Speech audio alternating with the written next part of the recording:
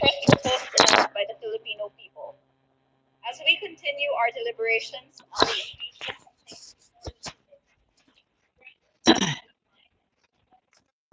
I'm going to show you how.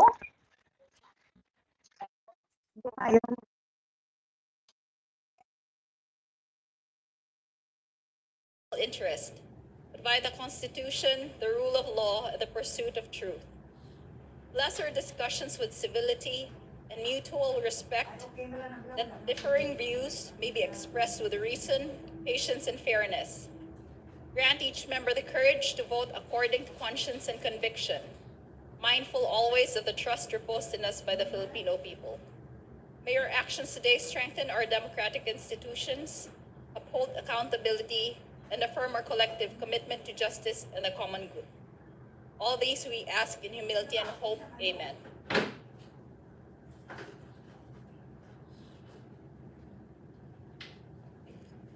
You may all take your seat.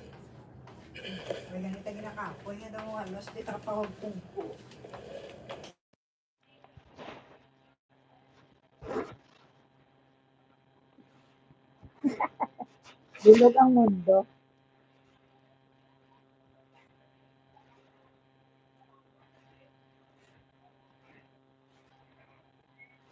Oh.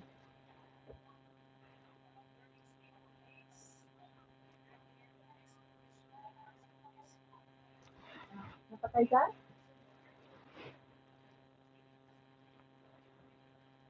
Oh,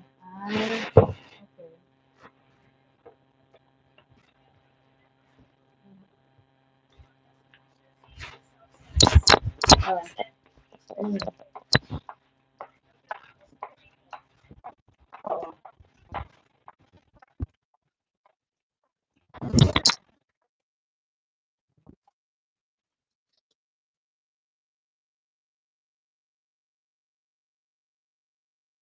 Masa, Teodoro Casino, Renato Reyes Jr., Attorney Nery Colmenares at 32 iba pang complainants laban kay President Ferdinand Bongbong R. Marcos Jr. Noong nakaraang Lunes, February 2, nagdesisyon ang komite na ang De Jesus impeachment complaint ay sufficient in form. Ito ay nakakuha ng 47 affirmative votes, 1 negative vote, and 1 abstention. Ganun din, idiniklara nating sufficient in form ang Masa et al. Impeachment complaint sa boto na 35 affirmative, 8 negative, and 1 abstention.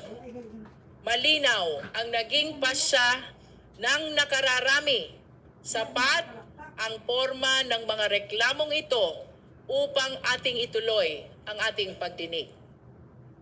During yesterday's meeting, the committee also voted on the motion to exclude consideration of the authenticity of the attached evidence in determining the sufficiency in substance of the De Jesus impeachment complaint. The motion was defeated with 21 members voting in favor, 24 members voting against. Accordingly, in determining the sufficiency in substance of the impeachment complaints, the committee should likewise evaluate the authenticity of the evidence attached in support of the allegations therein. The relevant provisions of the Constitution, as well as the rules of procedure in impeachment proceedings, were also discussed during yesterday's meeting, particularly those relating to the determination of the sufficiency in substance of an impeachment complaint, as well as what will happen should an impeachment complaint be found to be both sufficient in form and substance. Significantly, for a complaint to be sufficient in substance, let us all be reminded, it must do more than suggest wrongdoing by association or inference. It must plead facts with particularity, showing that the official personally participated in, knowingly authorized, or culpably ignored acts that strike at the integrity of the office itself. Impeachment does not operate on a theory of strict liability for governance. The official is not constitutionally impeachable simply because wrongdoing is alleged somewhere in the bureaucracy or because a policy decision is later criticized or questioned. To hold otherwise would collapse the careful constitutional design and render every official perpetually vulnerable to impeachment based on suspicion alone. At the same time, the committee recognizes that impeachment exists precisely to address serious abuses of power, where a complaint alleges with clarity, specificity, and factual grounding that the official committed a grave breach of public trust. This committee has both the authority and the duty to act. Our task today is therefore disciplined, not dismissive, exacting, not adversarial. We will examine whether the allegations as written stand on constitutional ground or whether they rest on speculation, conjecture, or political disagreement dressed merely in constitutional language. Our proceeding today is intended to test the legal sufficiency of the complaint, not their popularity, not their rhetoric, not their political appeal. In doing so, this committee affirms a simple but vital principle. Impeachment must protect the Constitution, not weaken it. With that understanding, we now proceed to the inquiry on sufficiency in substance of the Maza et al. Impeachment complaint. To guide our proceeding today, we will be maintaining the ground rules, and I wish to reiterate the six, and that is, please wait to be recognized before you speak.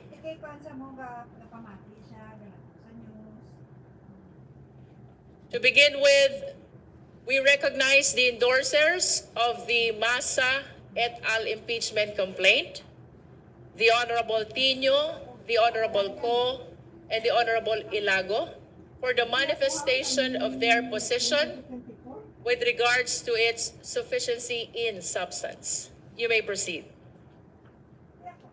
Maraming salamat, Madam Chair. Sufficient in substance po ang impeachment complaint ni na complainant Lisa Masa et al. Na aming inendorso. Ayon sa ating rules, ang requirement ng sufficiency in substance ay ganito. Babasahin ko po ang rules. The requirement of substance is met if there is a recital of facts constituting the offense charged and determinative of the jurisdiction of the committee. Isa-isahin po natin ang mga elemento na yan at ipapakita na kompleto po ang complaint and therefore dapat na aprubahan ang complaint na ito batay sa sufficiency in substance. Una po, the offense charged. Sa complaint po, malinaw ang offense. Ito po ay betrayal of public trust na isa sa mga malinaw na batayan sa konstitusyon para sa impeachment. At ito ay betrayal of public trust ni Pangulong Ferdinand Bongbong Marcos Jr., impeachable official. Ano po ang betrayal of public trust? Ayon po sa konstitusyon, ito ay pagtataksil sa tiwala ng publiko o ipinagkaloob ng publiko. Ayon sa konstitusyon, public office is a public trust. Public officers and employees must at all times be accountable to the people, serve them with utmost responsibility, integrity, loyalty, and efficiency, act with patriotism and justice, and lead modest lives. No? Inilinaw pa po ng Korte Suprema sa Gonzales versus Office of the President of the Philippines.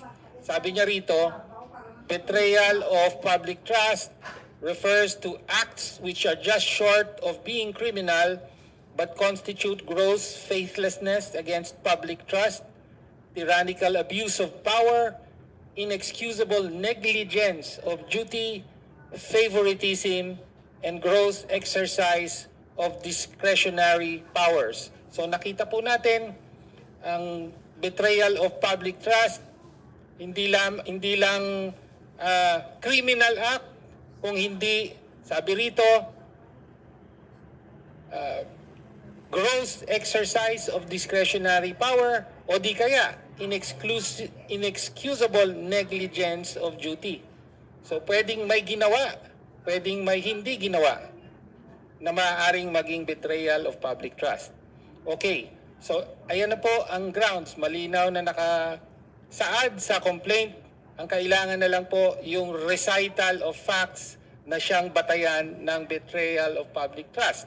At malinaw na kumpleto rin po ito sa recital of facts constituting betrayal of public trust by President Ferdinand Bongbong Marcos Jr. Sa complaint po, may tatlong bahagi, tatlong parte na pinagbabatayan ng betrayal of public trust. Doon po tayo sa una. Ang una po ay itinatag, pinahintulutan at pinatupad ni Pangulong Bongbong Marcos Jr. ang isang opisyal na patakaran ng allocables at non-allocables sa pagbubuo ng DPWH budget.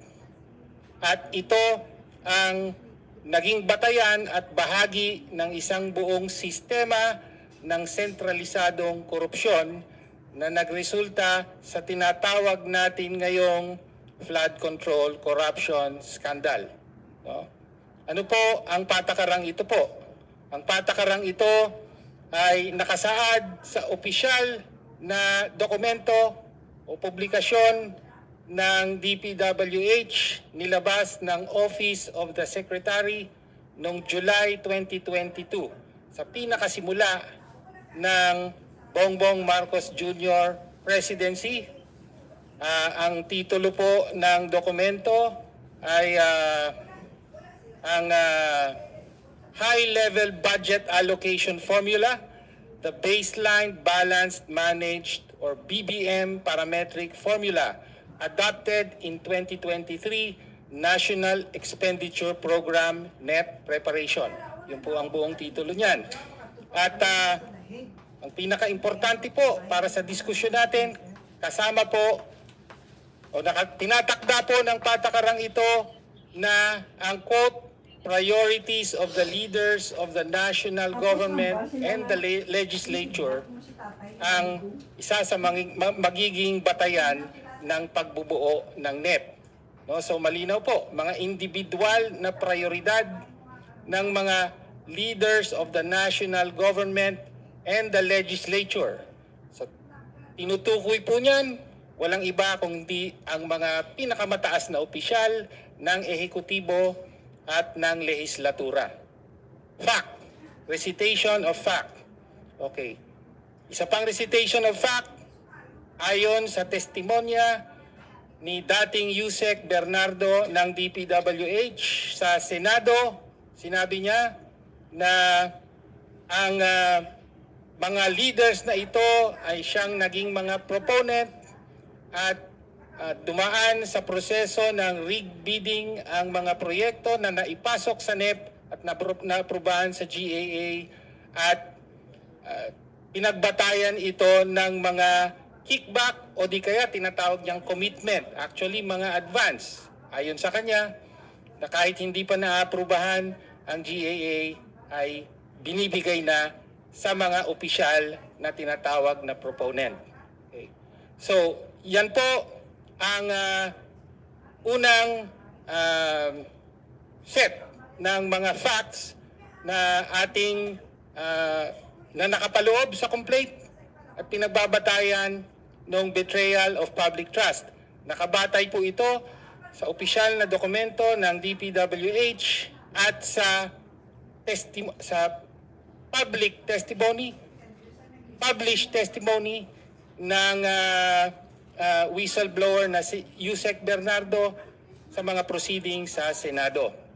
Ang pangalawang bahagi po ng recitation of facts natin ay kaugnay sa unprogrammed appropriations. Inabuso ni Pangulong Marcos ang kanyang discretion sa pagpapatupad ng unprogrammed appropriations sa 2025 General Appropriations Act. No? Ang unang abuso, sabi sa Section 35, Chapter 5, Book 6 ng Administrative Code. Sabi rito, exemptions from lump sum appropriations authorized for any purpose or for any department, office, or agency, and so on, shall be made in accordance with a special budget to be approved by the President. So that is a fact. Sabi, ang lump sum appropriations, kasama po ang unprogrammed appropriations, ay magagamit lamang sa approval ng Presidente. Fact. Another fact, sa 2023, 2024, 2025 General Appropriations Acts ay pambihira po ang naging paglobo ng unprogrammed appropriations, 807 billion, 731 billion at 363 billion in those years. No? Isa pang fact, ginamit po ng Pangulo ang kanyang discretion para aprubahan at i-release ang pondo para sa 213 billion pesos na halaga ng mga karagdagang proyekto ng DPWH. Kabilang dito ang 111 billion para sa flood control na sinabi na sa testimonya ni Yusek Bernardo ay lahat sangkot sa kickback at corruption. That's another fact. Another fact ay yung pagpondo ng unprogrammed appropriations. Nakasaad po sa Special Provision 1D ng 2025 General Appropriations Act para sa unprogrammed appropriations na maaaring gamitin ang mga unused reserve funds ng mga government corporations. No? Inanunsyo ng Department of Finance na gagamitin nila ang pondo, partikular ang excess reserve funds di umano ng PhilHealth para sa infrastructure projects. Tahasang labag po ito sa PhilHealth Law at sa Sin Tax Law na nagsasabi na ang pondo ng PhilHealth ay para sa kalusugan lamang at hindi maaaring gamitin sa ibang mga kadahilanan. That's a fact. Naglabas po ang desisyon ang Korte Suprema. Ang Pimentel versus Office of the President, at dito po ay diniklarang unconstitutional nga ang Special Provision 1D at diniklarang unconstitutional ang naging pagkuha ng pondo ng PhilHealth at paggamit nito para sa infrastructure at iba pang mga kadahilanan. Isa pang fact ay inaprubahan at hindi pinigilan ng Pangulo ang unconstitutional at illegal na pagkuha ng pondo ng PhilHealth funds. Nakabatay po ang recitation of facts na ito sa official documents, official publications, General Appropriations Acts of 2025 at ang desisyon ng Korte Suprema, Pimentel versus Office of the President. Pangatlong parte ng complaint ay kaugnay sa direktang partisipasyon ng Pangulo sa insertion at kickback. Ayon sa testimonya ng dalawa, isang Zaldico at isang Yusek Bernardo, no? Pareho corroborate po ang kanilang testimonya at sinasabi nila na direktang inutos ni Pangulong Marcos ang insertion ng at least 100 billion pesos na proyekto sa DPWH budget para sa 2025 at ayon kay Yusek Bernardo sa kanyang testimonya ay nakatanggap ng at least 8 billion pesos na pinadeliver ng Pangulo at siya mismo ang nag-deliver ng 8 billion pesos na kickback para sa Pangulo. Kaya, again, nakabatay po ito sa mga testimonya na nasa public record, partikular sa mga sessions ng Kongreso, ng Senado. Okay. Kaya po, malinaw po ang recitation of facts.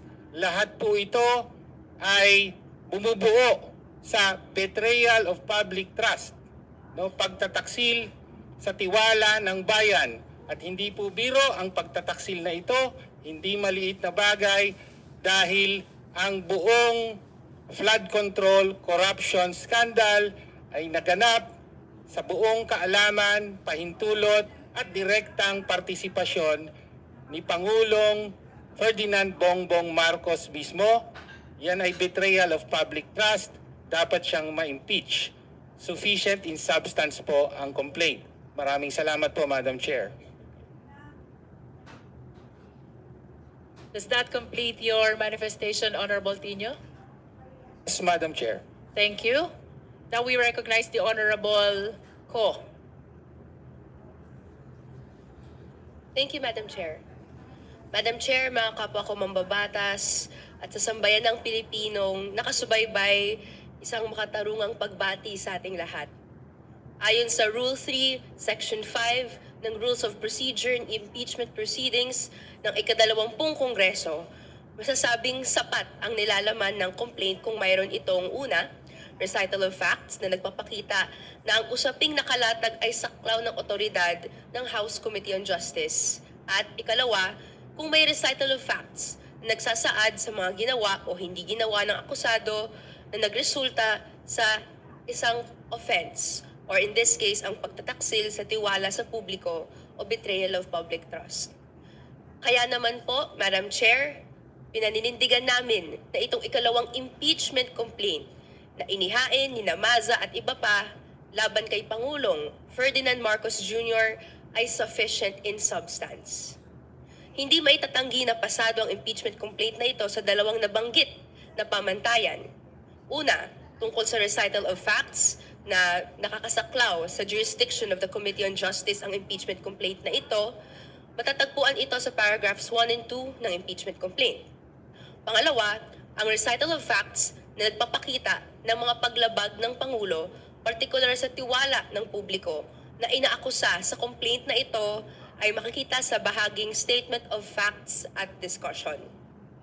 To refresh lang din po, the impeachment grounds include betrayal of public trust.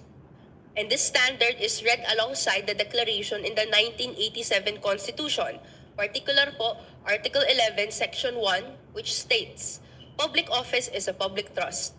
Public officers and employees must at all times be accountable to the people, serve them with utmost responsibility, integrity, loyalty, and efficiency, act with patriotism and justice, and lead modest lives."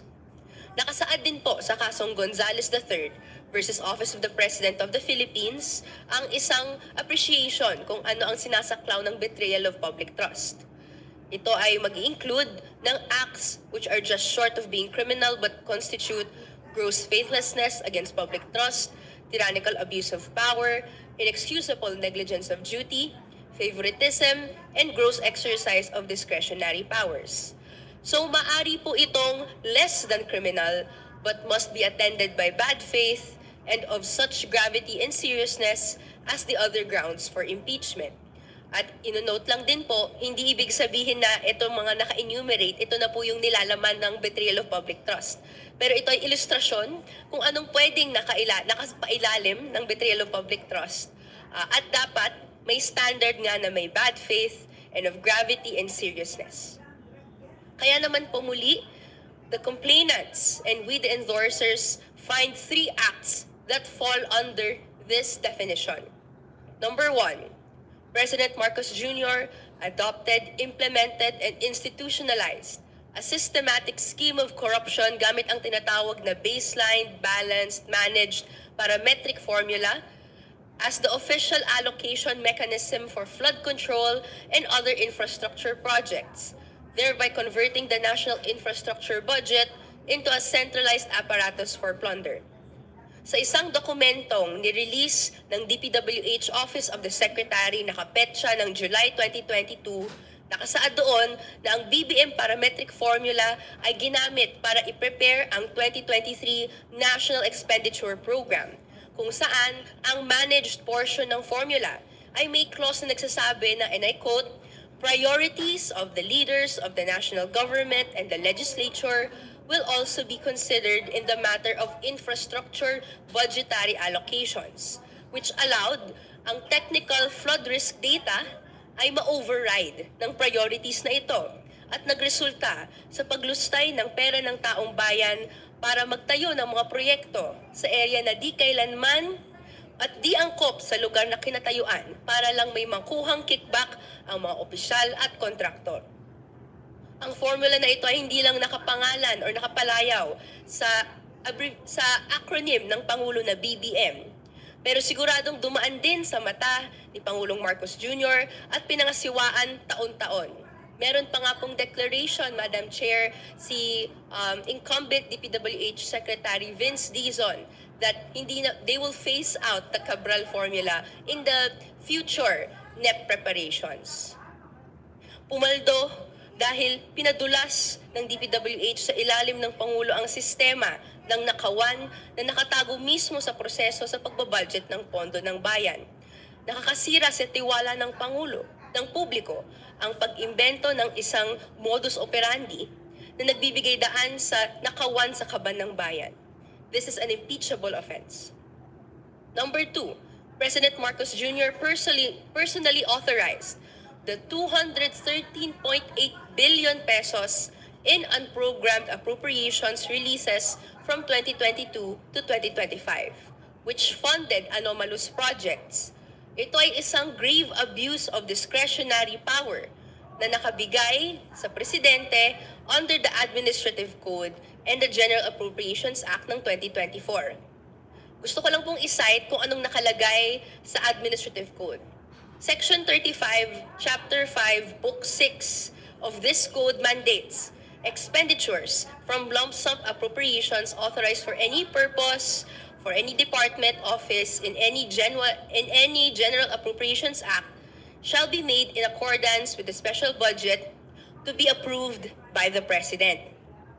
Ito rin po ay nakasaad sa Special Provision Number 1 ng 2024 GAA under UA, explicitly providing that ang release ng UA ay subject to the submission of a request to the President and a special budget to be approved by the President pursuant to Section 35 of the Administrative Code.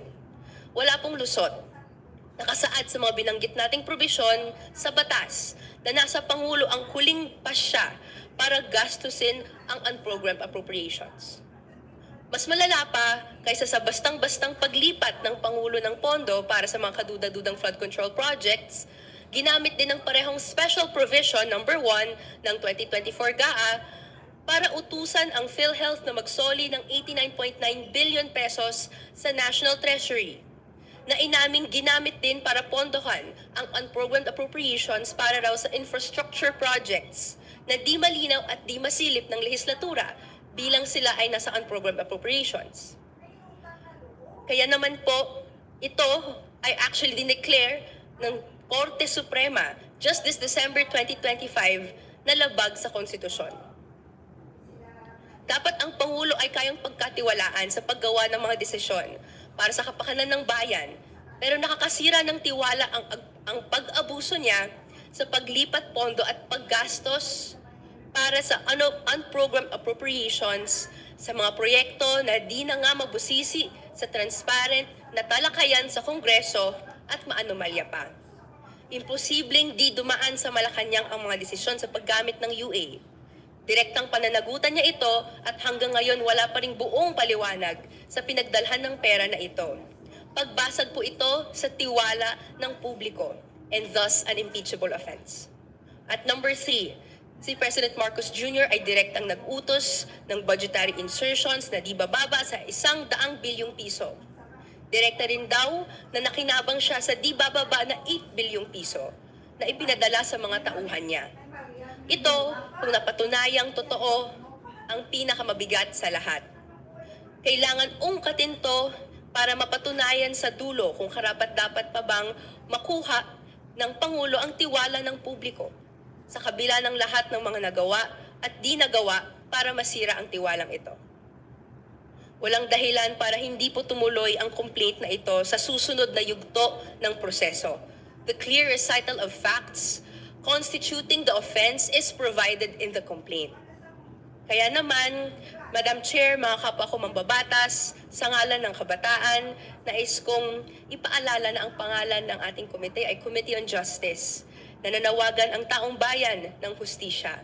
Nanonood din at nakabantay ang kabataan, much like nung mas bata po ako, ay nakaabang tayo sa mga iba't ibang proseso na nakabinbin para itry ang mga publiko.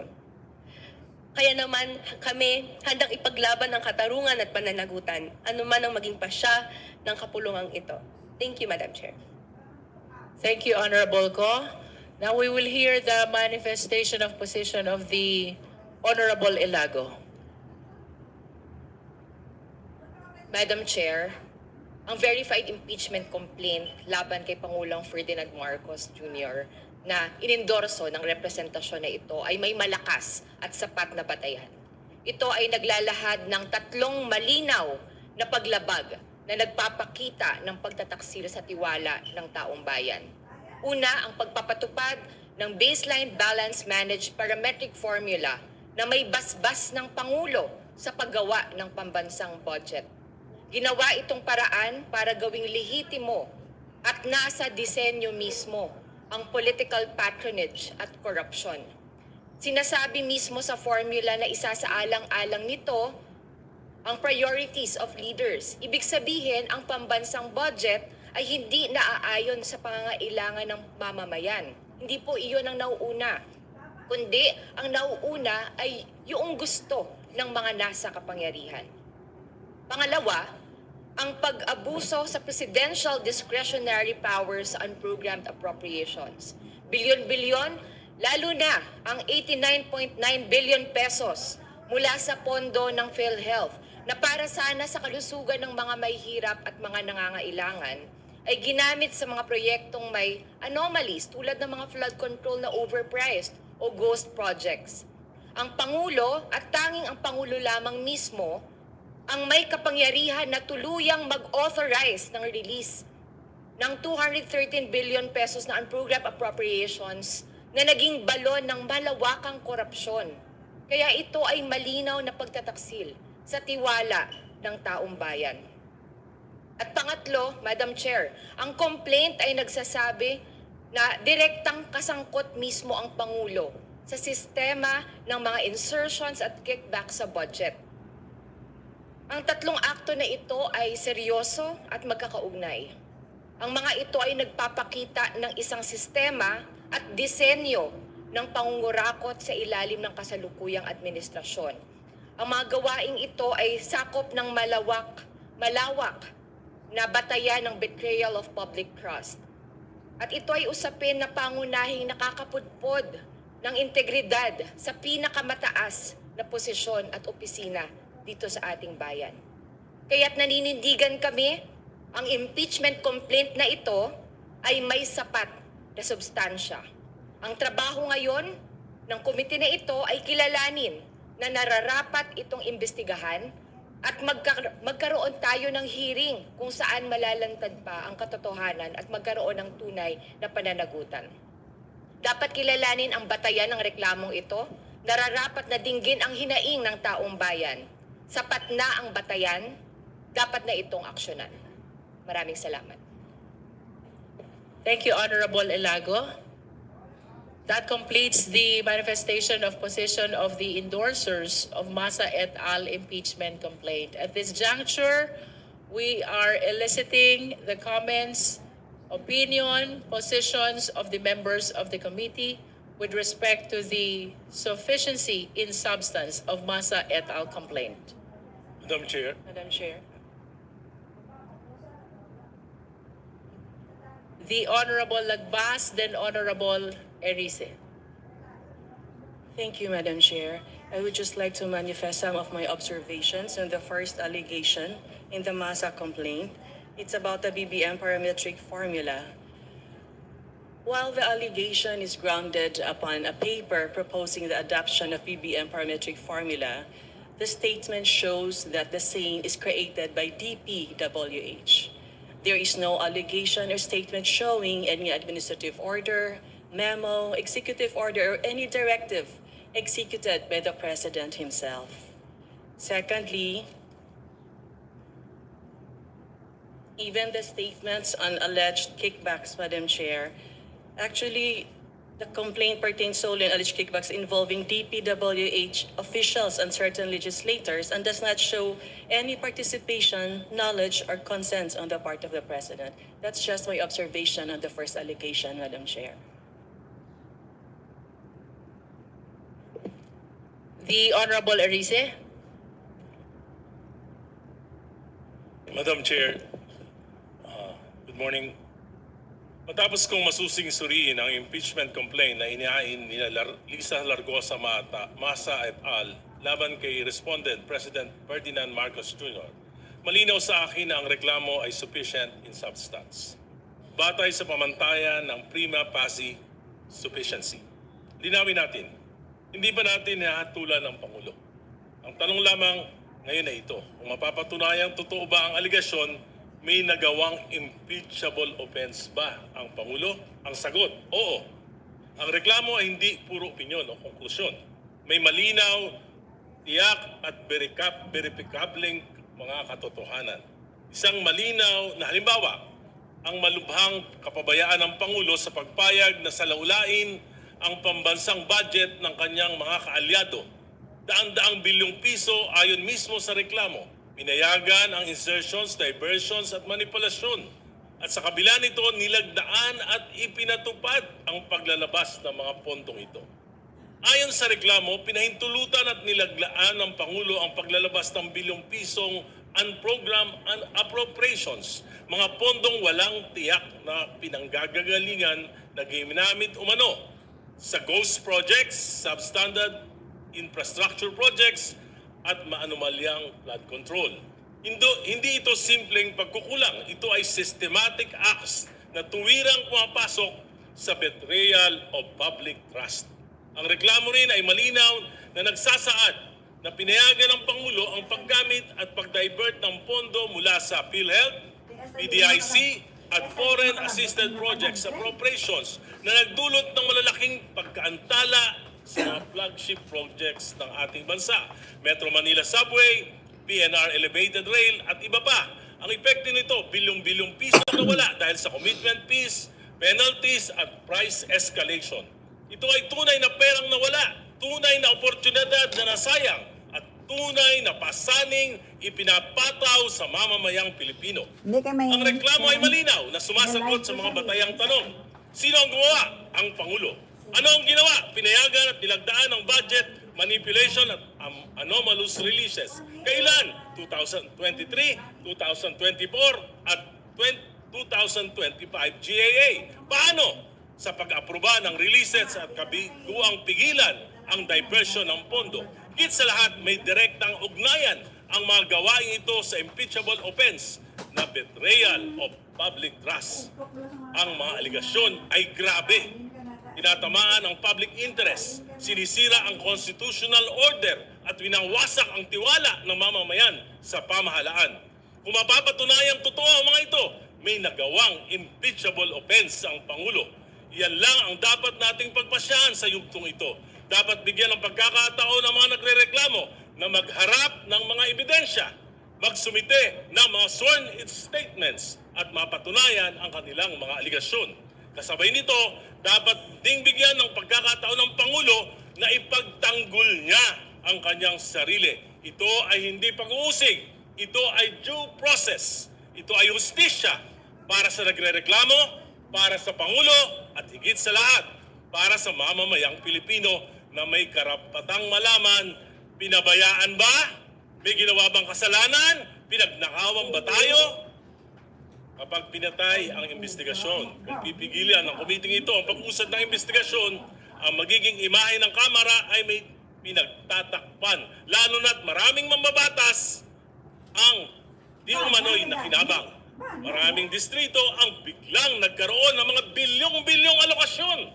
At marami sa mga ito ay napunta sa mga flood control projects. Kung pipigilan natin ito, baka tayo mismo ay husgahan ng bayan bilang kasabwat sa pagtatakip sa katotohanan. Lalo pang magpapabagsak sa tiwala sa gobyerno, magpapahina ng ekonomiya, magpapalayas ng investors, magpapawala ng trabaho at magpapalalim ng kahirapan. At sa susunod na tagulan, sa bawat baha, sa bawat dilubyo, sa bawat buhay na malalagas, tayo ang sisingilin ng mamamayan. Madam Chair, hindi natin dapat katakutan ang katotohanan. Ang dapat natin katakutan ay ang pagtatakip dito.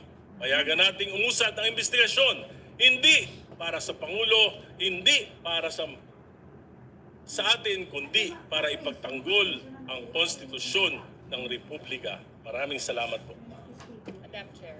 Thank you, Honorable Eriza. Before we proceed, please let the Chair read the three specific grounds for impeachment. First, under the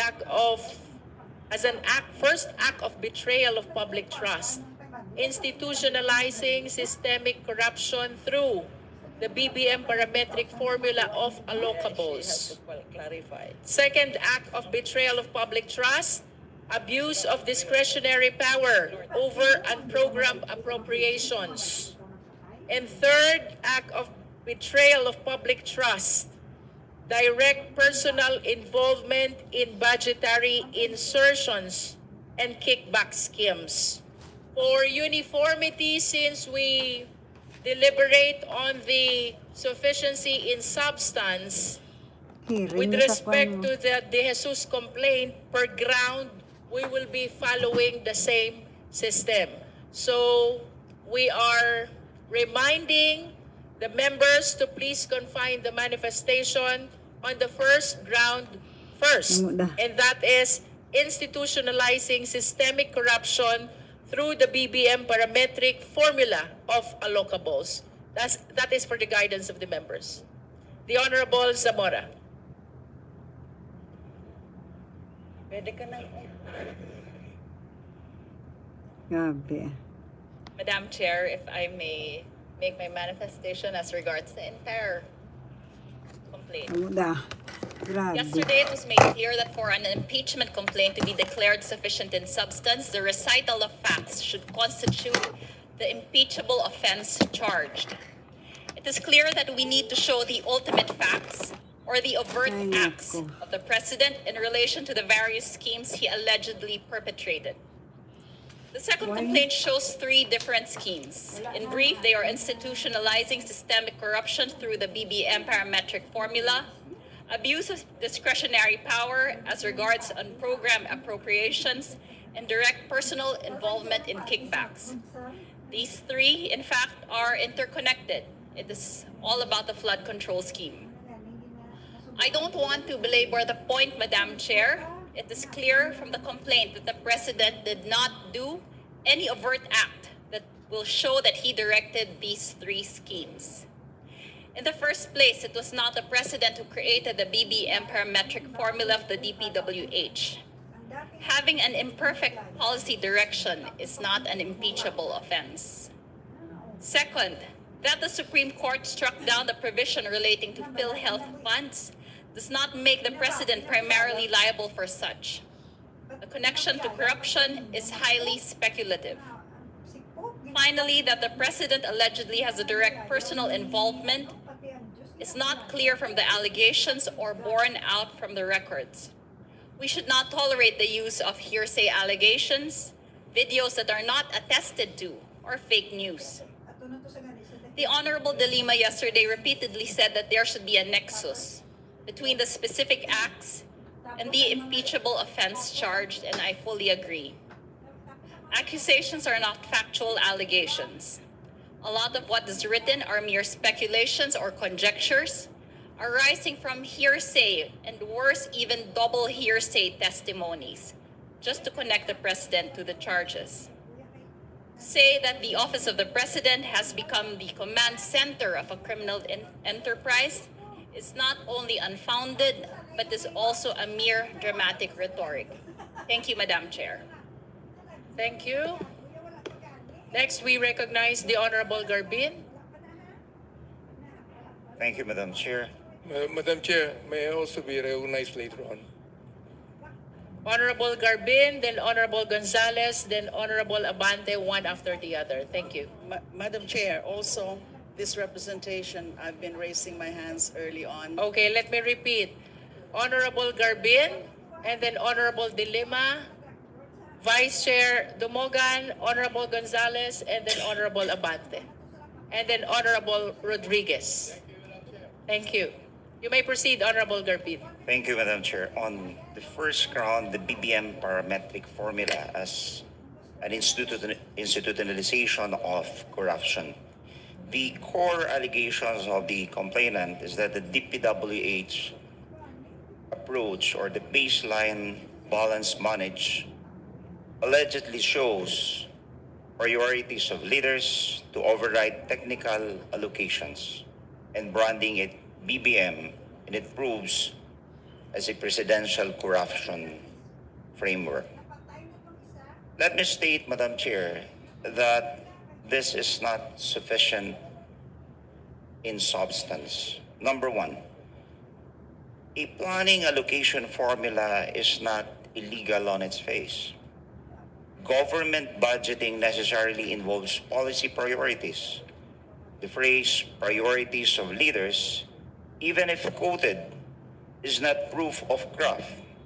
It is consistent with political accountability in appropriations, especially where Congress itself sets national priorities. The complaint does not cite a constitutional provision prohibiting executive consideration of policy priorities in infrastructure programming. Second, no pleaded fact shows that the President authored, ordered, or used the formula to commit a corrupt act. The complaint infers presidential culpability from branding BBM and from the existence of managed stage. That is not ultimate facts, Madam Chair. It is an argument. Third, no annex authentic DPWH document is shown in the filed copy.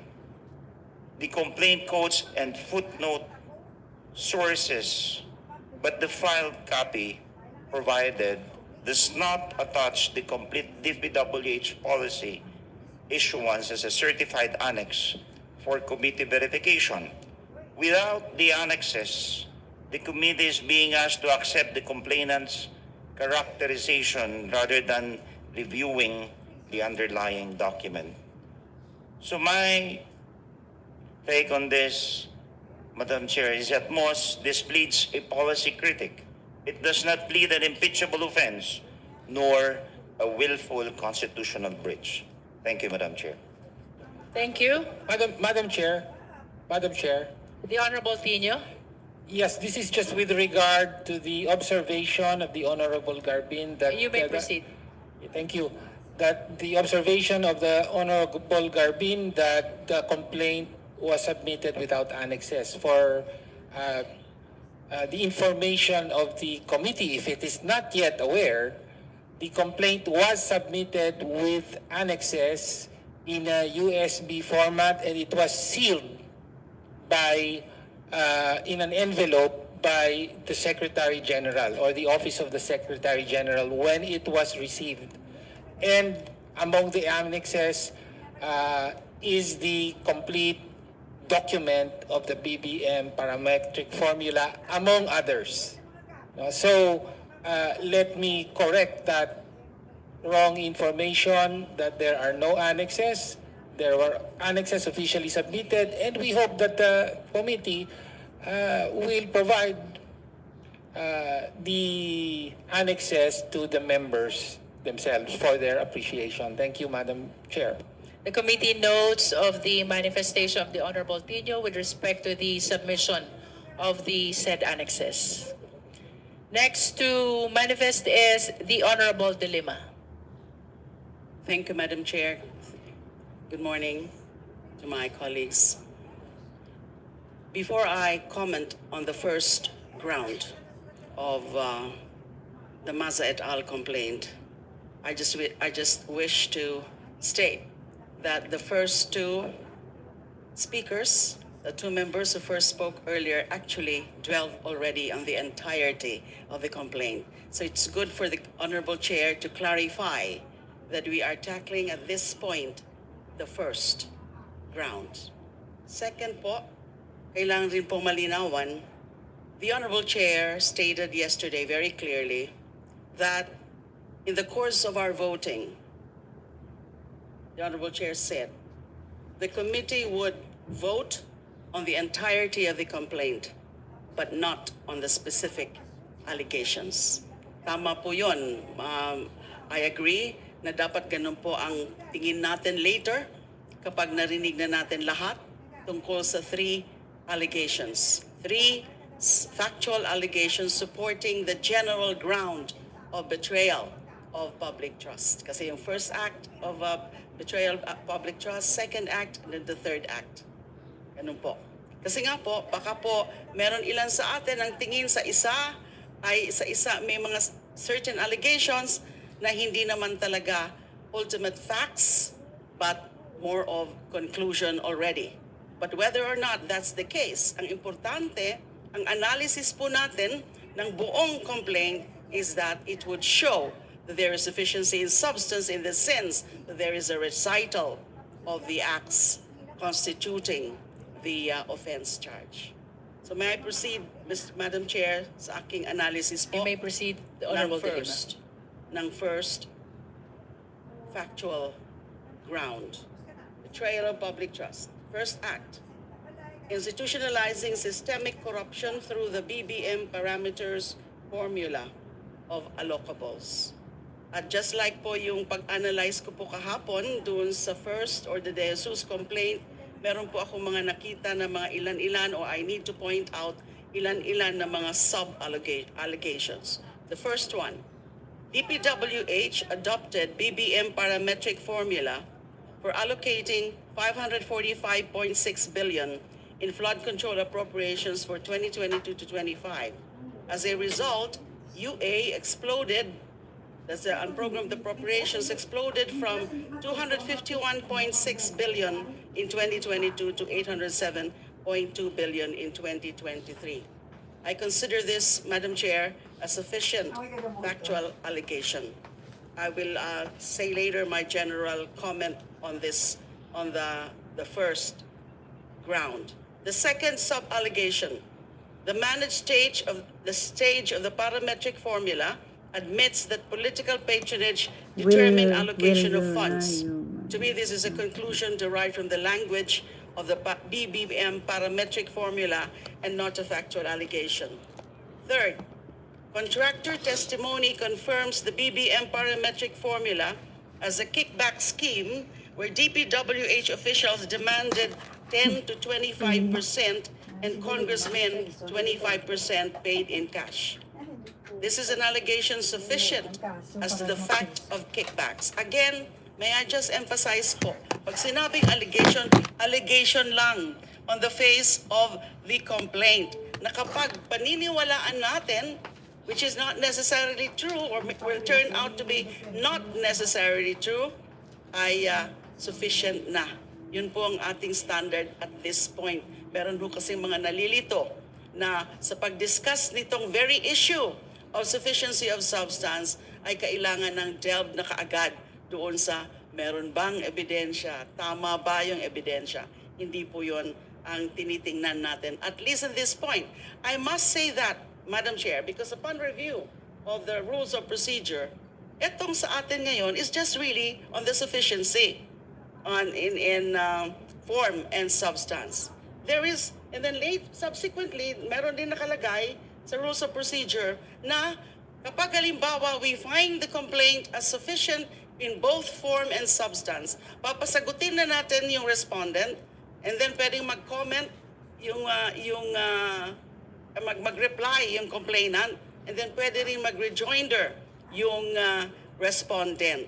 At pwede rin silang mag-attach ng mga affidavits and other evidence dyan sa mga pleadings na ating i-require or the rules require sa kanila. Pagkatapos pong nandyan na yan lahat na pleadings, lahat ng mga supporting documents, if any, including affidavits, there is another stage po dito sa committee, dito sa ating committee, sa committee level. At yan po ay to determine whether the complaint alleges sufficient grounds for impeachment. So separate pa po pala yung pag-determine natin o pag-decide kung ito ba ay sufficient grounds bago magkaroon ng evidentiary hearing kapag the committee's finding is in favor of sufficient grounds. Yun po ang aking pagkakaintindi, kaya ko po linilinaw po ito lahat. That's why my analysis, as you can observe, is focused really on that, the sufficiency of allegations. Another sub-allegation po, going back po sa analysis ko po.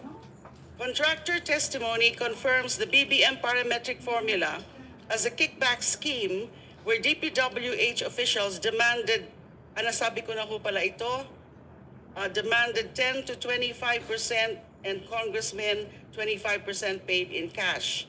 Allegations sufficient as to fact of kickbacks, but remains a conclusion as to parametric formula as the cause. Conclusion po yan. Pero meron factual allegation. Another, managed stage of parametric formula, cost award of 1/5 of 545.6 billion to 15 contractors / favored entities. Again, I see this as allegation sufficient as to fact of award, but is a conclusion as to parametric formula as the cause. Yung factual allegation, meron ng conclusion. But does it defeat the existence of the factual allegation? Does it mean na wala ng factual allegation? Hindi ko ganun ang conclusion natin. Meron factual allegations, meron lang conclusion na nakahalo. Next, parametric formula caused geographic distortion of flood control projects into dumping grounds without master plans. Again, sufficient as to the fact of geographic distortion. Again, allegational lang po. Hindi ko sinasabing yan na yan. Totoo na yan. But is a conclusion as to parametric formula as the cause. Another, parametric formula as designed to facilitate corruption was deliberate. Para sa akin po, conclusion na po ito, not a specific factual allegation. Doon naman po, the last factual point that I need to show, parametric formula centralized and syndicated system of plunder, enriching PBBM, the cabinet, and Congress leaders. Again, this is a conclusion, not a specific factual allegation. In general, for the first ground, I find the specific factual allegations, even without the conclusive statements derived from them, actually establish a probable nexus. So meron specific factual allegations, may kasamang conclusions. In the end, it's still established for me. The nexus is there. Establish a probable nexus. That's for the first ground, Madam Chair. Sufficient.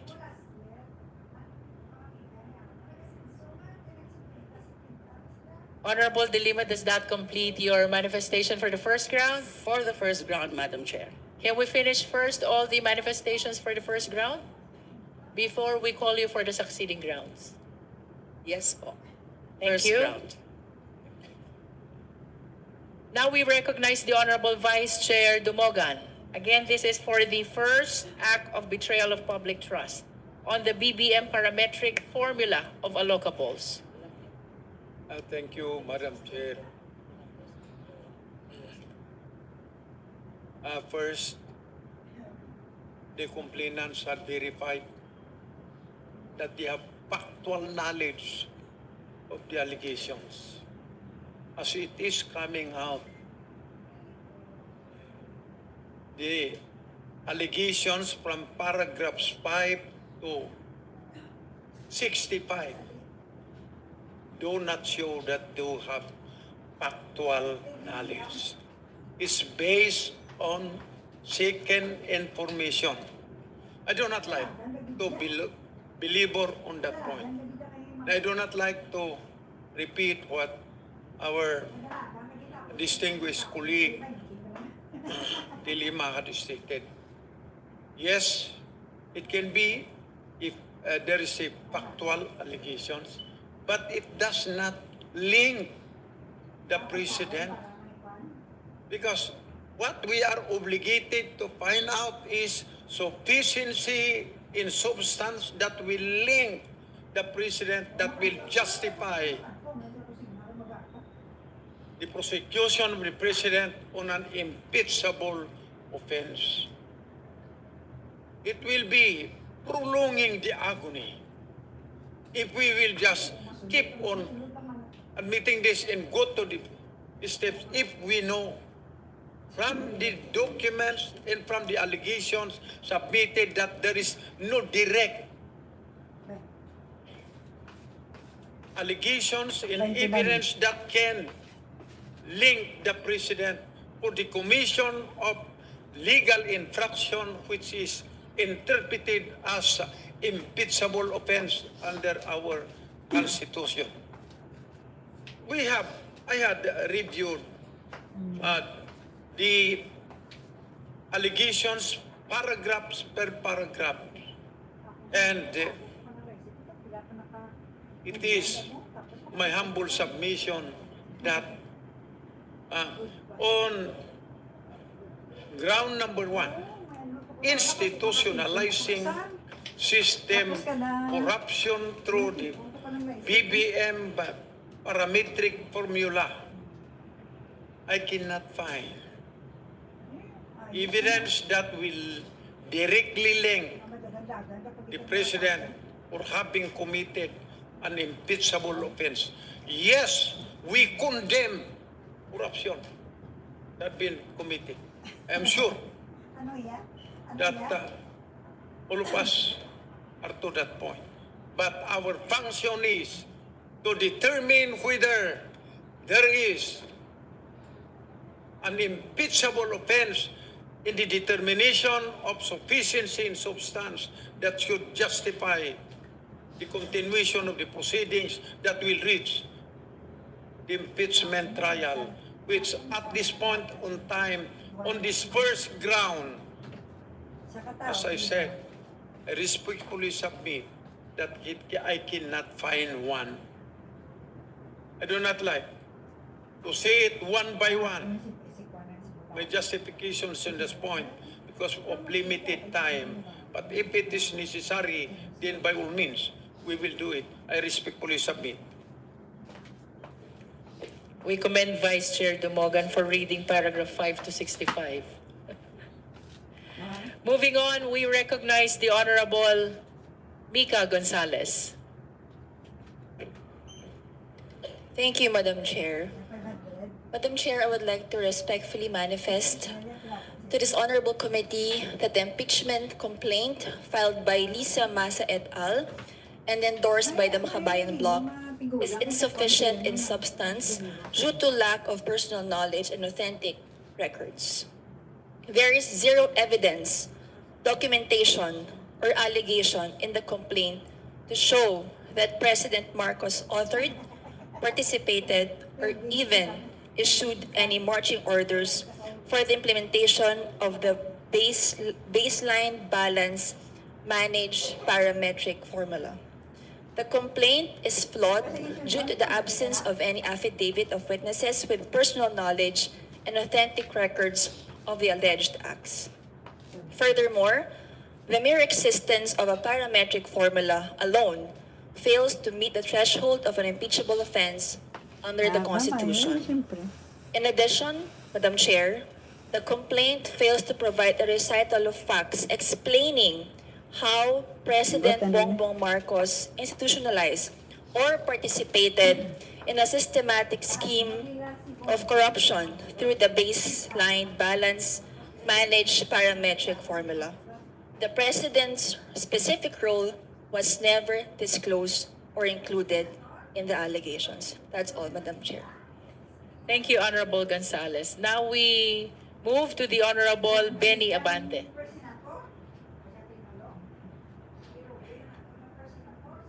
Thank you, Madam Chair. I'm so glad that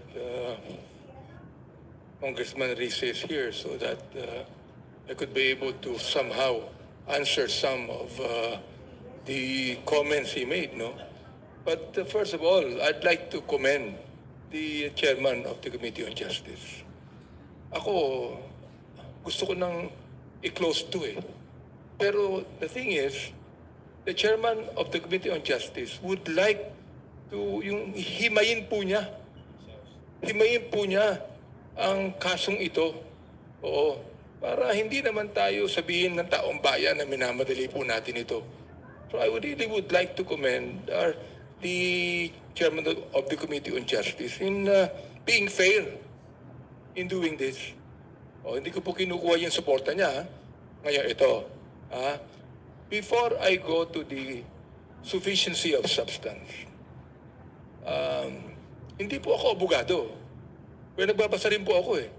Di ba? O ito, there are some controlling doctrines and legal basis. Yan ha? Legal basis, no? When the issue concerns sufficiency in substance. Ayan. Number one, an impeachment complaint, kasi paniniwala ko, is sufficient in substance when it alleges specific ultimate facts. Ayan, ang pagkakaalam ko. Bilang nandito po ako sa Kongreso for the past 15 years. Okay? Which if assumed true, constitute an impeachment offense. For example, like culpable violation of the Constitution, or treason, or bribery, graft and corruption, or other high crimes, or betrayal of public trust. Number two, I'm not trying to lecture you on law. Ito lang po yung narinig ko, nabasa ko, naintindihan ko. Alright? The following must be present. For example, like identification of the respondent as an impeachable officer.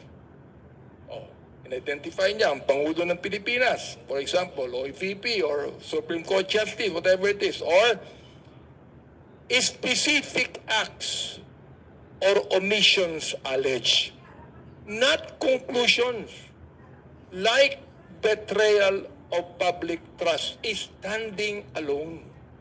Ayan. Number three, a clear link between the acts and a constitutional impeachable ground. Facts that show how the acts amount to, for example, bribery, graft, culpable violation of the Constitution, nangyari. Number four, the time, the place, the context. and the participation. Who did what? When? Where? How? Enough for the respondent to understand the charge and for the committee to assess whether the ground is facially present. Ayan. O, number 5, not mere general allegations. Kaya po ako nung isang araw, medyo nag-walk out na kasi puro mere allegation na rinig ko. Hindi naman pinapaliwanag sa atin kung ano yung sufficient inform. Alright. Ito ngayon, not mere general allegations. Now, we can accept allegations here, pero it must be based on evidence. Hindi lang po allegation po ito. Oh, the court has stressed. Ito nalaman ko lang, naintindihan ko. The court has stressed that, I quote, ang sabi, mere allegation is not evidence. End of quote. Now, the House substance requirement is met only if there is, as I understand, and I quote, a recital of facts constituting the offense charge and determinative of the jurisdiction of the committee. Ayan. Yan po ang sabi sa Gutierrez versus House of Representatives Committee on Justice. Oh. At LGR number 193459, February 15, 2011. Parang na akong abogado rito. Nagsasite na ako ng jurisprudence. Ha? O, ito. O, number 4, when corruption, for example, is invoked as an impeachment ground, it, as I would quote someone else, who is a legal luminary, saying, must be supported by more than bare allegations. End of quote. An impeachment, ito must be exercised with, yun po yung sinabi ng kaibigan ko, si Congressman Rizzi, due process. Oh, ito pong ating ginagawa ngayon, in fairness with the chairman of the Committee on Justice, na sa akin po dapat nang tapusin ito. Due process po ang kanyang sinasabi dito. And what? And fairness.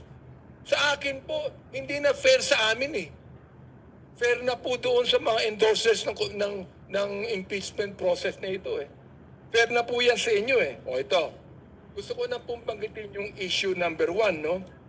Issue number 1. Yung tinatawag nating BBM parametric formula na binanggit ng dating Secretary Punuan.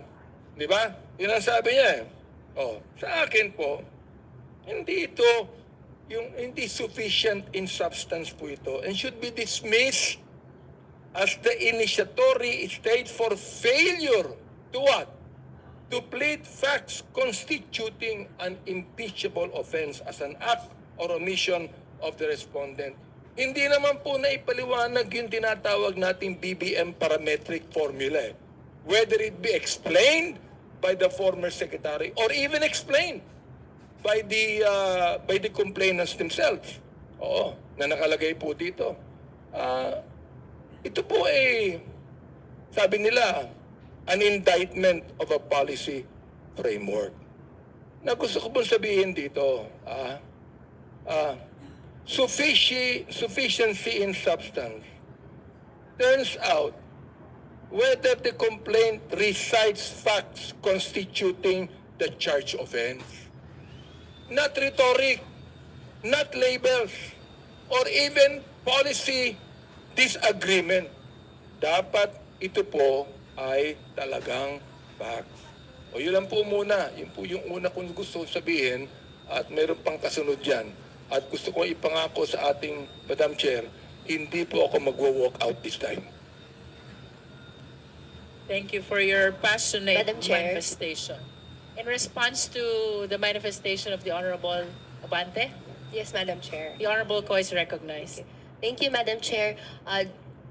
Just quickly responding to the previous manifestation, any jurisprudence that cites that yung complaint has to be supported by more than mere allegations or bare allegations. Dahil yan ay galing sa decision ng the Supreme Court, ibig sabihin dumaan na po yan sa trial stage at nahanap sa trial na walang evidence. Pero to reiterate, wala pa po tayo doon. Nasa stage pa lang po tayo ng determination of sufficiency of substance. Kung ang allegations sa complaint, if you take it one by one or the whole, would constitute an impeachable offense. So, meron pa rin talagang pag-deem na hypothetical admissions ang ginagawa natin, granting na totoo yung lahat ng mga sinabi ng complaint, meron bang betrayal of public trust na nagaganap? Once again, to remind lang po the committee and the body na nandun pa lang po tayo, hindi pa po tayo pumapasok dun sa pagsiyasat, no, the truth of the allegations.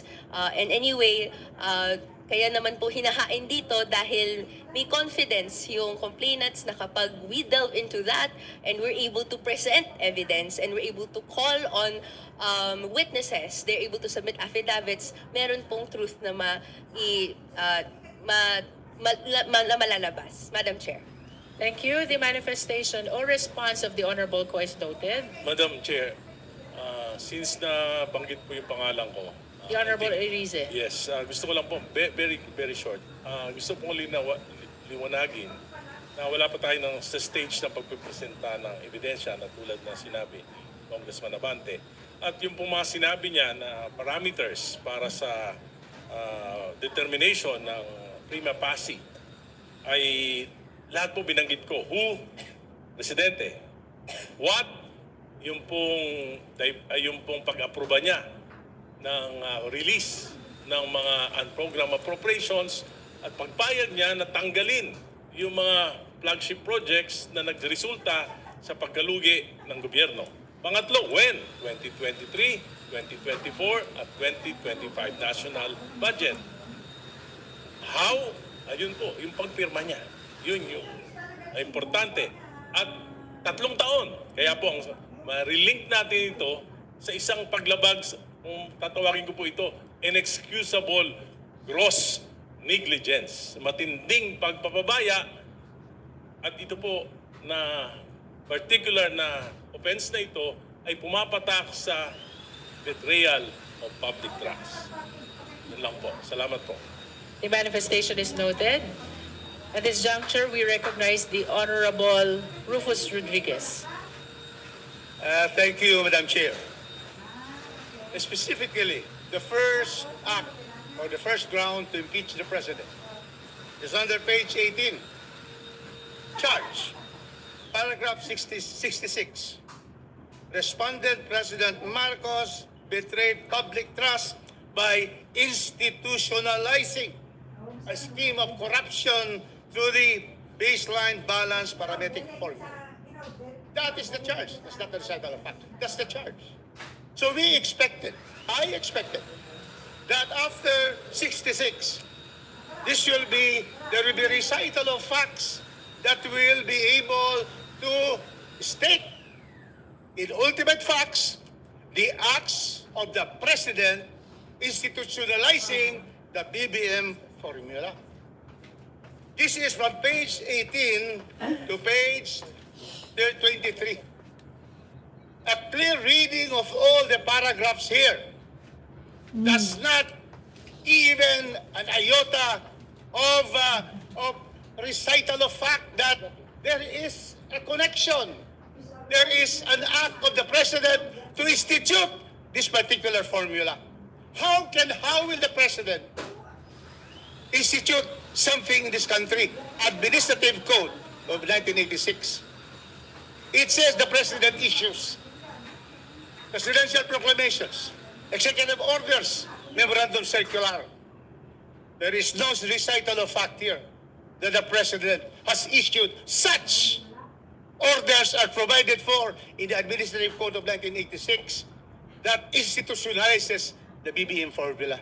Second, it can be done indirectly.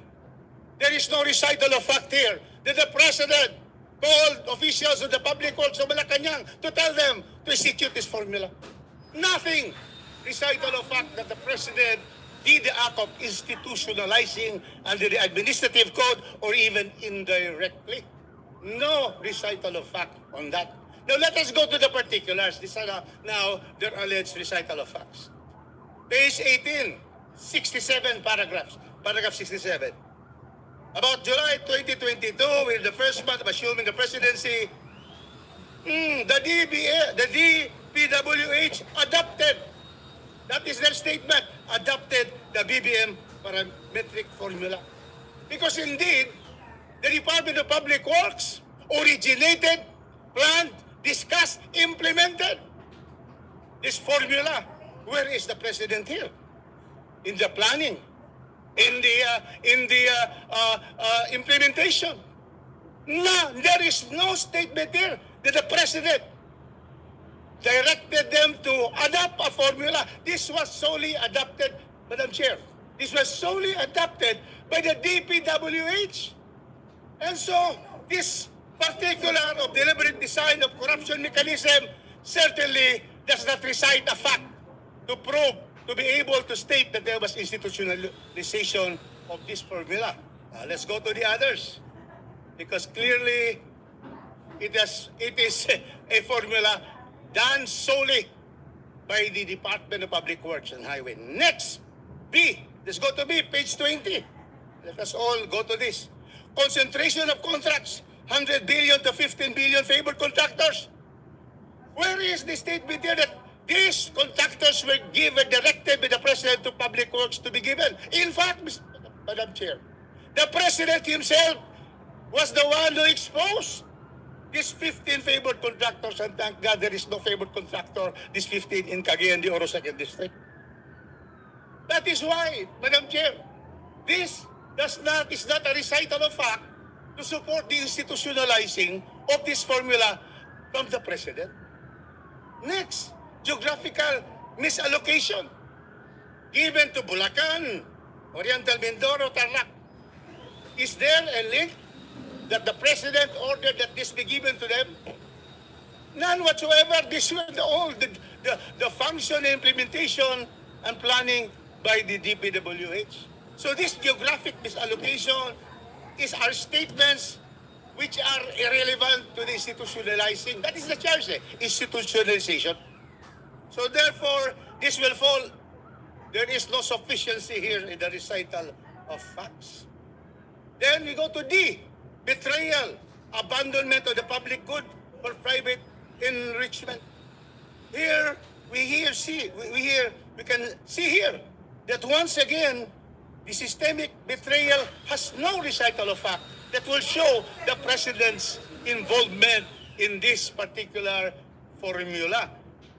And then, they go to the conclusion. My goodness, in a complaint, you don't have a conclusion. In a complaint, it already clear is not the recital of fact because you state conclusion, corruption was systematic, not incidental. Conclusion of law not based on fact. That is on page 22. That is paragraph 92 to 93. And then we go to page 23. Now, legal conclusion. Now, these are now conclusions of law, which we will all disregard. Because when we go to a complaint, we go to the ultimate facts constituting the offense charge. So therefore here, it concludes, conclusion of law without any basis. It says, respondents Marcos institutionalization of the BBM parametric formula constitute betrayal. There is no link. Their conclusion jumps from the charge, paragraph 66 to paragraph 94 without any link of the President. And that is why, Madam Chair, clearly the first ground of betrayal of public trust is not sufficient in substance, and this particular allegation should fall. Thank you, Madam Chair. Thank you, Honorable Rodriguez. At this point, we recognize the Honorable Janice Digamo. We are still on the first offense, institutionalizing systemic corruption through the BBM parametric formula of allocables. You may proceed. Yes po. Good morning to everybody. I would like to express how I understand the procedure, lalong-lalo na doon sa unang grounds na binabanggit. At being a non-lawyer, I have to aralin po kung paano ko titignan yung sufficiency in substance. And sa akin pong pagre-research, lalong-lalo na ngayon na narinig ko si Congressman Rufus, pag ina-assess natin yung sufficiency in substance on the first allegation, natutunan ko that I have to look for the act, the document, and the violated duty. So dun sa first allegation, yung BBM formula is the act. But you will have to ask the question, who committed the act? Is it the President himself? Alam po natin, in-explain po ni Kong Rufus na hindi naman po. Ano yung document to support it? Nandun ba yung document to support the allegation? Dapat hinahanap natin yan pag nag-judge tayo according to the sufficiency of substance. At ang pangatlo po, yung violated duty. With the BBM formula, and yung implementation has nothing to do with the office of the President or the President himself. Paano magiging si Presidente ang person to be blamed para dito sa sinasabi natin na BBM formula? You cannot see the hand of the President in all this accusation. Lalong-lalo na dito sa unang sinasabi nila ni BBM, the BBM formula. I think we have to go back to DPWH dahil sila yung nag-i-implement ng programa. Pwede kasi na ang intensyon ng Presidente for giving the budget is very good. Pero yung nag-i-implement ang nagiging problematic. So saan yung kamay ng Presidente dun? Yun yung hanapin natin dapat. So yan lang po, that's my peace of mind, Madam Chair. Thank you po. That manifestation of the Honorable Digamo reminds the Chair to encourage the members to speak in a language where we will be understood by our beloved countrymen, no? This is actually the power of the sovereign people, and I hope that through this public hearing, we are able to communicate where this power truly rests. No? So we encourage the members as much as possible to speak in Filipino so the people will understand us. Thank you, Honorable Digamo. This is still on. All right. In response to Honorable Digamo, Yes. we recognize the comments Honorable... made by the Representative Rodriguez and Representative Digamo. All right. As well as earlier, the Representative The Navas. Honorable Ilago is recognized. Yes. Madam Chair, tungkol dun sa first act ng betrayal of public trust, Digamo, si Digamo. dun sa pagpapatupad, Sa kuwan ni Gana, kay may hearing ng sa Senado. sistematiko na korupsyon sa pamamagitan ng baseline balanced managed parametric formula of allocables. Ang charge po doon sa complaint nakalagay na ang respondent, President Ferdinand Bongbong Romualdez Marcos Jr. betrayed public trust by institutionalizing a systemic scheme of corruption through the adoption and implementation of the so-called baseline balance managed parametric formula as the official allocation mechanism for flood control and other infrastructure projects, thereby converting the national infrastructure budget into a centralized apparatus for plunder. Kanina pa ho sinasabi na DBM naman ang nagsulat niyan, DPWH naman ang nagsulat niyan, ang author, DPWH naman ang nag-implement. Pero ang hindi po sinasabi dito, no, sa ilalim din ng ating konstitusyon, ng ating saligang batas, Section 17 of Article 7, the President shall have control of all the executive departments, bureaus, and offices. He shall ensure that the laws be faithfully executed. And corollary to this is the doctrine of qualified political agency, aka the alter ego doctrine, which the Supreme Court explained that the President's power of control is directly exercised by him over the members of the cabinet who, in turn, and by his authority, control the bureaus and other offices under their respective jurisdictions in the executive department. Ang bottom line, Madam Chair, tulad ng nabanggit din ng ating mga complainants doon sa nakasaad mismo sa complaint sa paragraph 67, page 18, na noong July 22, 2022, noong first month pa lang na nag-assume ng presidency si Pangulong Bongbong Marcos, ang DPWH nga ang nag-adapt nitong BBM parametric formula bilang official methodology for allocating the unprecedented 545.6 billion in flood control appropriations mula noong 2022 hanggang 2025 na budgetary cycle. Nandyan din ho, paragraph 92, page 22, yung alleged kickbacks na predictable at intended consequences ng institutional design choices mismo ng respondent sa pamamagitan ng BBM parametric formula. Paano, Madam Chair? Ang bottom line dito, yung mga written internal policies na adopted and implemented by the agency by virtue of the qualified political agency, siya po dapat yung lahat ng ito ay attributable mismo sa presidente. Unless meron talaga siya na express, no written, na nagsasabi na ito ay kanyang hindi inaaprubahan. O ito ay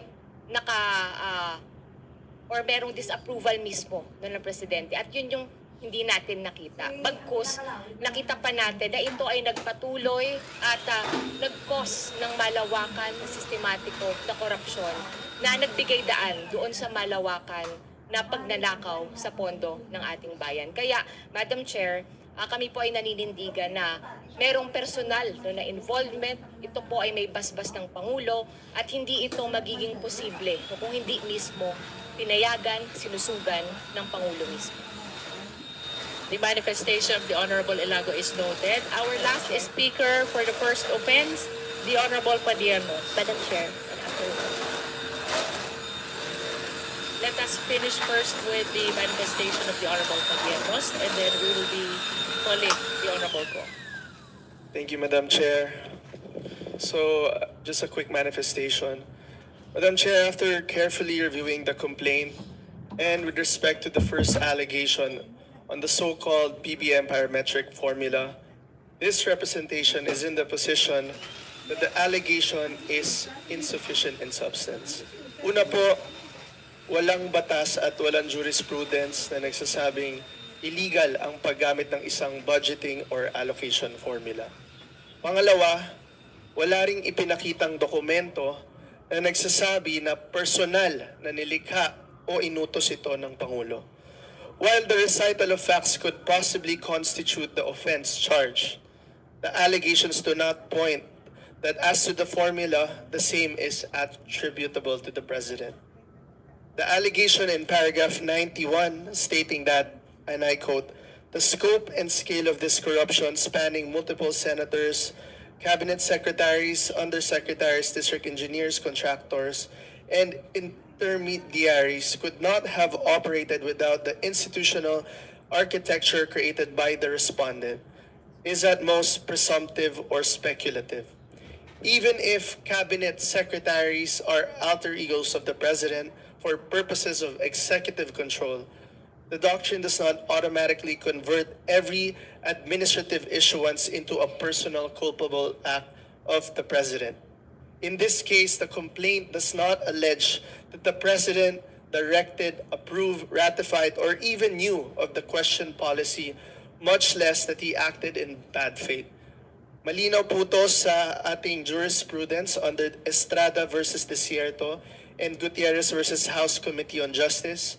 Impeachment requires a personal overt act and culpability.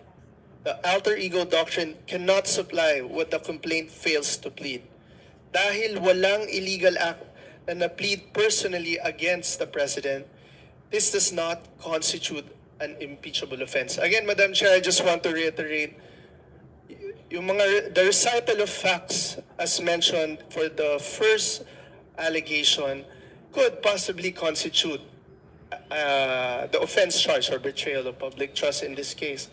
But we have to also consider, does that offense, is it personally attributable to the President himself. And this representation is in the position na in the negative po. So yun lang po, Madam Chair. Thank you, Honorable Padiernos. Now let's hear the comment from Honorable Ko. Thank you, Madam Chair. Madam Chair, just to reiterate the discussion of Representative Sara Elago, we talked about kanina yung doctrine of qualified political agency. Ito ay well-established in jurisprudence. Ang sinasabi lang naman po nito, yung acts of department secretaries, presumed yan na acts of the chief executive or the president, no, unless disapproved. At ang may burden ng showing kung may disapproval man or hindi, nasa challenger, no. So una po, nasa attachments po natin yung tinatawag na BBM parametric formula. This is a 16-page document which says, no, that this formula was used para i-prepare ang 2023 National Expenditure Program. At ano po yung act of the executive that validates yung use of this formula? No? It is the signing of the NEP. In fact, kung i-extend pa natin, no, meron pong we could take judicial notice of the claim by now DPWH Secretary Vince Dizon that in the preparation for the 2027 NEP, they will not be using the BBM parametric formula anymore. That is an implied admission na even up to the 2026 NEP ay may ginagamit pa rin po yung parametric formula na ito, which says that the priorities of leaders of the national government will be considered in approving infrastructure budgetary allocations, no, yung matatawag nating allocables.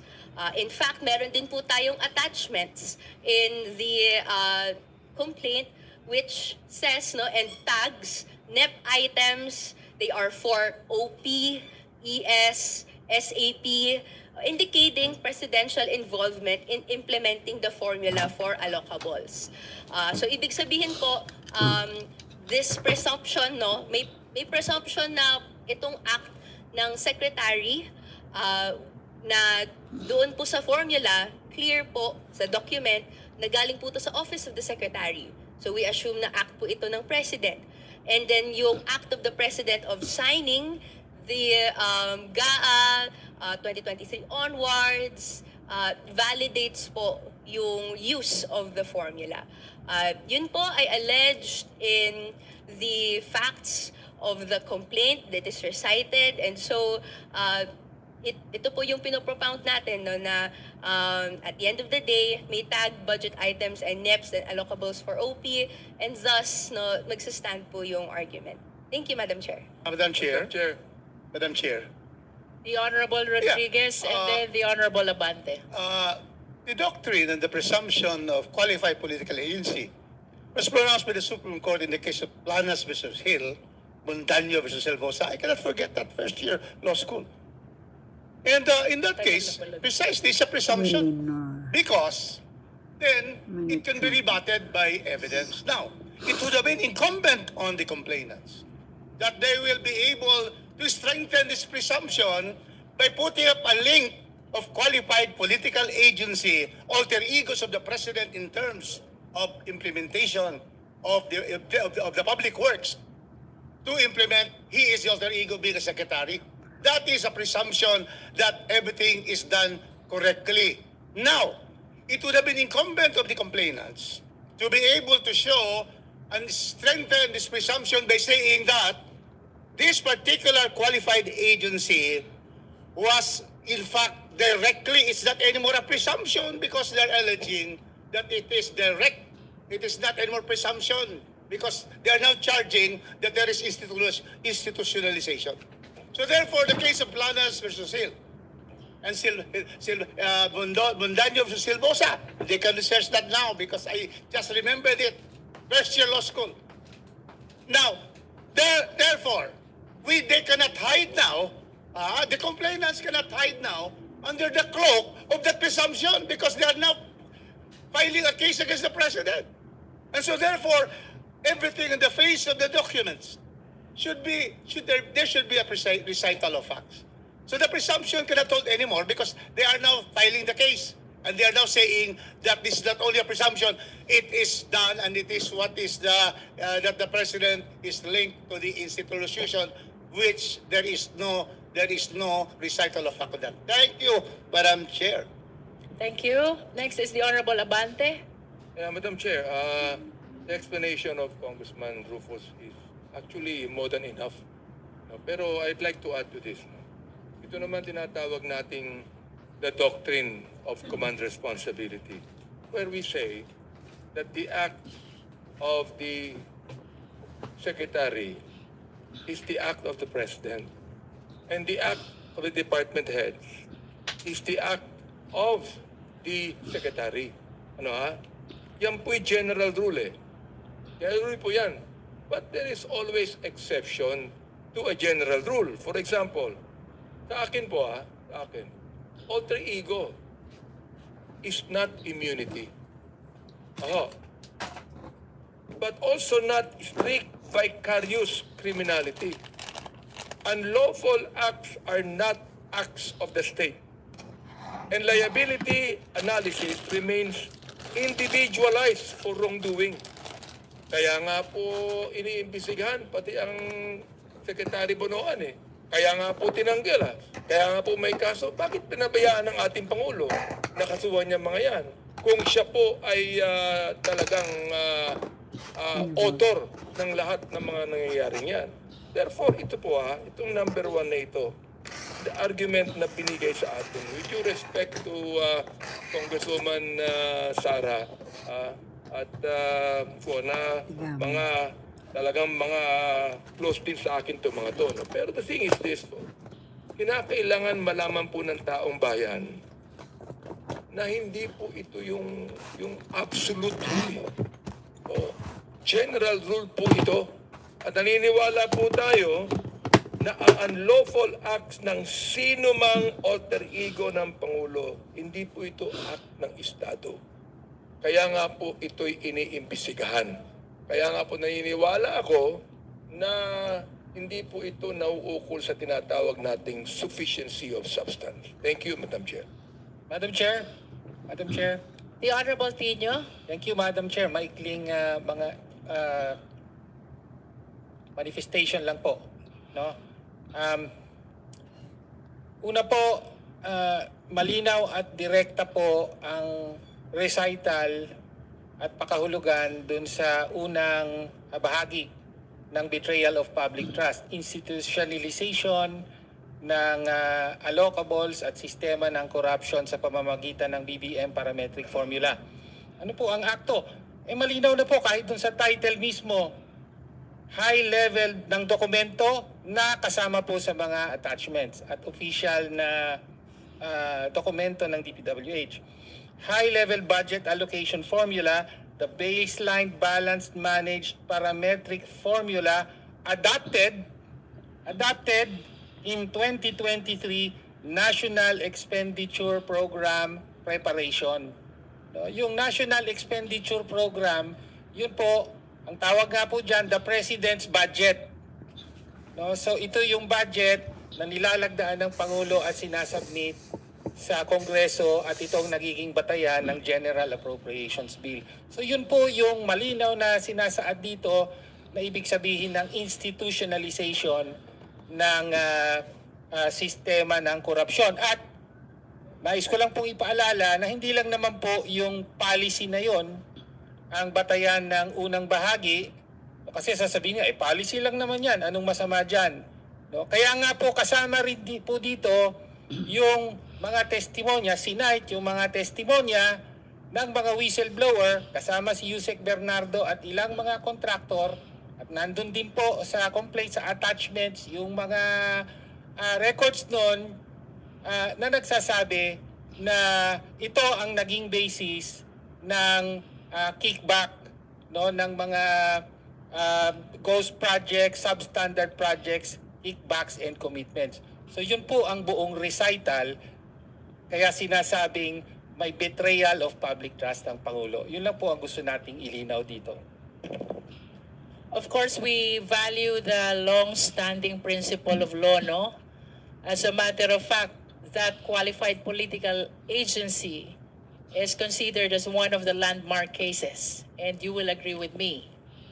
However, the Honorable Padiernos made mention about one jurisprudence which provides there has to be personal, overt, culpable act to constitute an impeachable offense. I would just like to give this chance to the Honorable Ko if she wishes to comment to that as well.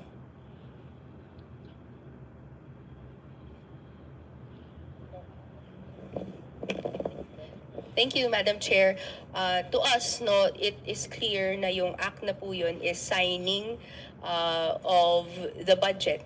No? Passing the budget and then later on signing the budget. Na ginamit po doon yung BBM parametric formula to be able to distribute yung system of allocations. We know the answer of the Honorable Ko. So Madam that Chair, I just wanted to add on Honorable Padiernos. the alter ego doctrine.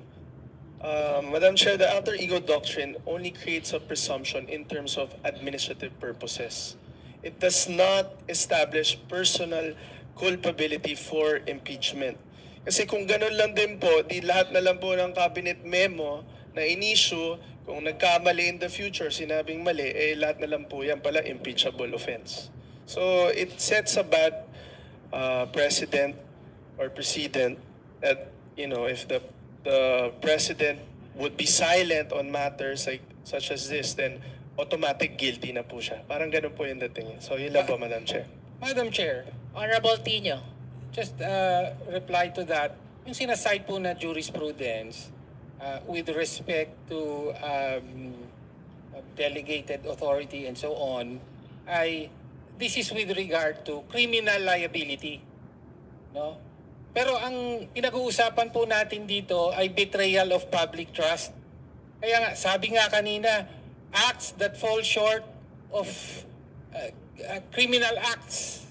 Kaya hindi po nag-a-apply yung binabanggit niya rito, no, dahil ang pinag-uusapan po natin ay acts that fall short of a crime, an actual crime. No? Yun lang po ang gusto nating ilinaw. Thank you, Honorable Tino. And as our last speaker, last to comment on the first offense is the Honorable Digamo. Thank you po, Madam Chair. Madam Chair, when the President affixed his signature, malamang po bilang Presidente, ang iniisip niya yun talagang this will do good. These projects, this fund will be translated into projects that will protect lives and properties. Inaasahan po ng Presidente na magiging maganda ang gagawin ng agency kung saan pinaglalaanan niya ng pondo. Bakit ko po ito nasabi na the allegation lack in substance? Because wag po nating kalimutan that during the SONA, the President himself called the attention of those erring officials na sa paniniwala niya nagkandasira-sira ang maganda niyang plano dahil sa maling pag-i-implement po. I hope everybody in Congress will remember that ni-remind ng Presidente. Kaya hindi ko po makita yung kamay niya dito dahil siya mismo nag-remind kung anong ginawa niyo sa pinagkatiwala ko sa inyo. Thank you po. This should be the last of the last. Yes, The Madam Honorable Chair. Elago. We cannot and should not speak for the President. Kaya nga po nananawagan ng taong bayan na maipasa ito pagdating sa sufficiency in substance na para magkaroon na tayo ng hearing, mapatawag yung Pangulo mismo at marinig mismo natin mula sa Presidente yung kanya pong paliwanag kung bakit po nahayaan itong malawakan na korupsyon sa pamamagitan ng adoption at implementation ng BBM parametric formula at yung mismong paglagda niya sa ating pambansang budget. Okay, thank you. We will be terminating our deliberation on the first offense. Of course, we recognize the efforts and contributions of the members for the valuable exchanges of opinions, including principles of law. That concludes our deliberation on the first offense. We will now move to the second offense. Second act of betrayal of public trust, abuse of discretionary power over unprogrammed appropriations. Now we elicit the opinion, position, comment from the members. The Honorable Adyong. Thank you. Thank you very much, Madam Chair. Bismillahirrahmanirrahim. Madam Chair, I understand that the direction of the committee is to compartmentalize the issues or the complaints under the Masa et al. Complaint, Madam Chair. But allow me first to at least touch on the first issue that was discussed earlier. And I understand, Madam Chair, that many of our members here, many of the members here have already spoken and expressed their manifestation regarding the first offense or the first complaint that was discussed. So my approach, Madam Chair, on these complaints, on how I understand it, is based on not necessarily on a legal perspective, because many of us here in the committee, I understand, are non-lawyers. So our approach here is, first of all, we based our observation on what is guaranteed in what are laid down in the Constitution that would constitute impeachable offenses. Number two, based on how the public would perceive these proceedings. Kasi ordinaryo pong tao nakikinig po sa atin. Minsan po hindi maintindihan kung ano po yung mga pinag-uusapan dito, and we cannot fault them because these terms, recital of facts, admissibility of evidences, these are legal terminologies that we can often see and hear them during regular court proceedings. So my position here, Madam Chair, and the way I approach this is based on coming from an ordinary, average-minded Filipino. Madam Chair, the allegations stated in the complaint, to me, do not constitute betrayal of public trust. In an alleged violation of public trust, the alleged acts must be short of criminal. Tama po yung sinabi po ng aking kaibigan, Congressman Tino. However, the allegations as to receiving supposed kickbacks imputes a commission of a crime. That is a substantial defect, to my view, in the allegation presented. Because number one, the chosen charge is wholly and fatally inconsistent with the alleged act. There's a claim of direct personal involvement, but the same is merely conclusory and unsupported by sworn statements, documentary evidence, or the personal knowledge of the complainant. Meaning to say, Madam Chair, if there's a complaint in the impeachment proceedings such as this, while we are actually appreciating the sufficiency of substance, there has to be at the very least a link between the alleged crime committed and the person that is being accused directly ordering these crimes. This is borne, Madam Chair, out by the superfluity of general accusations, assumptions, and inferences, and the lack of identifying dates, specific transactions, responsible officers, or any overt act personally attributable directly to the President. Wala sa complaint mismo, Madam Chair, ang mga personal at direktang aksyon ng Presidente na magiging basihan para sa nirereklamong charge. There is not even a direct allegation to explain how these alleged kickbacks reached the President. Madam Chair, hindi po dapat gamitin ang impeachment proceedings bilang fishing expedition at hindi maaaring gamitin. Para sa akin, as stated earlier by my colleagues, the mere essence of a principle of command responsibility lamang o ang policy decision bilang basihan ng impeachable offense without necessarily, again, linking the President to personally ordering his subordinates to craft a policy that would be considered a direct culpable of the Constitution, constituting therefore an impeachable offense. In fact, Madam Chair, the Supreme Court has stated that the betrayal of public trust must refer to direct and personal acts by the accused. Number one, basic, Madam Chair, is to establish bad faith. The complaint relies heavily on singular, unverified, and unsworn testimonies, Madam Chair. The alleged testimonies do not meet on any material point that would establish direct, personal, and intentional participation of the President. In the Supreme Court decision, Madam Chair, cited by the complainants, which held that special provision from the GAA was unconstitutional for being a rider and for impliedly repealing the Universal Health Care Act, the court also denied to pass on the liability on the Department of Finance. In fact, Madam Chair, individual justices in their decisions stated that the Department of Finance followed the challenged provision in good faith. So there's no culpability, even if you look at the ruling of the Supreme Court, that the finding of good faith defeats, Madam Chair, the accusation of betrayal of public trust because the same requires attendant grave and serious bad faith. There is no factual chain of culpability kung pagtatagpi-tagpiin po natin ang mga ebidensya na sworn, competent, at admissible. Hindi may papakita na mayroong partisipasyon po ang Presidente. Yun po ang basic na tanong ng ating taong bayan.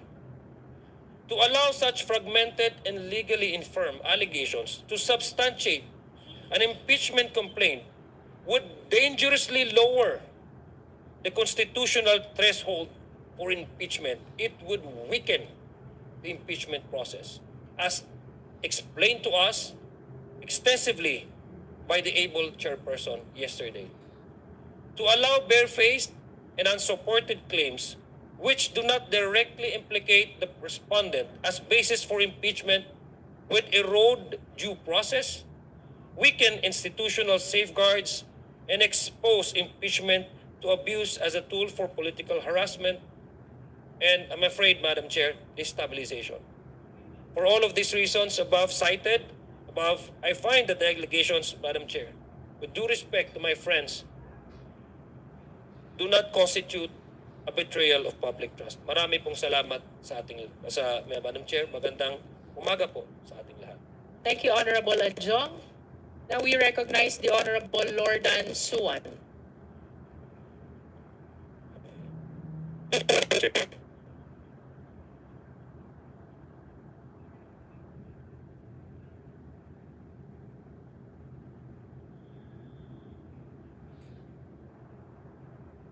Prohibited by law. In fact, they are referenced in Section 35, Book 6 of the Administrative Code. And so, presidential approval of the release of these funds does not equate to discretionary indulgence. It is actually a requirement of law. And on another point, the complaint mentions extensively about the case of Pimentel versus House of Representatives. This is regarding the PhilHealth funds. Now, their reliance, the complaint's reliance on that case, I think, is misplaced. We must differentiate, because that case addressed the constitutionality of a specific funding mechanism in the General Appropriations Act. It did not find any instance of presidential bad faith, corrupt intent, or personal enrichment, nor did it characterize the release of unprogrammed appropriations as betrayal of public trust. Let's remember that judicial invalidation of a budgetary provision cannot be retroactively transformed into an impeachable offense. A ruling against a budgetary provision is not a ruling against the president. Now, The complaint also mentions extensively about the increases in unprogrammed appropriations amounts.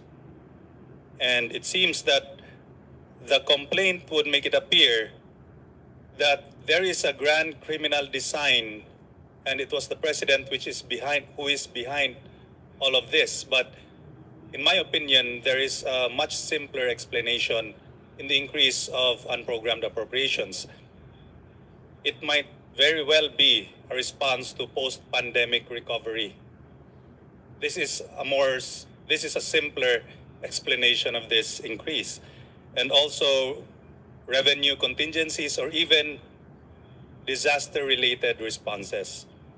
And regarding alleged irregularities in the execution of projects, this cannot be directly attributed to the president, but can be attributed to guilty or erring implementing agencies and even contractors.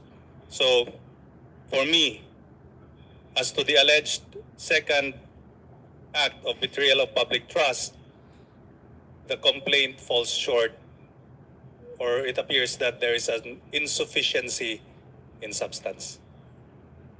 Thank you, Honorable Suwan. Next in line is the Honorable Amben Amante.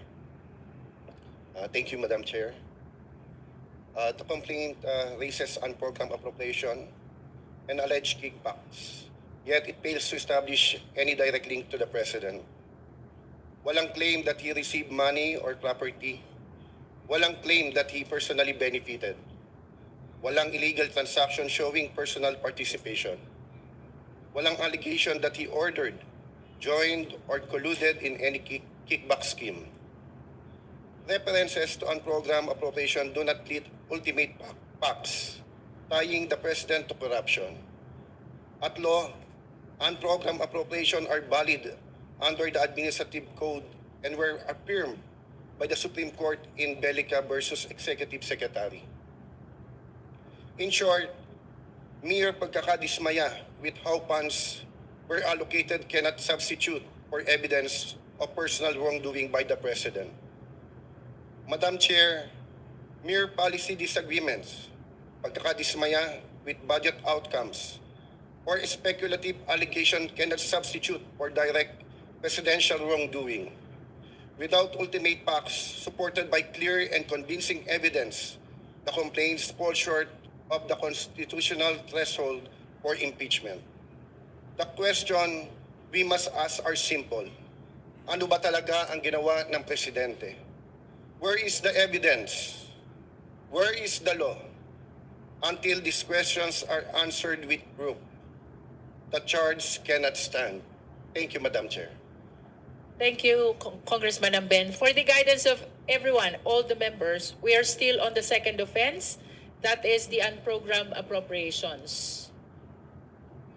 We have a list here, and next in line is, if he is ready, Honorable Emeng Pascual.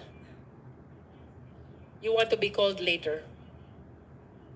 Here, who are in the list? So that I can include, I propose to include my name. Yes. Next to Honorable Emeng is Honorable Alan T. And then Honorable Garbin likewise raises hand. Honorable Laila de Lima, and then Honorable Rodriguez. Madam Chair, can you include my name too? Yes, Honorable Abante. So for the guidance of everyone, Honorable T, Honorable Garbin, Honorable de Lima, Honorable Rodriguez, Honorable Abante. For the information of the Vice Chair Dumogan. For the information of the committee, Honorable Alan T is using a slide, 2 slides to aid him in his expressing his manifestation. Honorable T, you may proceed. Thank you, Madam Chairperson. The rules of procedure in impeachment proceedings requires that an impeachment complaint be sufficient in substance before it may proceed. Sufficiency in substance demands a recital of ultimate facts and a determination of these facts, if admitted, constitute a valid ground for impeachment under the Constitution. Despite its length and extensive recitation of budgetary figures, testimonial excerpts, and policy outcomes, the second impeachment complaint fails to meet this constitutional threshold. Volume, however, is not a substitute for ultimate facts. The complaint relies on inference rather than personal knowledge, characterizes discretionary policy mechanisms as criminal conduct, and imputes the alleged acts of third parties to the President without pleading specific overt acts personally attributable to him. Allegations are based on hearsay and lack personal knowledge. Section 3, Rule 2 of the House Rules of Procedure in Impeachment Proceedings requires that a verified complaint be based either on complainant's personal knowledge or based on authentic records. A review of the complaint shows that its central accusations rest on the testimonies, interviews, and statement of third parties. None of the complainants allege that they personally witnessed the President ordered, approved, or participated in any alleged kickback scheme. The complaint repeatedly cites Senate testimony, media reports, and investigative narratives to support the conclusion that the President orchestrated a system of corruption. These sources merely recount what other individuals claim to have observed or inferred. Allegations derived from hearsay, no matter how frequently repeated, do not constitute ultimate facts and cannot support a finding of sufficiency in substance. Failure to allege any act personally attributable to the President. Notably, the complaint does not allege a single specific act supposedly committed by the President, despite sweeping claims of institutionalized plunder and betrayal of public trust. Impeachment is not a doctrine of vicarious liability. The President cannot be impeached merely because officials within the executive branch exercise discretion, nor because Congress later disagreed with how such discretion was exercised. Assertions that the President sits as to the top of the bureaucracy or that policies bear his political branding do not establish culpability. What the Constitution requires is a clear nexus between the President's own acts and the alleged offenses, a nexus that is entirely absent from the complaint, as borrowed from the term of Congresswoman De Lima. We are waiting for your slides. Yes. Policy disagreements are not impeachable offenses. A substantial portion of the complaint attacks the design and implementation of budgetary mechanism, including the so-called BBM parametric formula, the use of unprogrammed appropriations and fiscal prioritization decisions. These matters fall squarely within the budgetary process. The executive proposes with the submission of the National Expenditures Program, Congress legislation with the passage of the General Appropriations Act, and budgetary execution by the executive.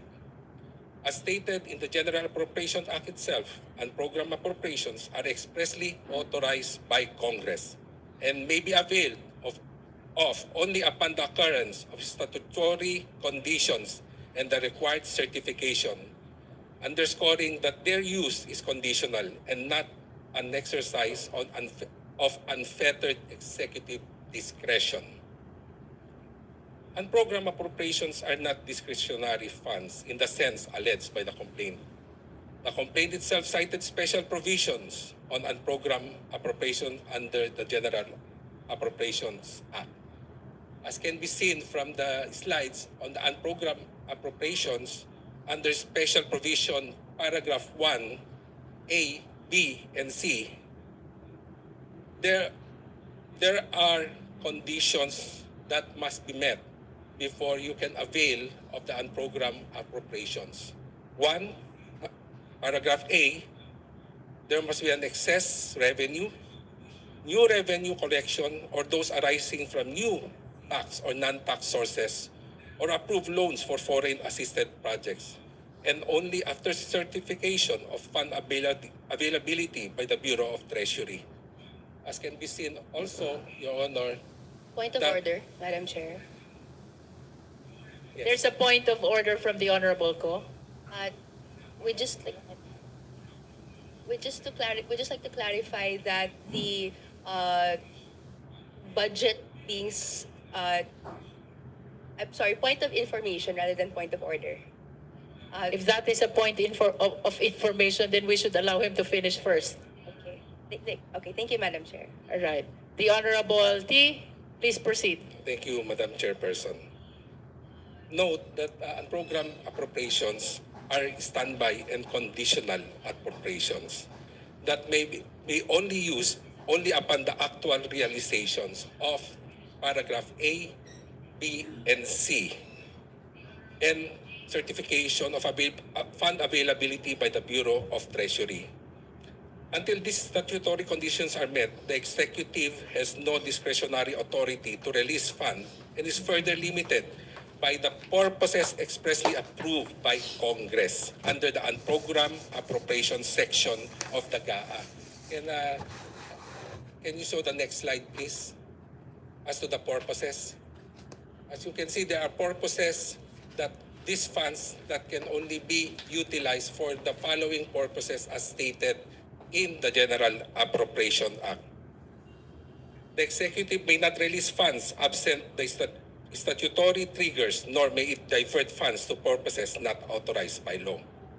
Accordingly, the use of unprogrammed appropriations after compliance with statutory conditions and certification requirements cannot be equated with arbitrariness, illegality, or impeachable conduct. To do so would conflate lawful budget execution with criminal intent and collapse the distinction between policy implementation and constitutional violations.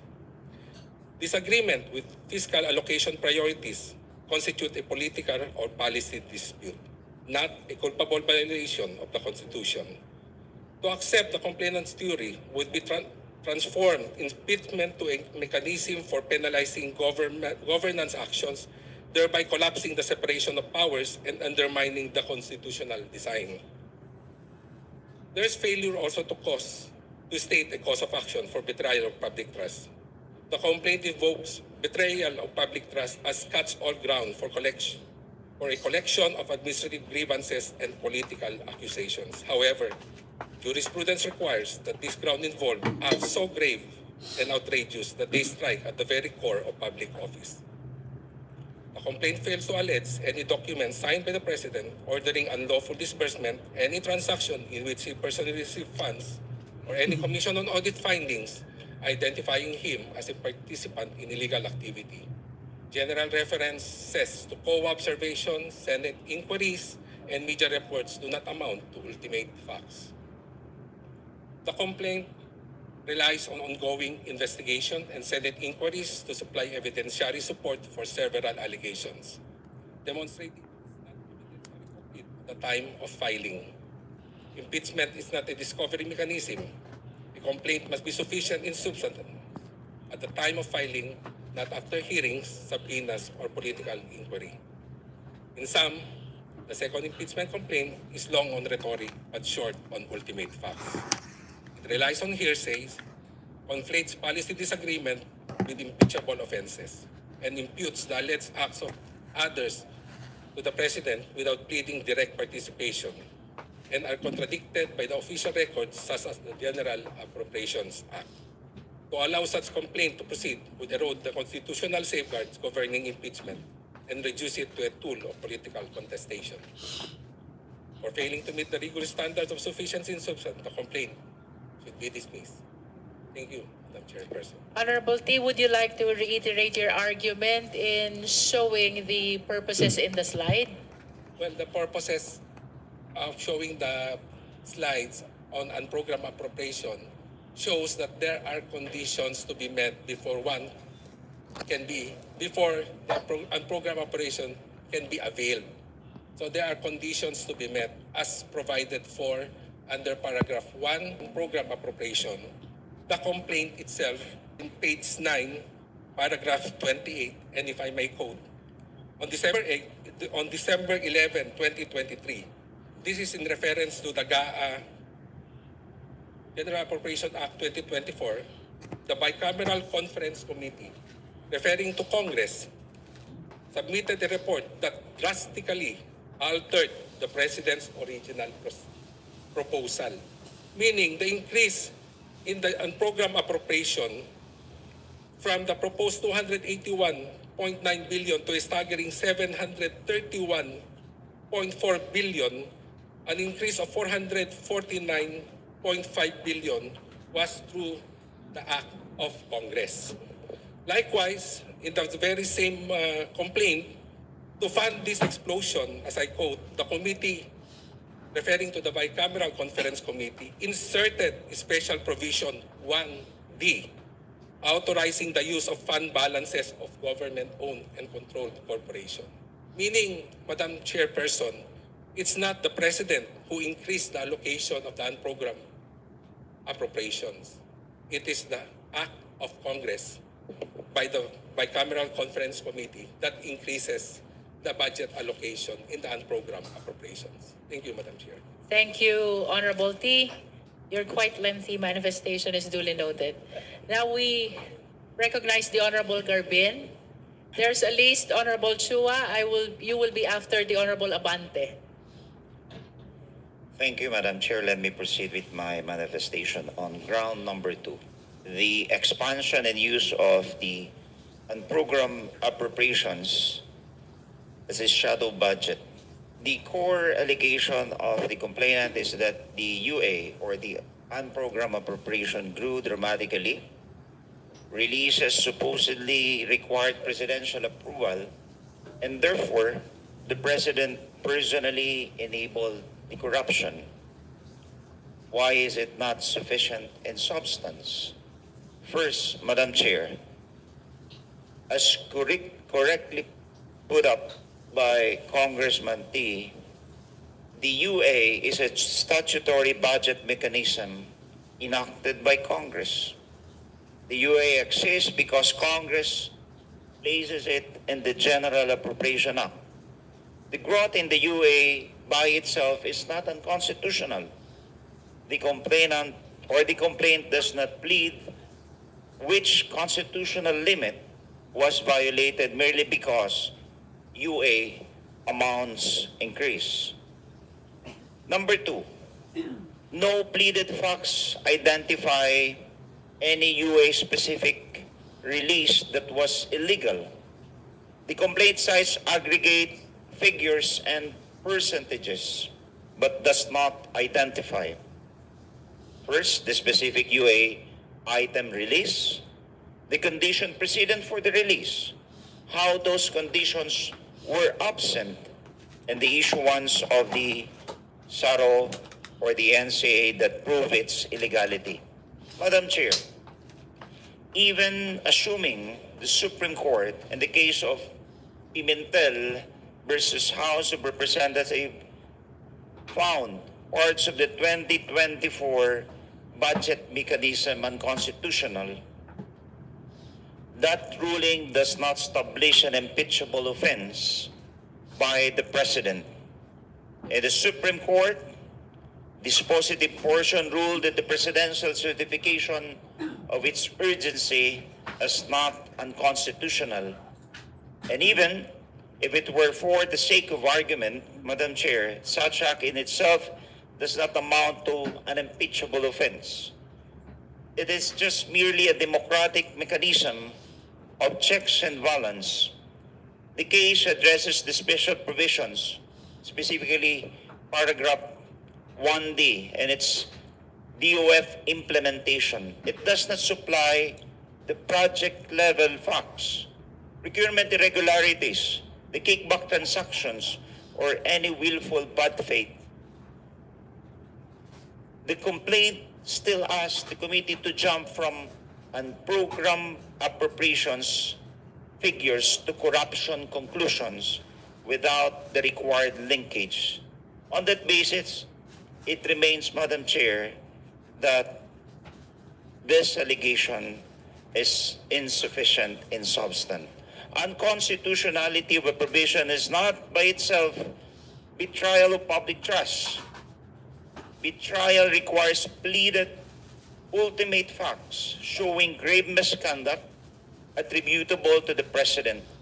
The complaint uses unprogrammed appropriations expansions as an insinuation, but it does not show willful bad faith, corrupt purpose or direct presidential participation, nor does the SC ruling fill those gaps, Madam Chair. Thank you. Thank you, Honorable Garbin. Next in line is the Honorable De Lima. Thank you, Madam Chair. Before I present again my own analysis of the second ground, I wish to state these observations. Well, one or two of the previous speakers again dwelled on the entirety of the complaint, and that includes the Honorable Representative Zia Alonto. And I cannot also help observing that about a couple of the previous speakers are actually dealing with the defenses, the possible defenses on the part of the respondent. Yung pagkakasabi po, with due respect to the Honorable Congresswoman Degamo, that the President must have been motivated by the desire to address the public good. That is a defense. Another one is on the part of what was stated by the Honorable Representative Suwan, that the increase can very well be, maybe explained by the fact that this was during the pandemic period. Again, that is a matter of defense. Kaya nga po, paulit-ulit ko pong sinasabi sa lahat na analysis ko po, nang tinitingnan lang po natin dito is the sufficiency in substance. And then, just to also address the point of the Honorable Congressman Ting, he pointed to paragraph 28. On December 11, 2023, the Bicameral Conference Committee submitted a report that drastically altered the President's original proposal. So his contention is that it's not the act of the President, but the act of Congress through the Bicameral Committee. Pero hindi ho ba meron allegation sa complaint? And I think this is pages 40 to 41. Paragraph 40 to 41 and paragraph 50 to 51. Ang natatandaan ko pong nakasabi dyan, during the Bicameral Conference Committee deliberations in 2024, PBBM instructed DBM Secretary Amena Pangandaman to insert 100 billion worth of projects during the BICAM. Another allegation, related allegation, PBBM produced a list of projects worth 100 billion for insertion. This list was given to executive and legislative officials involved in the BICAM.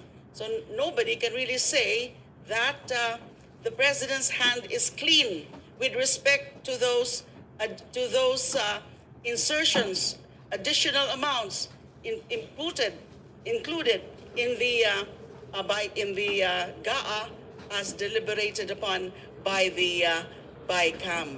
So again, aligasyon. Hindi ko po sinasabi, totoo yan. And then, nakikita ko rin po sa discussion under ground 2, page 25 and page 26, or even part of 27. The complaint actually made a causal link to corruption. Meron po sila mga diniscuss dito. Several circumstances, which include the allegation that the top UA-funded contractors are now under criminal investigation. Kasi sila po yung mga supposedly riniveal ng Pangulo, pero sila yung mga top UA-funded contractors.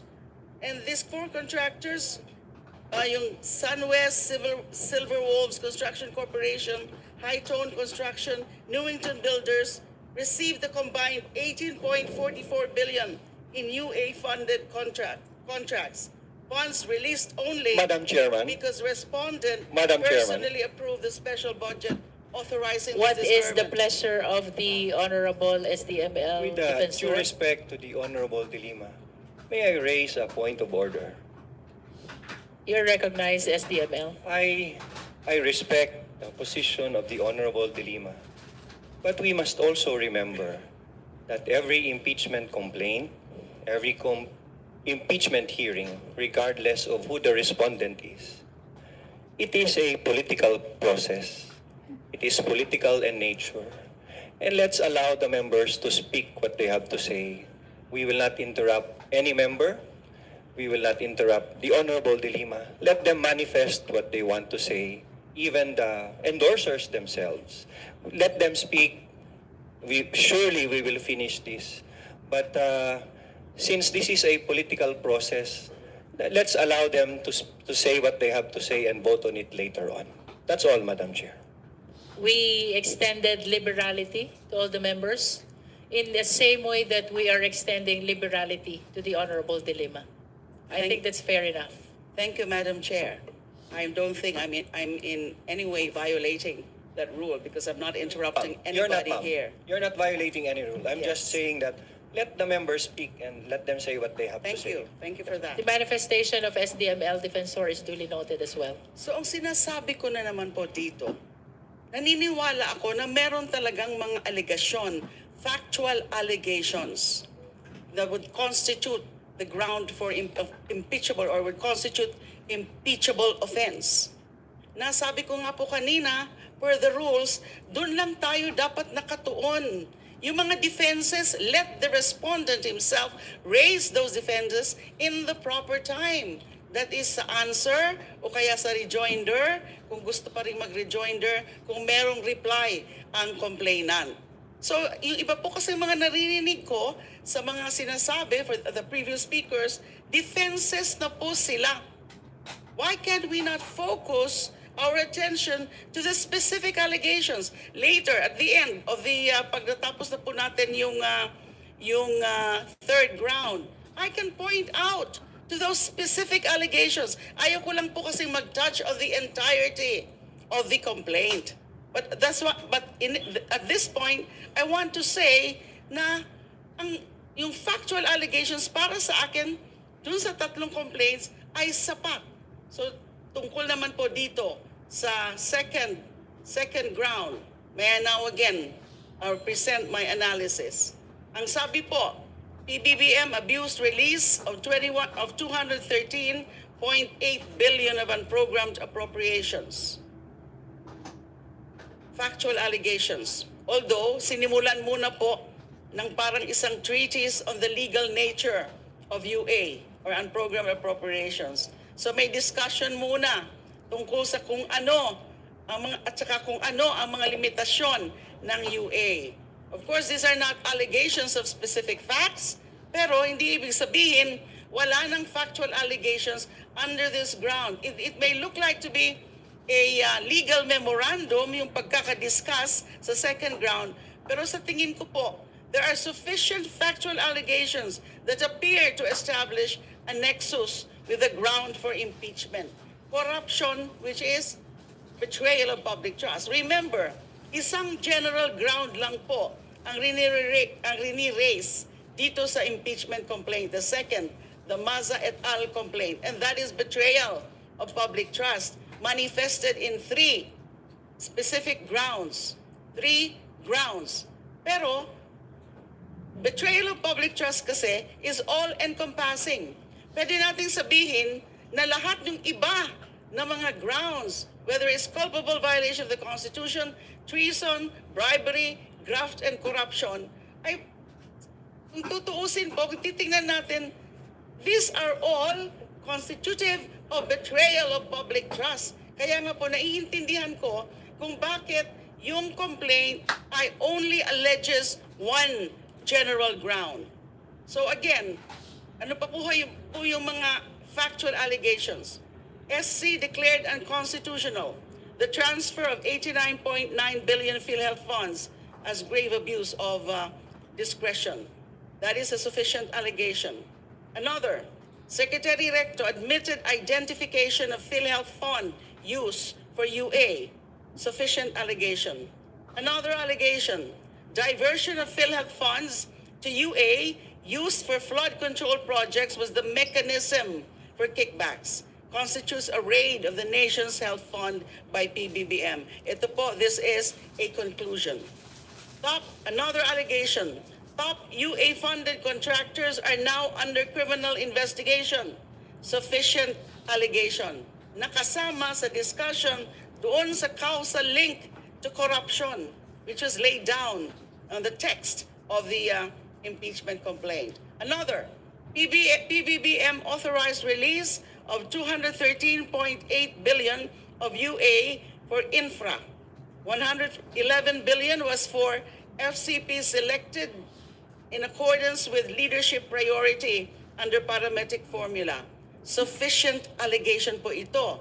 The selection criteria used, though, included the parametric formula, which is a conclusion actually instead of a factual allegation. Katulad din po yung sinabi ko with respect to ground number 1. There may be statements of conclusions or conclusions of facts, but it does not change the fact, the evident fact, that there are factual allegations na merong nag-establish ng nexus. Another, amount of UA quadrupled from amount of unprogrammed appropriations quadrupled from 250 billion in 2022 to 807 billion in 2023. Sufficient allegation. Another one, PBBM signed off on 9 SARO worth 213.8 billion. Sufficient allegation. Next, PBBM used unprogrammed appropriation to circumvent congressional oversight. This is of course a conclusion. Parang legal treatise na naman po yung discussion dito on UA as insertions. Next, PBBM approves special budget for UA projects. Sufficient allegation. PBBM authorized 100 billion in FCPs for political patronage. This is a conclusion. So overall, a liberal treatment of this ground would favor a finding of sufficiency in substance, despite the plethora of conclusive allegations as opposed to factual allegations. Having these conclusions do not destroy the fact that there are indeed factual allegations, which when hypothetically admitted can establish a nexus to any ground, especially betrayal of public trust. Again, hindi pa po mga defenses of the possible defenses of respondent ang pinag-uusapan natin dito, kundi purely on the sufficiency of the allegations. Thank you. Madam Chair. We allow the manifestations of all the members of the committee, including all possible arguments, that is to guide all of us or the members as we vote this afternoon on the sufficiency in substance of both the De Jesus complaint and the Masa et al. Complaint, notwithstanding the significance of the observation of the other member on the manifestation. In our proceedings, we are actually encouraging them to give a better understanding of what we need to determine as we end the deliberation this afternoon. Madam Chair. Madam Chair. Is this in connection with the manifestation of the Honorable Dilemma? Because Yeah. we have a list, Honorable Adjunct, Yeah, just a very short manifestation. in relation to her manifestation. Yes, just a comment. The Honorable Adjunct is recognized. Just a brief manifestation, Madam Chair. Madam Chair, I do completely understand and the observation and perhaps what the Honorable Congresswoman Laila de Lima would like to recommend for this committee to approach this current deliberation and current discussion we're having right now. In particular, the assessment on how we value the sufficiency of substance of the allegations presented before us today. I do respect her views. In fact, Madam Chair, I do not even want to argue, perhaps, on the merits of what Congresswoman Laila de Lima laid out before this committee. She is known to be a legal luminary. We do value all her points. In fact, Madam Chair, the committee has been very liberal in trying to allow the former Secretary of Justice, former Senator, and our colleague to emphasize clearly what should have been the legal framework on how we approach the issue at hand, which is to assess, again, the sufficiency of substance of this matter. But then again, I would like to just point out, Madam Chair, that most of us here came out with our own manifestation on our position and observation, not necessarily to defend the respondent, Madam Chair. Because I believe that in this case, in particular, the President has all the legal, resources. Should this proceed to another level, is more capable of defending himself. The individual observation and manifestation, Madam Chair, of many of our colleagues here are not defending per se the President, but this is also guided by the rulings of the Supreme Court, guided by the premise by which the Constitution laid out on how we approach impeachment proceedings. Number one, in my humble opinion, Madam Chair, first basic requirement that I would like to look into the allegation is if such an allegation established that there is bad faith in even trying to say that there is indeed an offense committed which constitute impeachable offense. The betrayal of public trust, Madam Chair, meron pong nakalay down doon kung ano yung mga ano, but ang para sa akin po, requirement is if there's really a bad faith. In this particular second allegation, kung may bad faith po dyan, ang nakita ko, Madam Chair, is that number one, the case of the Supreme Court over the unprogrammed appropriation is still pending. So we do not actually have a concrete response from the Supreme Court. That's number one. Number two is the initial ruling of the Supreme Court actually removes culpability on the DOH because the bad faith that was the bad faith, which probably would be the one to cite culpability on the part of the DOF, is absent according to the Supreme Court. There's no culpable violations or criminal violations for that matter on the ruling of the Supreme Court. So again, my humble opinion, Madam Chair, and again, I thank you for allowing me to say this, is the members who came out with their individual observations. Ang sabi nga po ng ating Senior Deputy Majority Leader, this is a political process. Allow our members to share their own opinions.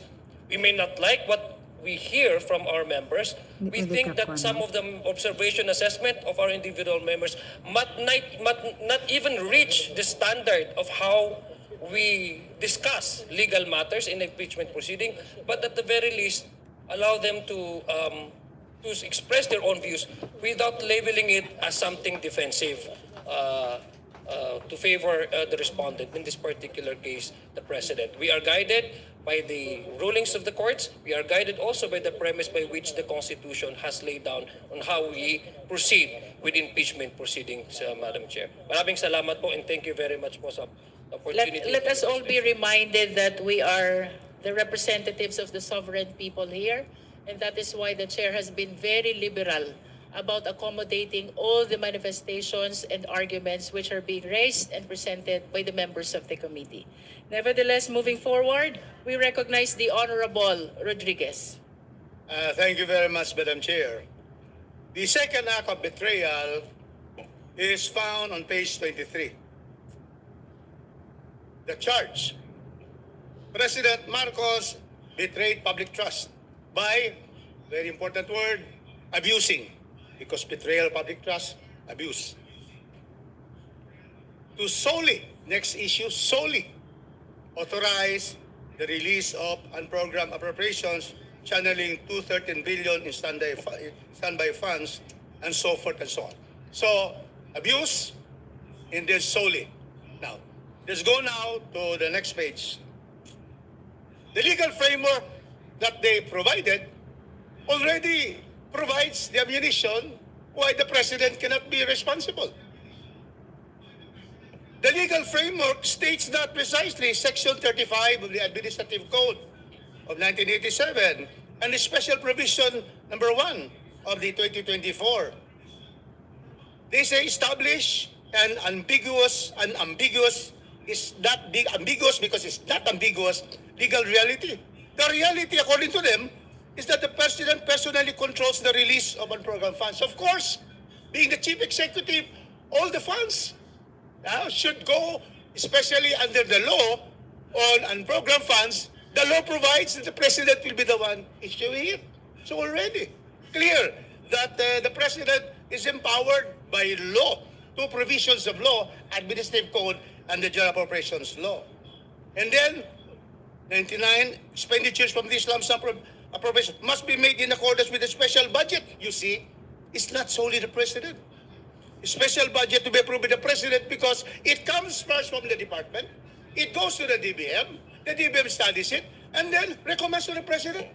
He is not the sole. It's not out of nowhere. He will now release program funds. So, in fact, would support the fact that this particular ground has no sufficiency. Now, let's go to the judicial confirmation of abuse. Citing the case of Pimentel versus the House of Representatives, Special Provision 1D of the 2024 GAA, they say that this is a confirmation of abuse. I disagree. The Supreme Court struck down PD Presidential Provision number 1D. Why? Because the doctrine of operative facts, as early as 1971, second year, College of Law, 1977. The case of Serrano de Agbayani versus PNB already establishes the doctrine of operative facts. What is that? All the laws are valid and all acts of the executive or whatever official is valid until the law is declared unconstitutional. This case of Serrano de Agbayani versus PNB was followed by a litany of cases on operative facts, which are Belhica versus Ochoa Jr. and Bandadas versus Ochoa Jr. Now, Madam Chair, the operative fact means that everything, Secretary Recto has the authority because we have the provision of section of the special provision. We have a provision in our GAA that authorizes that excess funds of all government-controlled corporations may be remitted to the national government. Although he was wrong. They were wrong, but the law acknowledges that they were valid when they were transferred. In fact, the decision says that they are not responsible.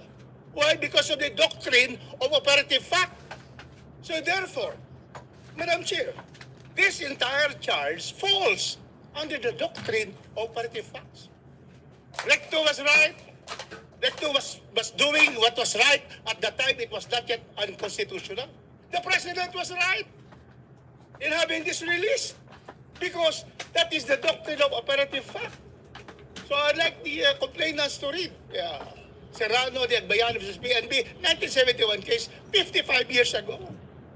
And is still now being done by all the decisions, including Pimentel III. So therefore, Madam Chair, how can we blame the President on this particular release coming from unprogrammed funds when they were legal with the special provisions being legal at the time, declared to be unconstitutional later on? So, Madam Chair, then let's go back to the others so that we can have the causal connection. Because all of this will fall already, but I'd like to just emphasize for the record. The causal link to corruption, here, this is now the vague statement that would make the signing of the President, the act of signing into law our GAA, which is deliberated by the House and the Senate, the signing will become an illegal act and subject to impeachment. This is what is stated in 104. By certifying the 2024 budget as urgent and signing it into law with special provision 1D, he's now therefore directly enabled the constitutional siphoning. At the time, it cannot be unconstitutional kasi wala pa nga. At the time that this was transferred, there was no declaration of unconstitutionality. Again, the doctrine of operative facts. So, then, after this, we go now to paragraph B, circumvention of congressional oversight. How can there be a circumvention when these program funds released are not anymore under the law subject back? Otherwise, every release of the President, the complainants would want the Congress to be the one to decide through oversight. How can we do that? There's just so many items in the program funds.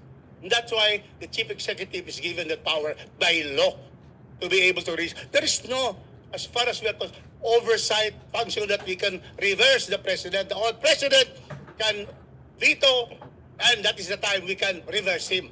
But after that is signed, it is already law.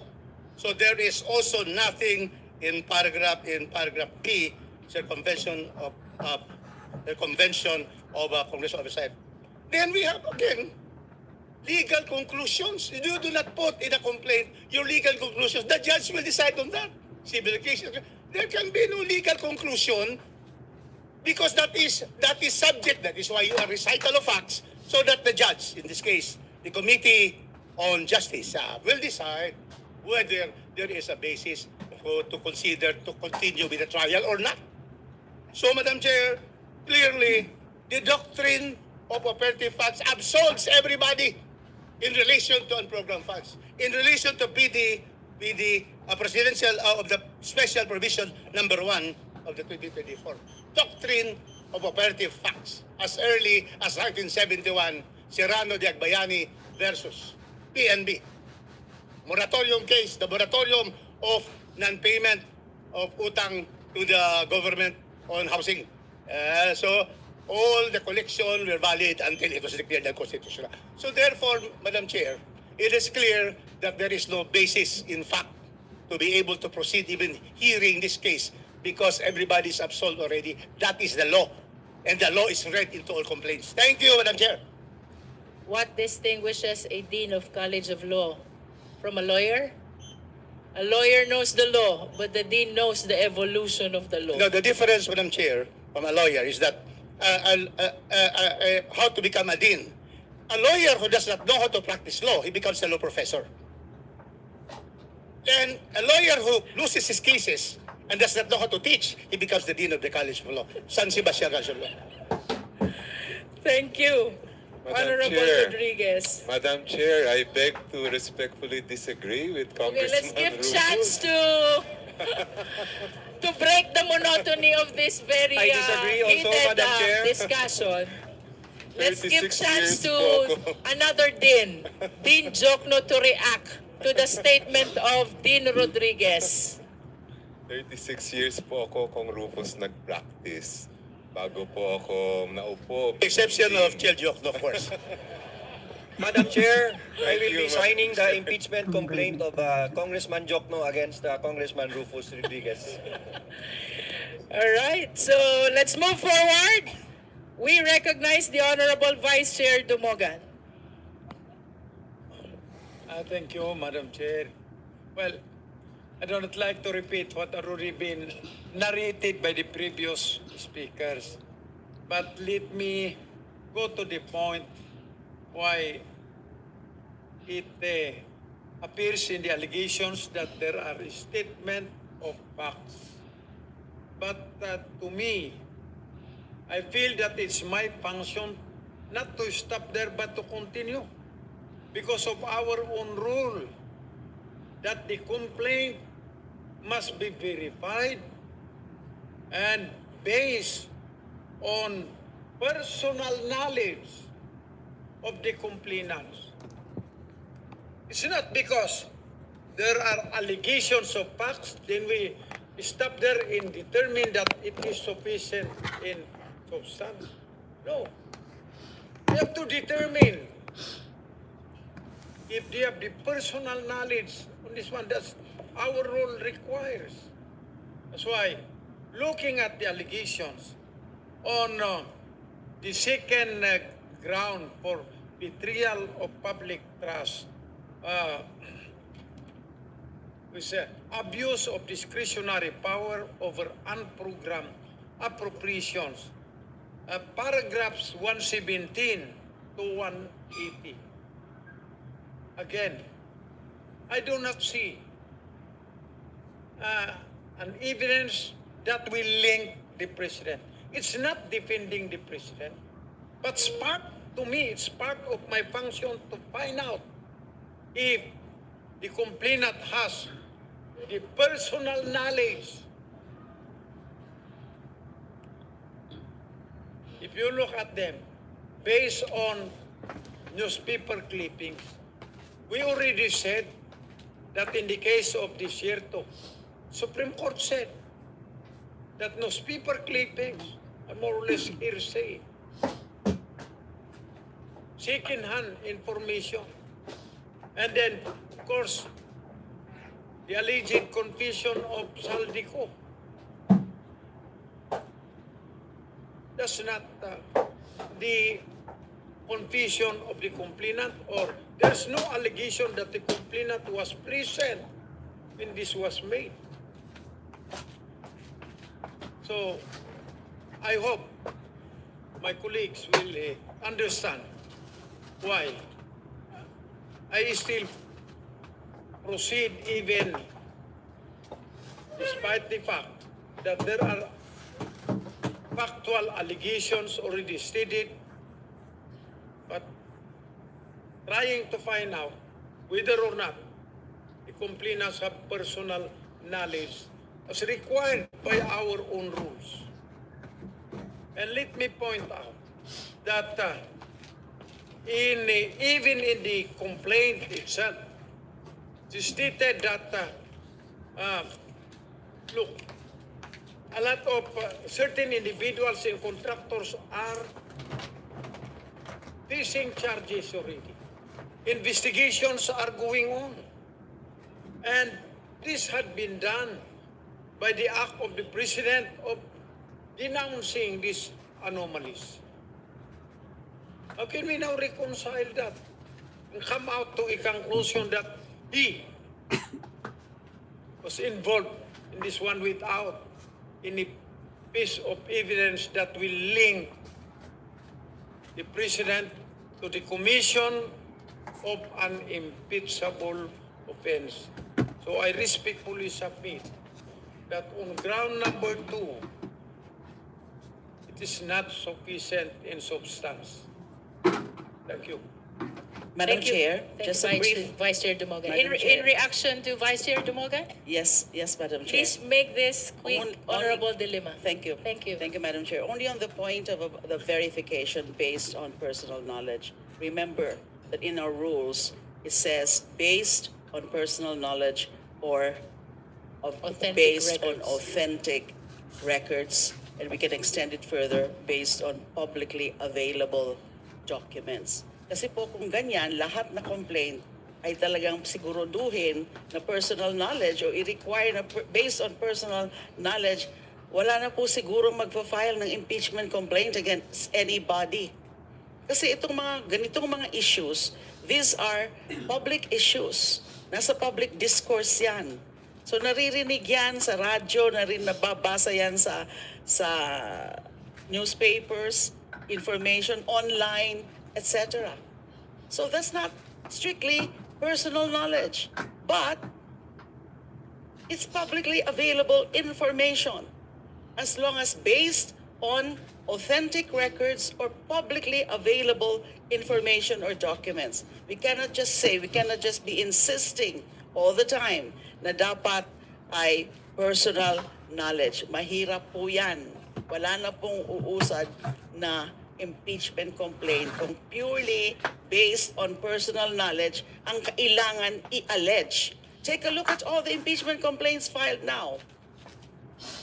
Ito pong dalawa against the President, and then yung dalawa so far against the Vice President. May iba doon personal knowledge, but pangkalahatan, hindi po personal knowledge ang mga yon. Kasi mahirap na i-require nga na purely based on personal knowledge. Itong mga, including itong mga naka-allege po dito sa complaint.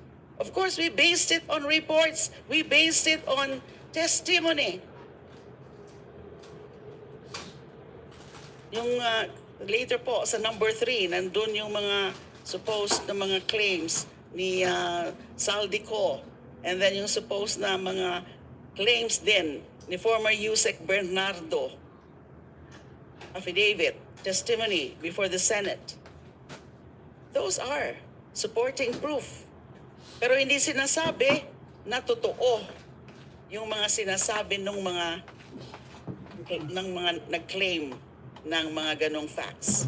Marami po, lalo na sa ground number 3. Thank you. Without disputing the manifestation of the Honorable De Lima, the Chair wishes to state for the record that the verification requires personal knowledge or authentic records. Yes. It's Moving forward, Vice Chair Dumogan. Madam Chair, it's or. You have already mentioned, Madam Chair, that All right. it must be based on personal Tama yung knowledge or madam na. authentic records. That's what our rules require. And as I was pointing out, I will not stop only on the establishment of the statement of facts, but we have to find out relation to the personal knowledge or authentic records, which unfortunately there is none here. That's my point. With the indulgence of the Honorable De Lima and the Vice Chair Dumogan, we have a list. So we will be moving to the next speaker, the Honorable Benny Abante. Thank you, Mr. Chair, Madam Chair. I truly appreciate the statement of Congresswoman De Lima. What she said, I listened very intently on that. No? Pero I'm just wondering,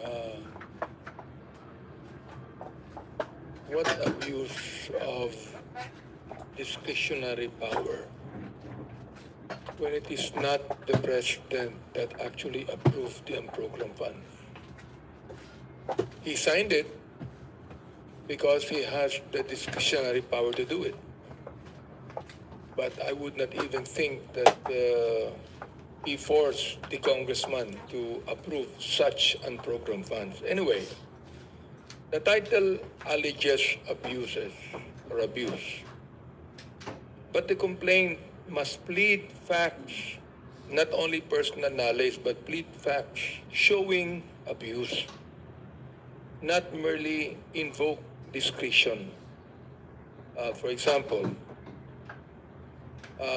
the charge accuses the respondent of abuse of discretionary power over unprogrammed appropriation. But a charge is not made sufficient by a label. It must plead a recital of facts constituting the impeachable offense. I am not talking as a lawyer, but I am talking also as a logical man. You see? According to Section 25, Article 6 of the 1987 Constitution, and I quote, budget execution and disbursement operate within constitutional constraints, including limits on transfers, augmentation, and requirements that discretionary funds be disbursed only for public purposes, supported by vouchers, and subject to guidelines prescribed by law.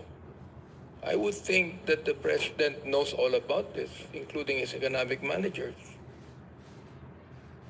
And because the Constitution regulates how appropriations may be used, therefore, a charge of abuse must identify, at minimum, what legal constraint was breached and what act violated it. Here, binasa ko po yung lahat ng binanggit dito on the abuse of discretionary power, wala po akong nakita. No pleaded factual anchors. For example, the complaint does not allege the acts or omissions constituting the charge.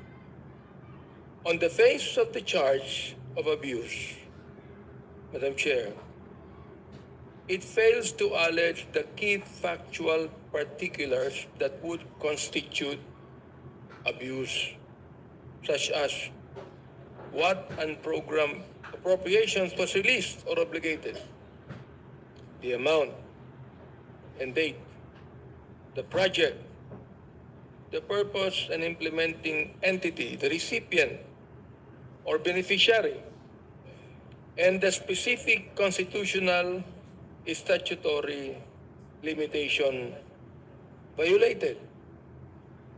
Without these particulars, sa pagkaintindi ko, the accusations remains a conclusion, not a recital of facts constituting the offense charge as required by the Gutierrez case. That's the reason why I still maintain insufficiency in substance as far as the second act of betrayal of public trust is concerned. Thank you, Madam Chair. Salamat. Thank you, Honorable Madam Abante. Chair. Next in line Madam is... Chair. What is the pleasure of the Honorable Ko? Madam Chair, just to quickly respond on the manifestation of Representative Abante. All right, you're recognized. Thank you, Madam Chair. Madam Chair, in regards to a specific recital of fact on the alleged gross abuse of discretion, I would like to point to paragraph 116. It is to summarize it. And to clarify po, yung pinopoint po natin na abuse of discretionary powers is not yung approval of UA but yung release of unprogrammed appropriations. After po ng pag-sign ng budget, kailangan pa po ng mga special budgetary requests para po mailabas yung UA. And so, in the complaint, meron din pong paglista ng UA released versus approved. So, mas malaki po yung in-approve versus na nirelease, but nonetheless, tinotal po natin yan, ang na-release. So, and to recall, according to the Administrative Code and to the special provisions of 2023 GAA and 2024 GAA, kailangan po yan ng approval ng Presidente. 213.8 billion ang nirelease. And among that 213.8 billion, that's 111 billion for flood control projects. No, so yun po yung pinupunto natin na abuse of discretionary power. Hindi po yung approval that went through the Congress, pero even after ng approval, may kailangan pang special budgetary requests to be approved by the President. Yun po yung gross abuse of discretionary power. And siguro just briefly po on the mention of the doctrine of operative fact. We are aware na may discussion nun, but to note, under Pimentel versus House of Representatives, the court found that hindi po i-apply yung doctrine of operative fact. And dinidirect ang PhilHealth na ibalik sa PhilHealth yung pondo. And and hindi rin po wala rin pong basis to say na maa-absolve of liability yung mga officials because of such application, which hindi naman po ginawa in the first place. Thank you, Madam Chair. Madam Chair, let me clarify. I anticipated this. Yeah. Honorable Rodriguez. The doctrine says that everything that is done during the time when the law or executive order is valid is under the operative fact doctrine is valid. And so, valid si Recto. Valid ang executive department. Because there is a law that provides that excess funds of government-owned and controlled corporation. And PhilHealth is clearly a government-owned and controlled corporation. So they are valid. And so therefore, you cannot question their act. It is now declared unconstitutional. Now, it is also the right of the Supreme Court to have it returned. But there is no responsibility of Recto. In that case, if you extend that, the President, in releasing all of those that has been approved by law, there's no accountability. If you are citing Pimentel as a judicial justification of your complaint, it cannot be. Because the doctrine of operative fact follows. And that is why we have what we have. That's why the case against, the personal case against Recto will not prosper because of the doctrine of operative fact. Thank you. Madam Chair. Okay, so we will move to the next speaker, the Honorable Chua. Maraming salamat po, Madam Chair. Madam Chair, nandito pa lamang po tayo sa second act of betrayal of public trust, abuse of discretionary power, over unprogrammed appropriation. At kanina nga po, nabanggit na ito pong charge ay matatagpuan po sa page 23, paragraph 96. Sabi po dito, Respondent President Ferdinand Bongbong Marcos betrayed public trust by abusing his constitutional and statutory discretion to solely authorize the release of unprogrammed appropriation. Pero nakaligay po dito at maliwanag na ito po ay kanyang constitutional at statutory discretion. The word discretion itself ay maliwanag, hindi po ito mandatory. Ibig sabihin, hindi po niya ito kailangan gawin. Ito po ay nasa kanya pong discretion. At maliwanag po dito, paano po ang sinasabi po dito sa ating rules. Sabi dito, the requirement of substance is met if there is a recital of facts constituting the offense charge. Asan po ang offense dito kung ito po ay kanyang constitutional duty? Pangalawa, Madam Chair, sinasabi po ng ating esteemed colleague ang kanila pong basis dahil po sa ang binanggit po nilang decision ng Korte Suprema ay yung pong decision patungkol po sa PhilHealth. Pero kung titignan po ninyo dito, ito po ay sinasabi po dito sa matatagpuan sa page 24, paragraph 102, the court ruled that the executive branch act of diverting 89.9 billion from PhilHealth to fund this program item constituted grave abuse of discretion. Pero ito po ay patungkol sa PhilHealth Fund, hindi po doon sa kabuang unappropriated unprogrammed appropriations. In fact, ito pong issue sa unprogrammed appropriation ay hindi pa po ito nadidesisyonan ng Korte Suprema. Wala pa pong sinasabi ang Korte Suprema na ito'y illegal. So paano po natin sasabihin na ito ay isang offense against the President? Na ang Presidente, basahin lamang po natin to, wala na po tayo makikitang offense. Pangalawa po, sinasabi po nila dito, to finance the systematic corruption scheme detailed in the first act of betrayal of public trust, so forth and so on, ito po ay purely speculative. Wala pong basis dito po na nakalagay sa second act of betrayal. Paano po ito nagamit to finance the systematic corruption? Kaya Madam Chair, sa akin pong paniniwala, by mere determination of substance, dito pa lamang po makikita po natin wala. Otherwise, kung sasabihin po natin na ito pong unprogrammed appropriation ay naabuso po ng Presidente at sasabihin natin na hindi po applicable dito yung sinasabi pong doctrine of operative fact, edi sana po nakasuhan na rin po yung dating Presidente nung dineklara ng Korte na yung DAP ay illegal and unconstitutional. At kagaya po na nabanggit kahapon, ito pong unprogrammed appropriation, lahat po ng administrasyon as far back as 1989, pagkatapos po ng EDSA Revolution, lahat ng administrasyon, lahat ang gobyerno, taon-taon, since 1989 up to the present, lahat po ang administrasyon ay may unprogrammed appropriation. So short of saying, lahat ang naging presidente ay dapat nakasuhan din po natin. At hindi lang po ang presidente, lahat ang local chief executive, lahat ang governor, lahat ang mayor, meron din po silang lump sum appropriation. Kaya po, Madam Chair, ako po naniniwala, by mere perusal of the second act or the second ground for impeachment complaint, wala po, insufficient po ang substance. Yun lang po. Thank you, Honorable Chua. Next in line is the Honorable Deputy Speaker Janet Garin.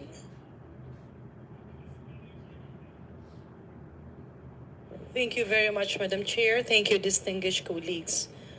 Madam Chair, let me dwell into the issue on betrayal of public trust. Kasi sang-ayon sa nakikita natin, ang nakasulat base dito sa complaint is that this is basically all about unprogrammed appropriations. May I request our colleagues to endorse this impeachment complaint? When we talk about unprogrammed appropriations, saan na mga ahensya ito dumadaan and who are the final determinants of the approval and listing of such, including prioritization?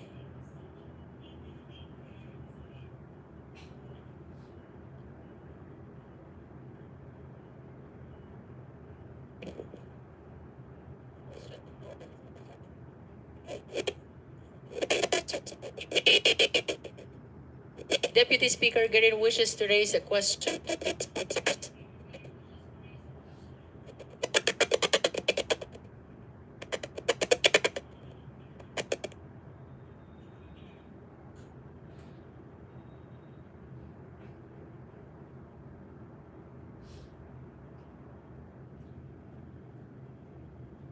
Para sa General Appropriations Act, partikular ng 2023 at 2024 na binabanggit dito sa complaint, ang sinasabi po doon ay ang paggamit ng unprogrammed appropriations ay magiging alinsunod sa Section 35, Chapter 5, Book 6 ng Administrative Code. So may explicit reference po sa special provision ng unprogrammed appropriations dito sa provision na ito. At ang sinasabi po ron na expenditures from lump sum appropriations, so ibig sabihin, sa GAA mismo, sinasabi na ang unprogrammed appropriations ay isang tipo ng lump sum appropriation na covered ng provision na ito. At ang sabi ay expenditures from lump sum appropriations authorized for any purpose or for any department, office, or agency in any annual General Appropriations Act shall be made in accordance with a special budget to be approved by the President. So yun po yung proseso na tinatakda. So kung meron pong Madam Chair, if I may, purpose sa unprogrammed appropriations, kailangan Please gumawa. let the Honorable Tino finish his Kailangan answer. gumawa ang kinauukulang ahensya na covered nung purpose na yon, authorized, ay nagumawa ng special budget at ito ay isusumite sa Presidente para sa kanyang approval. At sa approval lamang ng Presidente, maaaring gastusin ang unprogrammed appropriations. So, Presidente po ang may sole and exclusive na kapangyarihan at discretion kung ano ang maaari at hindi maaaring paggamitan ng unprogrammed appropriations. Madam Chair, let me go back to the answers of the Honorable Tino. Balikan po natin. While it is true that you cited a provision in the General Appropriations Act, at ang pagkakaintindi mo ay it's the sole prerogative of the President, let us look at the actual process. That's why I was trying to interrupt earlier and I apologies for that. Balikan natin. Unang-una, saan ba nanggagaling yung paglista ng unprogrammed appropriations? If the good sponsor can directly answer the specific agency or the specific agencies. Honorable Tino. Yung step 1. Depende po sa purposes na nakasaad sa unprogrammed appropriations. Kung gusto nyo po, pwede nating tignan ang With due mga courtesy to special the Honorable provisions. Tino, if I may, balik tayo dun sa Tutuloy ko lang po. proseso. At kung ang purpose na tinutukoy katulad sa 2024 ay yung tinatawag na CPAG, which covers infrastructure programs. Yeah. Madam Chair, dadaan po. At Honorable DPWH please po ang allow Honorable magpe-prepare. Tino to finish the answer. DPWH po, ang secretary ng DPWH ang magpe-prepare ng special budget. Okay.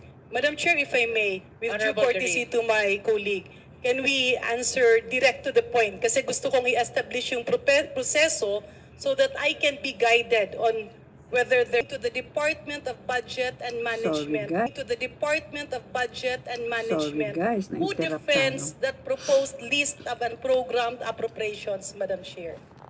Honorable Tino. Mas maganda, Madam Chair, na tanungin ang mga kinauukulan dito, pero sasagot ako batay sa aking nalalaman at Point of order, ang Madam proseso Chair. na ito. Sorry, There's a point of order. Madam Chair. SDML Lawrence Defensor is recognized. Let's reinstate our original rule that the members will have their own manifestations. And if ever we find this to be sufficient in substance, then we can exchange interrogation. But at this point, let's go back to our earlier rule yesterday that we can say whatever we have to say and let our individual conscience assess whether the allegations in the recital of facts constitutes an impeachable offense. So we don't have to argue back and forth. We allow the sponsors or the endorsers to answer so long as they want. And if the speakers or the members are not willing to consider the answers, then the speakers are advised to do their manifestation by way of a speech or straight manifestation instead of raising question. Would you like to answer? Yes, Madam Speaker, and in consideration of the manifestation of the Honorable Senior Deputy Majority Leader, isang sagot na lang po. Basta malinaw po sa proseso na itinatakda ng batas na manggagaling sa departamento ang proposal for as long as authorized under the purposes of the unprogrammed appropriations for that year. Tapos, dadaan sa DBM. Pero ultimately, at ito po ang pinaka-importante, ang autorisasyon ng paggamit sa unprogrammed appropriations ay sa presidente.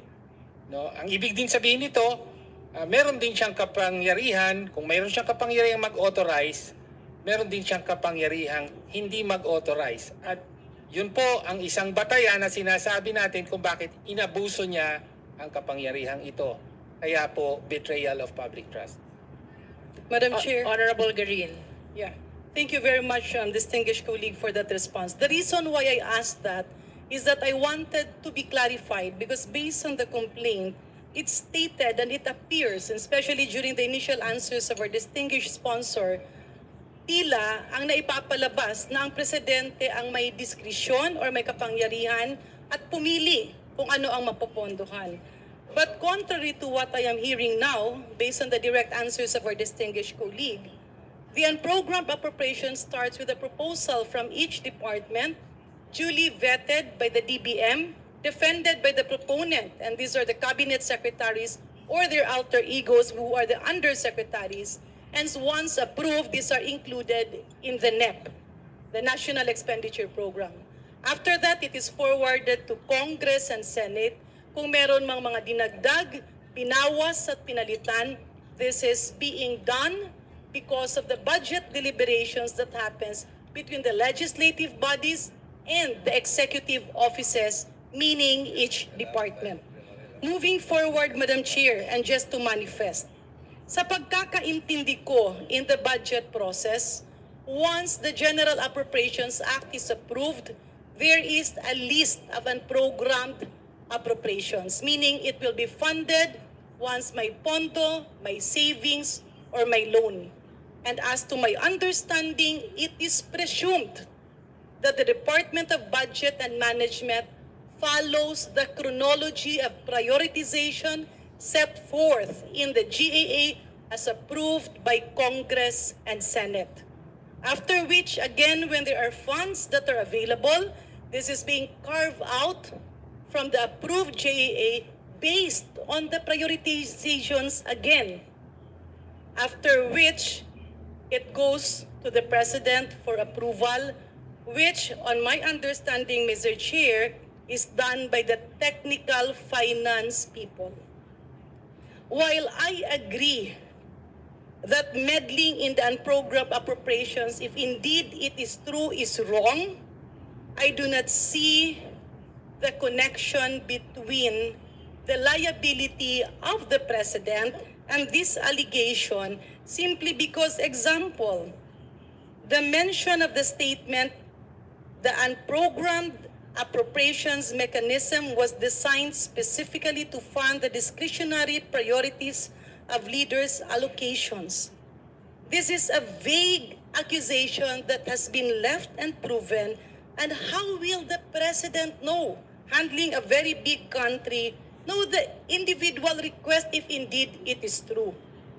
Next, Madam Chair, it can set a precedence for future actions because again, the inaction of the president to approve or to sign the request of the DBM that was carved out from the prioritization as stated in the General Appropriations Act might be misconstrued as he is being remiss of his duty because that is expected to have passed through the proper channels considering that again, prioritization and listing emanated from the end user, the department, duly vetted by several technical people, culminating before Congress and Senate and going back to the DBM for implementation. In other words, Madam Chair, much as I wanted to ask questions because I really wanted to be clarified, but with due courtesy to the manifestation of our good Senior Deputy Majority Leader, let me just state it clearly. Unang-una, sino ang nag-request? Ito yung iba-ibang mga departamento. Sino ang nagtatanong kung ito ba ay kailangan o hindi? The technical people of the Department of Budget and Management who are career people. Hindi nga ito yung executive, hindi ito yung secretaries. After that, it goes to the cabinet. And the cabinet endorses that to the president. And then it becomes the National Expenditure Program. Dumadaan ng Kongreso, dumadaan ng Senado, nagkakaroon ng sagutan ang legislatura at eksekutiba. After the approval of that GAA, kung saan nakasaad doon yung 1, 2, 3, 4, 5, and my understanding, Madam Chair, is the chronology is followed. So kung ang presidente ngayon ay isa-isa yang titingnan that will set for a precedence by us giving the signal that the president is supposed to be the technical financial determinant of all of these factors. In other words, Madam Chair, mali yung sumobra masyado yung unprogrammed appropriations.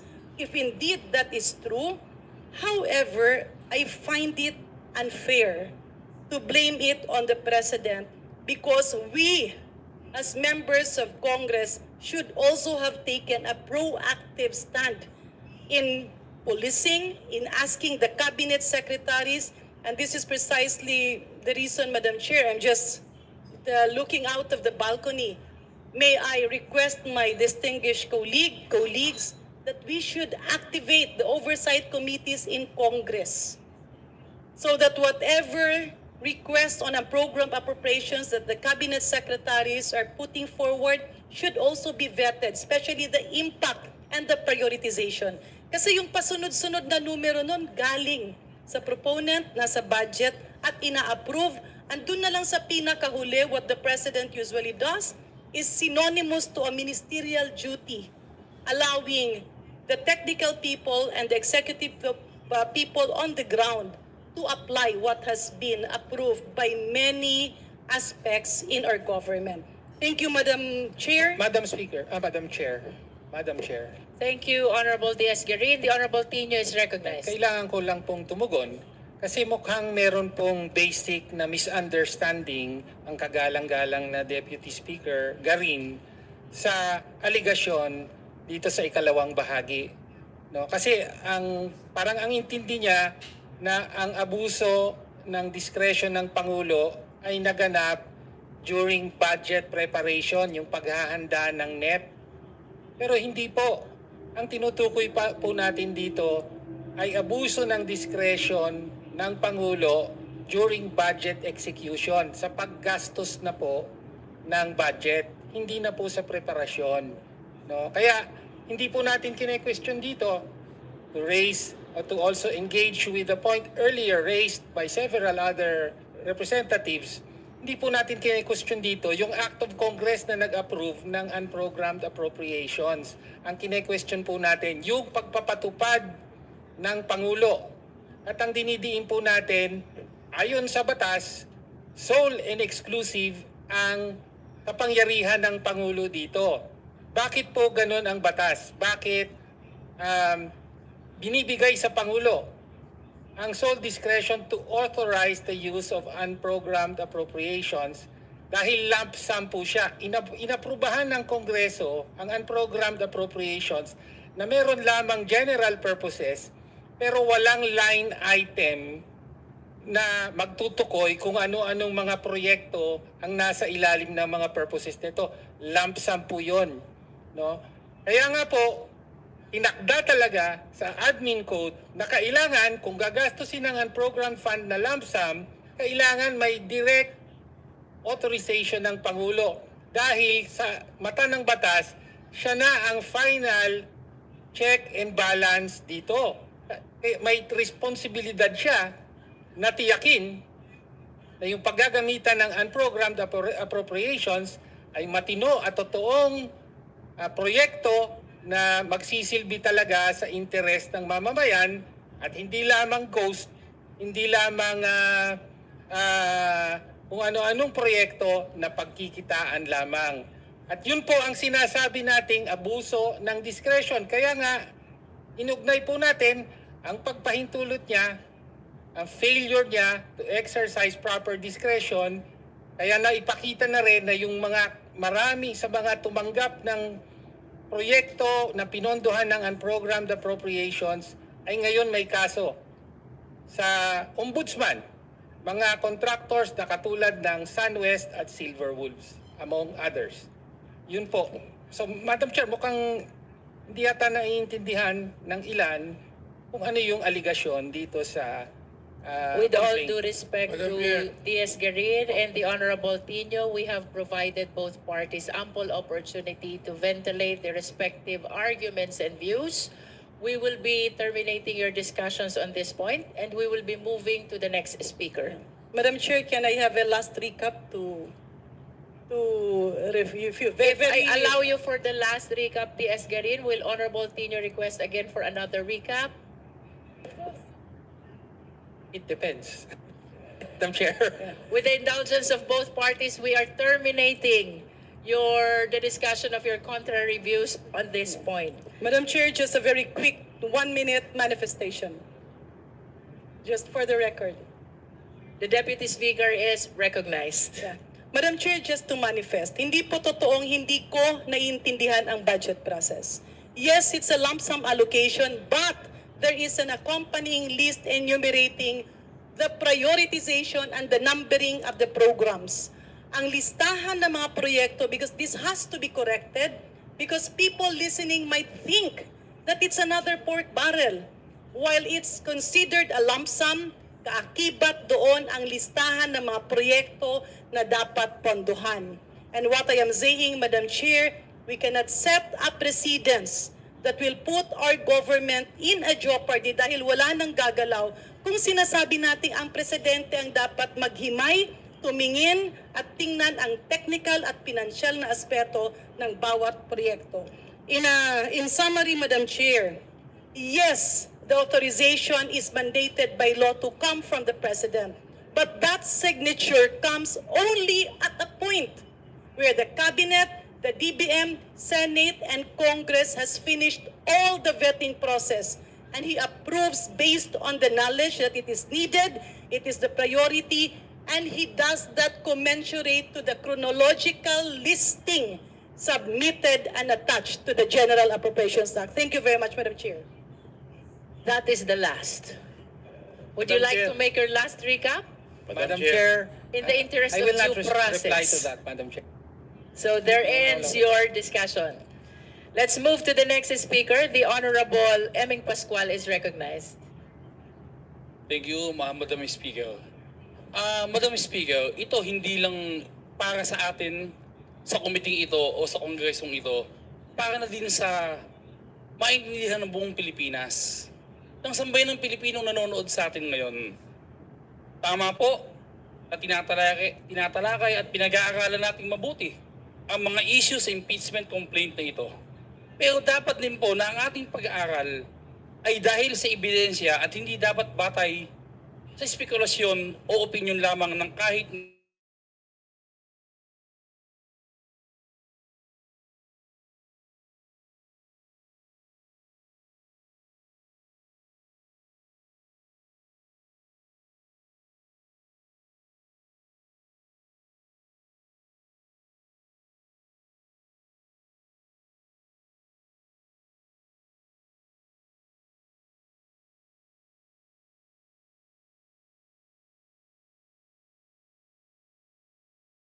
pag dito sa program appropriation na nakalista sa national budget ay wala din po kung makikita ng sapat na ebidensya na magpapatunay na may nasabing katiwalian dito. Tama po ang sinabi. Kung dapat siya magbito o hindi, sino-sino po ba ang mga executive? Yan po ang Pangulo ng Pilipinas, ang gobernador, ang mayor, maging ang kapitan ng barangay. Ako bilang dating mayor sa aming lungsod, hindi po ako nagbibito. Depende po sa amin. Tama din na sinabi ni Congressman Joel Cho kanina, pagbuhat noong 1989, pagkatapos ng EDSA Revolution, naging tradisyon na po ito, ang unprogram appropriations na ito. Eh di dapat po marami ng presidenteng natanggal. Kanina, ang sabi ni Congressman Egay Erice, kung pipigilan ng komiting ito ang pag-usad ng investigasyon, ano ang magiging imahe ng Kamara? Mayroon daw po tayong pinagtatakpan dito. Para sa akin, hindi po. Hindi tayo papangit ang imahe sa Pilipinas sapagkat ang komiting ito dapat po tumingin tayo sa tibay ng ebidensya. Hindi sa tibay ng video o ng mga news clippings. Halimbawa po, para sa kalaman ng mga tao sa Pilipinas, ang dating Congressman Saldico, ginamit na ebidensya para sa impeachment complaint. Nasaan siya? Yung video clippings niya na hindi naman niya sinumpaan dito, hindi yung tentigate na siya talaga yung nagsasalita na yon. Paano po natin tatanggapin dito? Para sa akin, yung second offense po ng unprogrammed appropriations, napakalinaw po para sa akin, insufficient in substance. Thank you, Madam Chair. Thank you, Honorable Pascual. Last speaker for the second offense is the Honorable Brian Po. Thank you, Madam Chair, and to also recap everything. I want to point out para sa mga kasama natin dito at para sa mga viewers natin that though controversial, I think it's understood that it has not been, or unprogrammed funds has not been deemed as illegal, unlike other budgetary measures in the past like the DAP or the PDAF, which the Supreme Court ruled on, and it changed the way we did our budgetary process. So now, it no longer exists in the way we implement our budget. But this shows an evolution of the budgetary process. As of the moment, ang unprogrammed funds po has not been deemed as illegal, which is why the wording of this complaint specifies the authorization of the release of funds. However, authorizing the release of funds in and of itself is not abuse, and it is not abusive. And it is very difficult to prove that there was a bad intention in the authorization of the release of the funds. The abuse or the alleged abuse that we are discovering in the hearings that we are conducting is in the implementation, Madam Chair. And the President himself is not directly involved in the bidding process for these projects. And therefore, it's hard to say that the President is involved in that abuse or the alleged abuse. Another point in this ground is the point on circumventing congressional oversight. Madam Chair, unprogrammed funds do not circumvent speaker earlier. In the 2025 unprogrammed minority and other groups, so the shift ended up focusing more on foreign assisted projects, risk management, and AFP modernization with some provisions vetoed. The point here being, Madam Chair, and what I want to highlight is it went through a congressional process. It was approved by Congress and it was reacted to in the succeeding budget process, meaning there is still a level of congressional oversight which takes place over unprogrammed funds, which is why for me, while it is more specific in its approach towards the unprogrammed funds, specifying the authorization, it is very hard for me to see a grave abuse of power and a betrayal of public trust based solely on the authorization of a release, based on the fact that the abuse that we have seen takes place in implementation, and there is a level of congressional oversight, Madam Chair. Thank you, Honorable Po. This is in Yes, Madam response Chair, to the manifestation of the Honorable Po. This is just a short manifestation Honorable to follow Elago. through on the earlier point of information made by Representative Reneco. All right, before we proceed to our third and last offense, Honorable Elago. Yes, Madam Chair. Earlier on, we'd like to clarify the version of the General Appropriations Act. The unprogrammed appropriations part presented by the Representative T. No? Kung anong taon po ito? Tama po ba ito ay 2025, JP? Correct. It's 2025. Okay. We just like to inform Madam Chair that what was cited in the verified impeachment complaint against President Marcos Jr. was the 2024 JAA and not the 2025 JAA. You mean it's 2024 only? Yes. That's all, Madam Chair. Honorable T. NAGAA 2024 also states the very same provisions in the GAA 24, except with the additional paragraph 1D in GAA 2024. But as to the paragraph 1A, 1B, and 1C, they are the same with GAA 2025. For clarity only, Madam Chair. Honorable Elago. State for the record on the matter of bad faith. As an element po dun sa betrayal of public trust, as alleged by the complainants, paragraph 114, pages 26 to 27, respondent personally signed off on a system that number 1, bypassed rigorous planning and technical vetting, number 2, funneled billions to favored contractors, number 3, resulted in 421 confirmed ghost projects and thousands of substandard structures, and number 4, left Filipino communities more vulnerable to flooding than before. All right. So that concludes our deliberation on the second offense. We will now proceed to the third offense. Please allow the chair to read. Third act of betrayal of public trust. Direct personal involvement in budgetary insertions and kickback schemes. We are now eliciting the opinions and comments of the members of the Justice Committee. Madam Chair, may I The be Honorable Dean recognized? Jokno. The third charge in the Masa et al. Complaint, Madam Chair, alleges that President Marcos betrayed the public trust by personally and directly ordering the insertion of at least 100 billion pesos worth of anomalous flood control projects and other infrastructure projects into the 2025 GAA, and also receiving kickbacks from these projects. Ibig po sabihin ng involved po dito ang mismong direktang pagkakasangkot kay Pangulong Marcos. To support this charge, the complaint alleges that the quote-unquote Saldico confession confirmed the President's personal and direct involvement. At this stage, Madam Chair, we are not yet looking into the truth of these allegations, but rather under the threshold requirement, we simply assume that these allegations are true for the purpose of determining whether the complaint is sufficient in substance. And I respectfully submit that given that standard, that these allegations are assumed to be true, the complaint, insofar as the third ground is concerned, does satisfy the threshold standard of sufficiency in substance.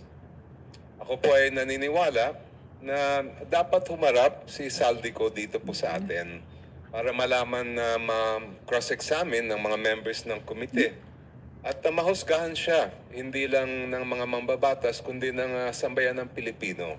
Kung talagang totoo ang sinasabi niya o may laman ang sinasabi niya. I respectfully submit, Madam Chair, that we should proceed to the next stage of the proceedings, at least insofar as this ground is concerned. Thank you. Thank you, Honorable Jokno. Any other member who wishes to make a manifestation on the third offense? Madam Chair, The Honorable Dilima. I support the view, I concur with the view of the Honorable Representative Chel Jokno about the third. Honorable Dilima, kindly speak closer to the microphone. Thank you. I support and concur with the view of the Honorable Representative Chel Jokno with respect to the third ground. Again, it's direct personal involvement in budgetary insertions and kickbacks schemes. Sa tingin ko po, itong third ground ang pinakamalakas. Because if take a look at the allegations of the complaint,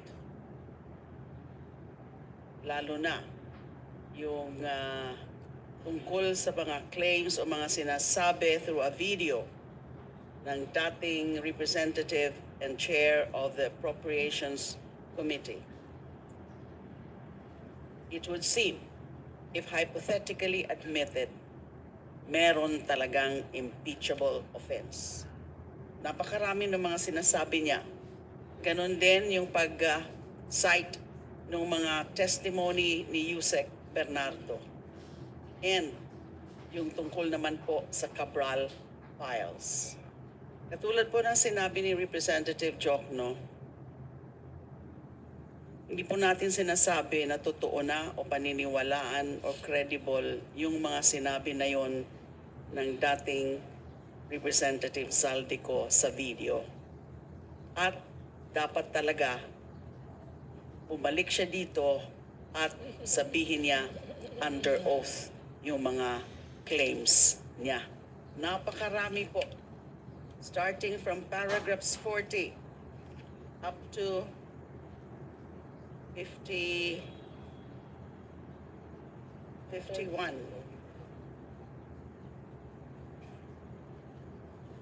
Imagine.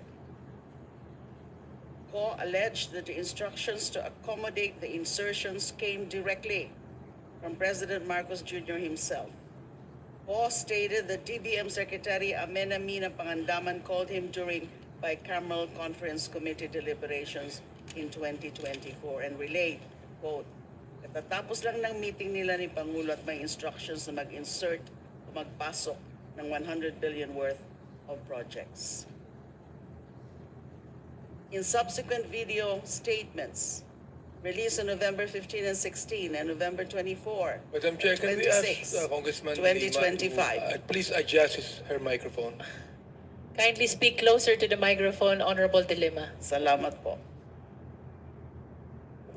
First, sa paragraph 41, may na-skip ako kanina. Former Undersecretary Bersamin, Executive Secretary Lucas Bersamin's nephew, confirmed that the President directed, according to Ko.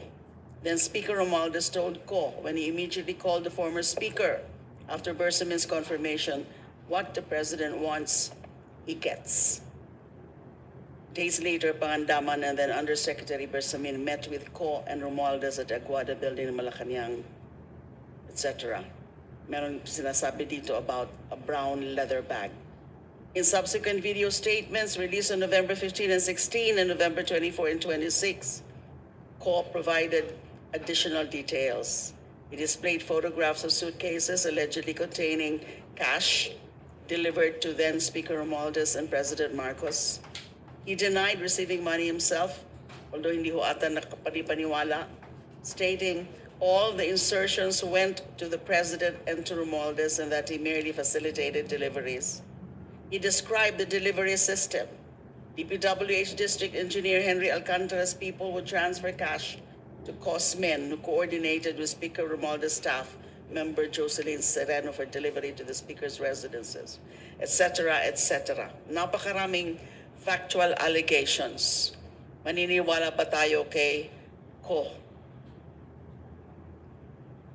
Kailangan po niyang bumalik dito para i-affirm niya under oath itong mga allegations. And we cannot simply dismiss them, set them aside, simply because he's now a fugitive from justice.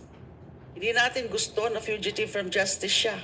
Kailangan harapin niya yung mga pananagutan din niya bilang Appropriations Committee Chair and i-affirm under oath yung mga sinasabi niya. In addition to the 100 billion in insertions, ang isa po sa mga allegations, PBBM directed the insertion of another 50 billion. On December 2, 2024, 200 million was allegedly delivered, allegation lang po ito, was delivered to the PBBM's Forbes House. On December 5, 2024, another 800 million was delivered to the same house. Yusek Jose Cadiz delivered these sums to PBBM's house. That's an allegation. Another 8 billion in cash was delivered by DPWH Yusek Roberto Bernardo to PBBM through Yusek Olaivar and Adrian Bersamin. These allegations by themselves are enough to establish the gravity of the charge so as to constitute the impeachable offense of betrayal of public trust and, of course, graft and corruption. When the impeachable official commits graft and corruption, necessarily he betrays public trust. This is the so-called nexus that is required for the Justice Committee to find an impeachment complaint sufficient in substance. Hindi pa po ito evidentiary. Hindi pa ho natin kailangan humarap dito si Saldico ngayon sa hearing na ito. But in subsequent hearings, kapag maging sufficient in substance itong complaint, the second complaint, pag yung ating desisyon by majority vote ito ay sufficient, then we will require him to appear. Kung hindi siya mag-appear, hindi natin papansinin yung mga allegation niya. But right now, there are allegations. Ko, Bernardo, and then yung sa Cabral files. That's my point, Madam Chair. Hindi pa ito ang proceeding para patunayan kung totoo lahat yung mga kagimbal-gimbal na sinabi ng former Finance Appropriations Committee Chair. May tamang panahon para dyan. But hindi natin pwedeng sarado ang mata natin dito sa mga factual allegations. Sufficient factual allegations. The third ground, to me, is the strongest ground among the three grounds. Dahil may mga allegasyon na hindi ko, again, kailangan ko po talagang ulitin, hindi ko pa po sinasabi na naniniwala ako sa mga allegasyon. Pero gusto kong malaman kung totoo.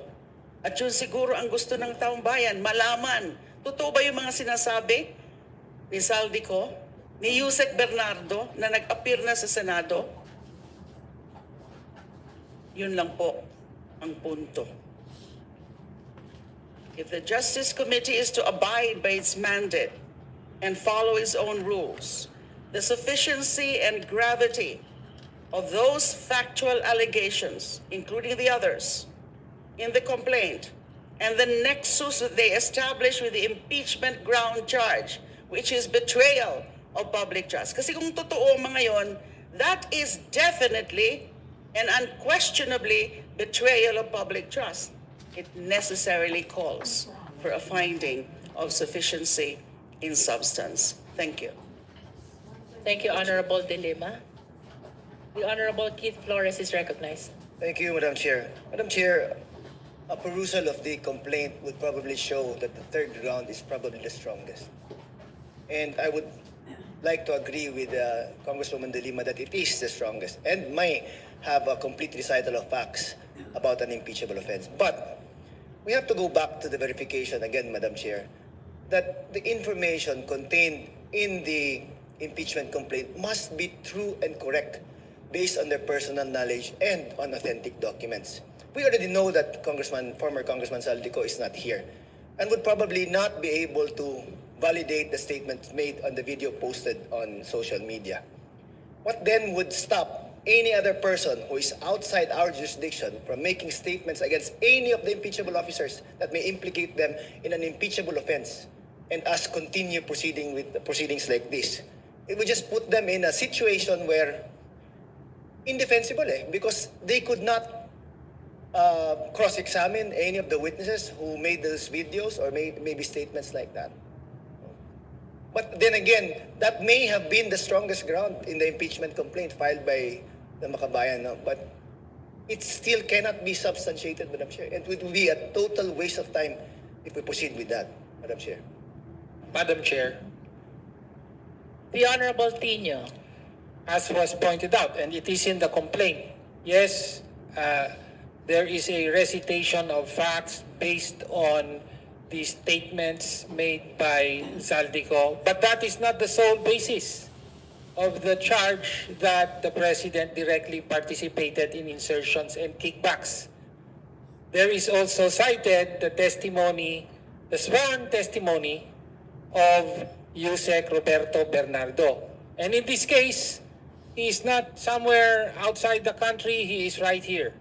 And he has appeared numerous times before the Senate at pwedeng-pwede pong ipatawag dito dahil siya rin, kumbaga, nag-confirm, nag-corroborate ang sinabi ni Zaldico sa sinabi ni Yusek Bernardo.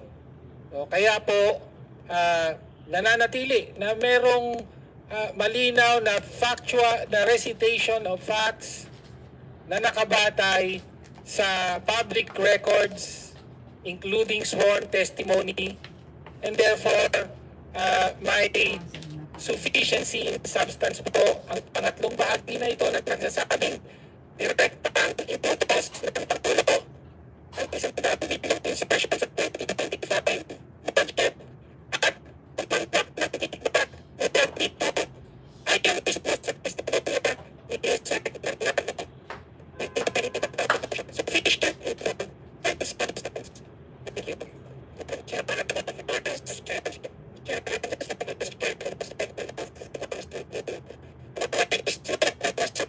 Statements made by Undersecretary Bernardo, but I do not remember any of the statement made by Yusek Bernardo.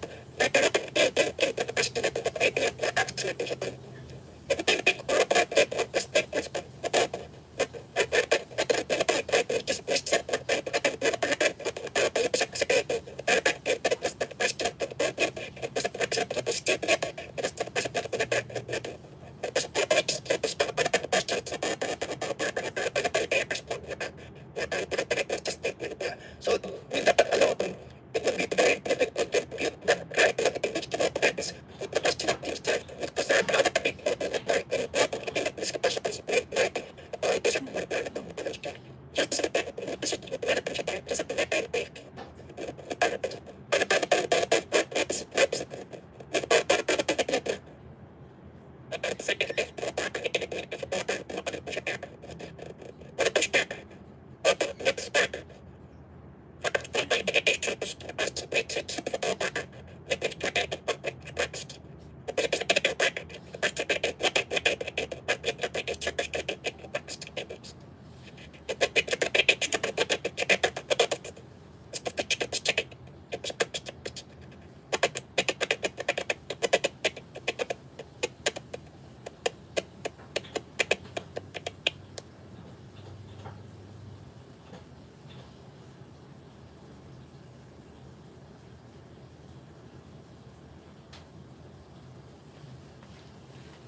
verification of the complaint. the verification requirement states that Napagod yung sound. the allegations therein are true and correct based on personal knowledge and based on authentic records and documents. The basis, the evidentiary basis of presidential involvement, personal, is Saldico confession. Saldico confession was made and published in a social media platform, ostensibly made outside of the Philippines, not based on authentic records.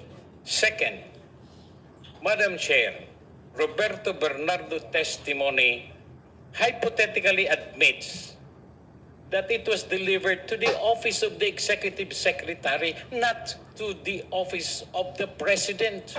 When we claim personal involvement, it's the executive secretary, even if we hypothetically admit that, because Bernardo testified in the Senate.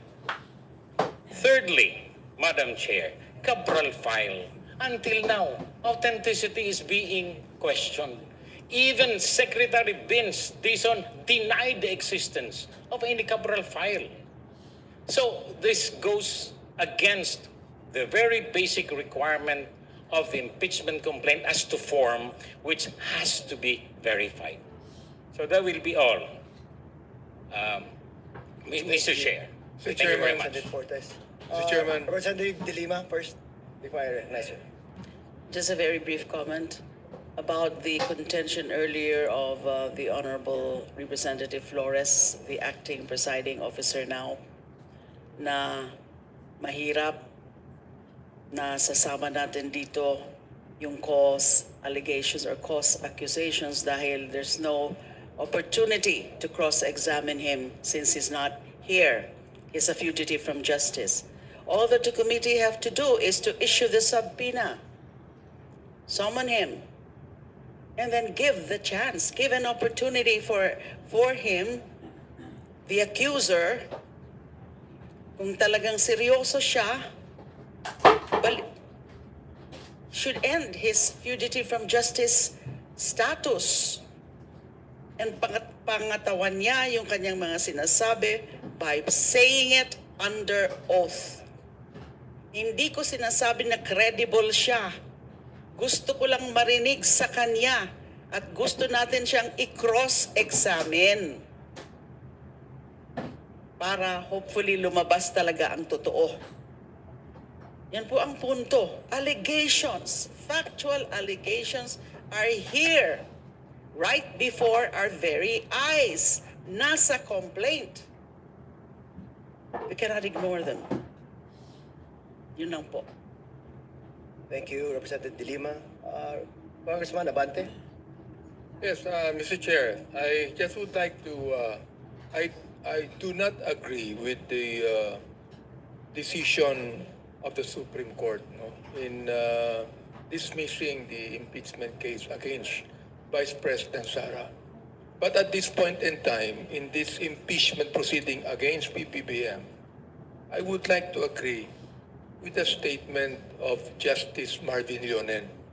And I would like to quote what he said.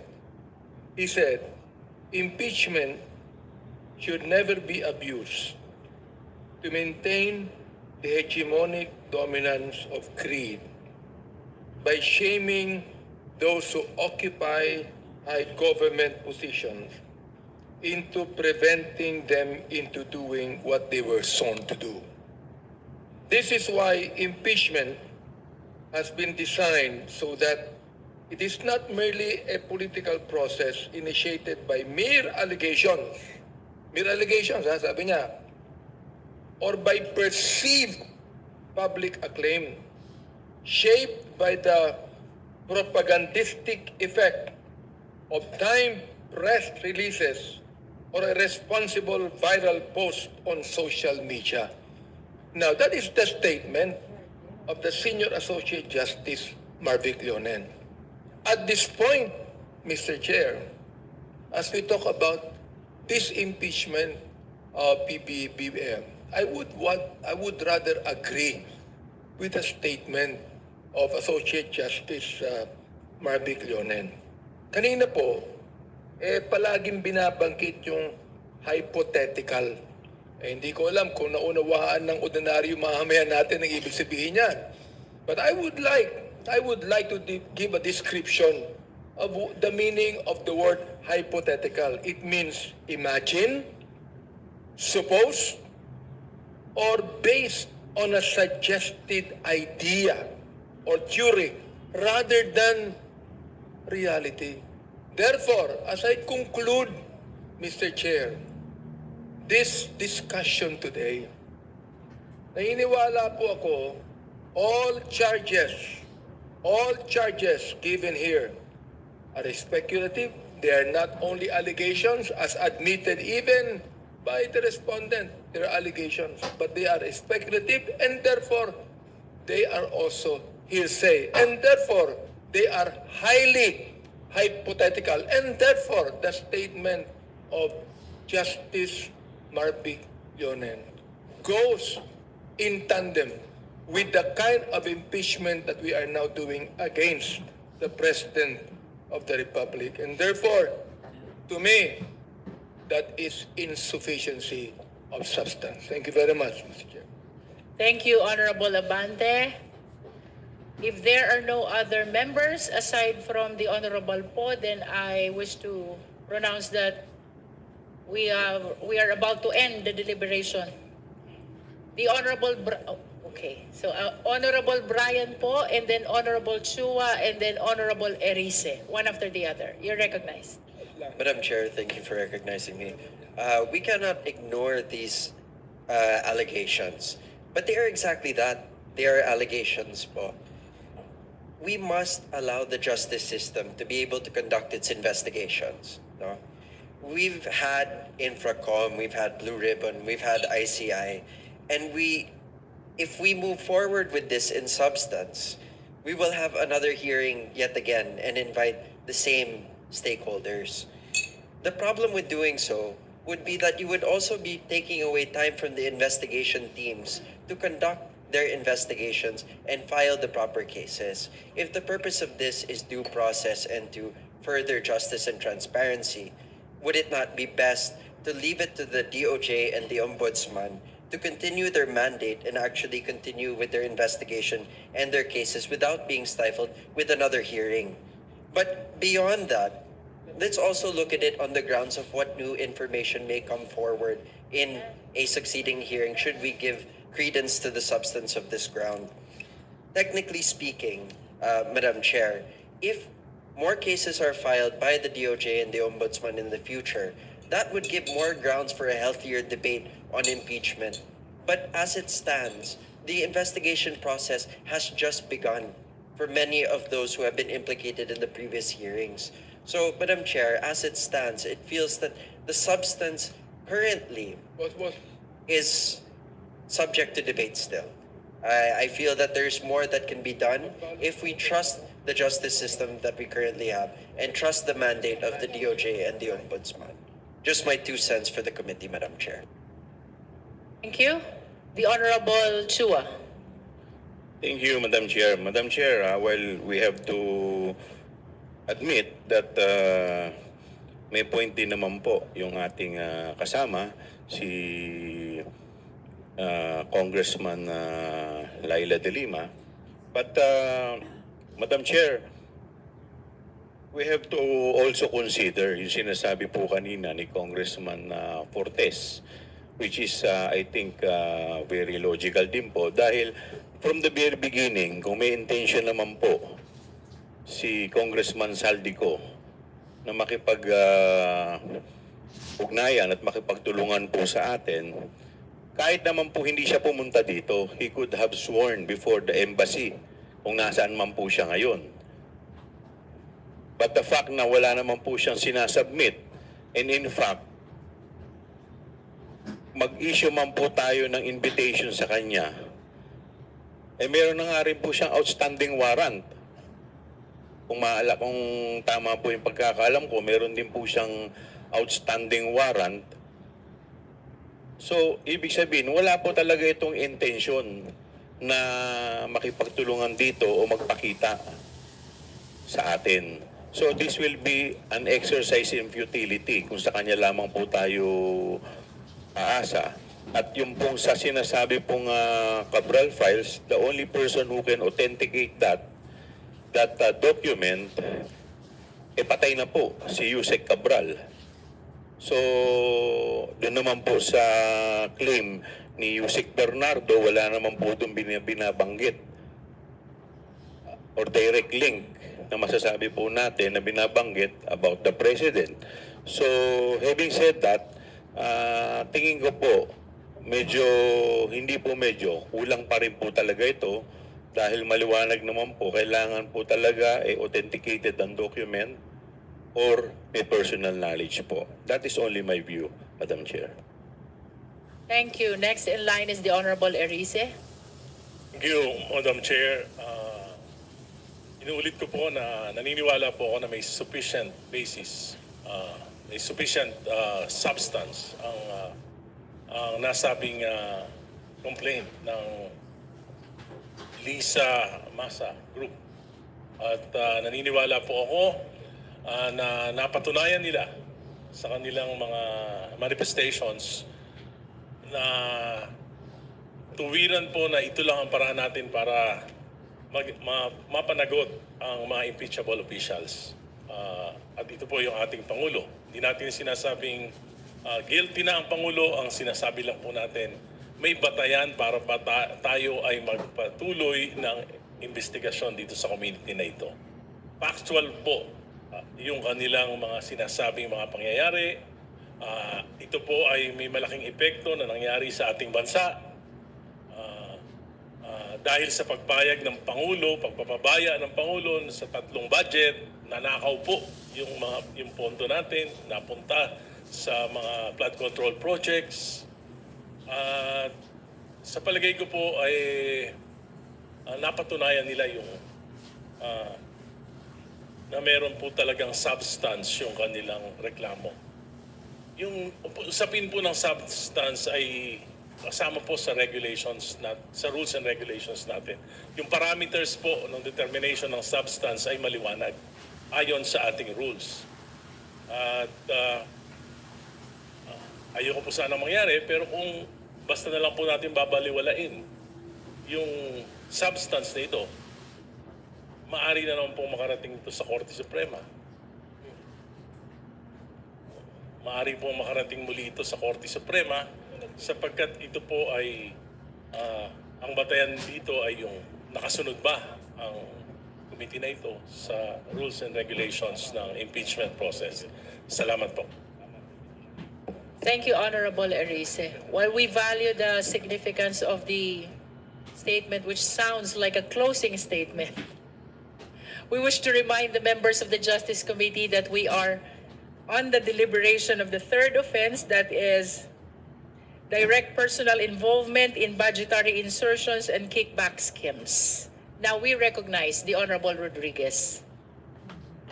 Thank you, Madam Chair. The third act of betrayal of public trust is stated on page 27, which says the important words here are direct personal involvement in budgetary insertions and kickback schemes.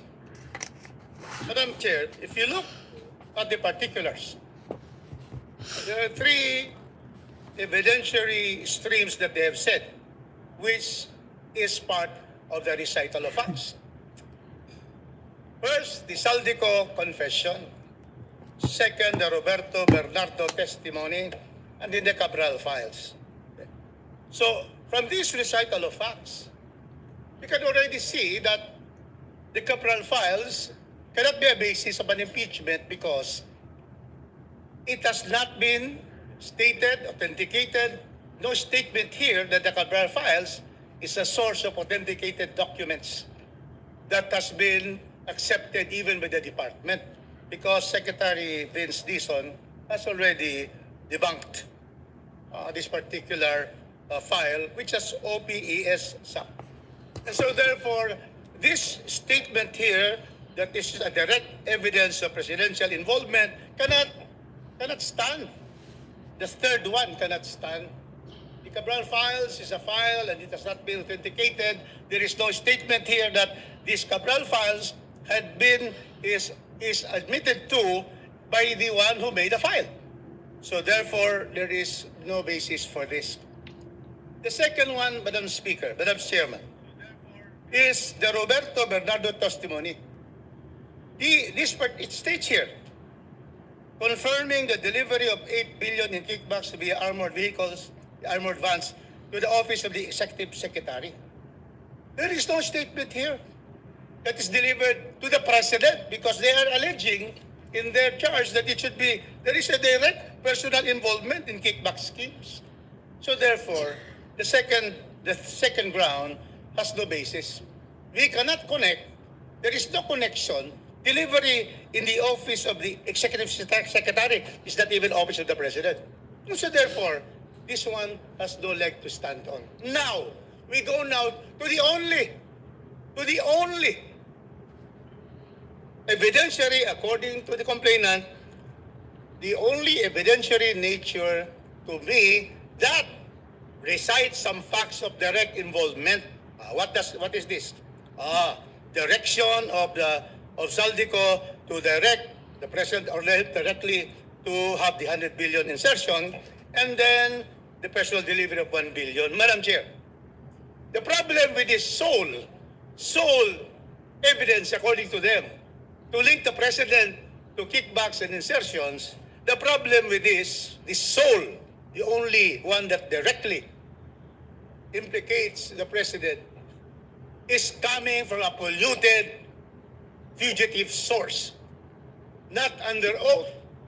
And any document that is not under oath, not before a notary, not before the Philippine Embassy, there can nothing that can spring from any video presentation. There is nothing. It cannot be a source especially of this complaint against the President. Because it is a video statement, not under oath. And the person is extraterritorial. He's not in the territory of the Philippines. So therefore, Madam Chairman, the Saldico confession, the sole evidentiary stream that they stated,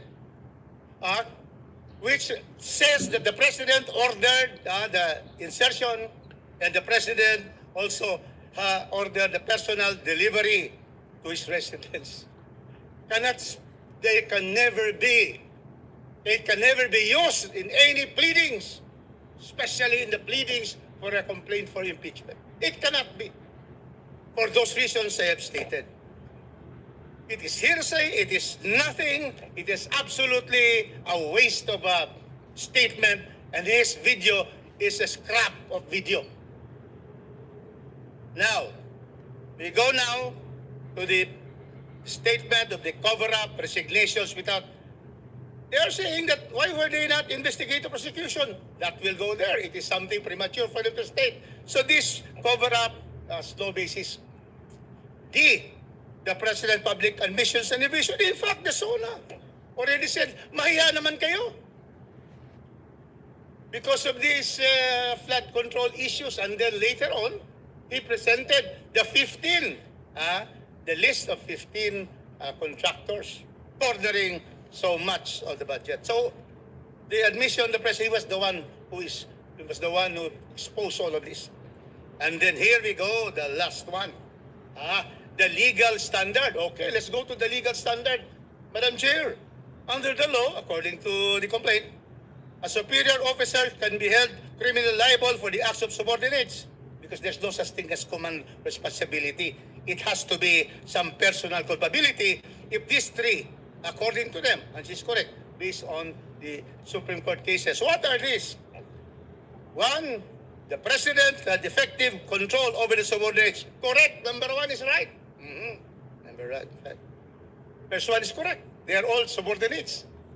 All of these officials, Executive Secretary, Public Works, and so forth. But here, the second one cannot be. There's no statement of fact to support the next one. He knew or should have known the subordinates unlawful acts. What is the statement? That he knew. What is the recital of fact here? That he knew the subordinates unlawful acts. Nothing. And then the conjunction and. In other words, 1, 2, 3 should be and, not or. So therefore, and the third one, he failed. Marcos failed to prevent or punish his act. Where is the statement of facts that he failed to prevent or punish this act, which has nothing to do at all? And so therefore, Madam Chair, the legal standard of command responsibility and personal culpability does not exist for the failure of the two other requirements. Now we have the legal conclusion. Once again, we cannot discuss this because they cannot have a legal conclusion. Therefore, Madam Chairman, clearly, the third charge is likewise insufficient in substance. Thank you, Madam Chair. Thank you, Honorable Rodriguez.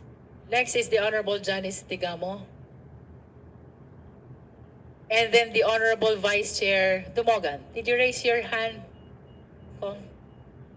Madam Chair, after hearing everyone and going over the MASA grounds, the third ground, I would like to recognize our legal luminaries like Ma'am Laila, Attorney Jokno, but hearing what Kong Rufus also have said, I believe that the third ground was relied so much on media reports, raised corruption concerns.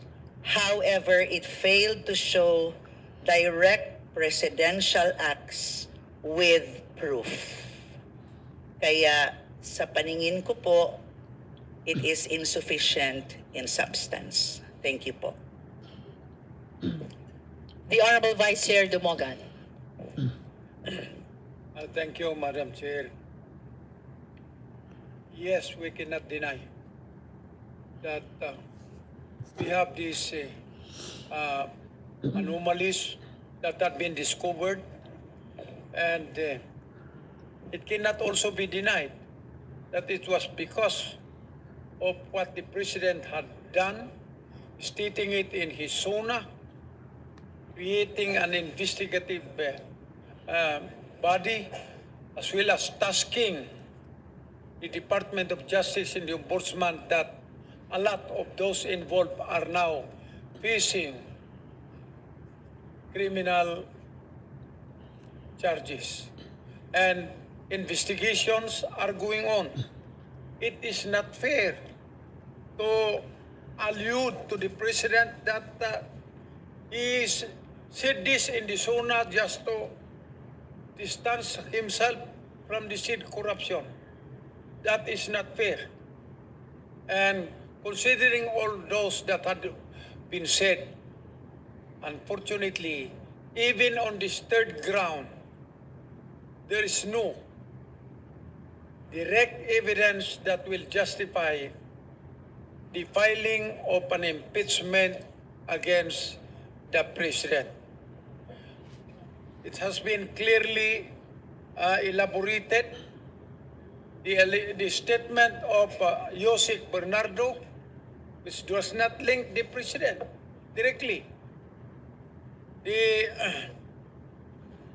confession of Saldico, who is a fugitive from justice, which is not under oath, which is, of course, under our own rules.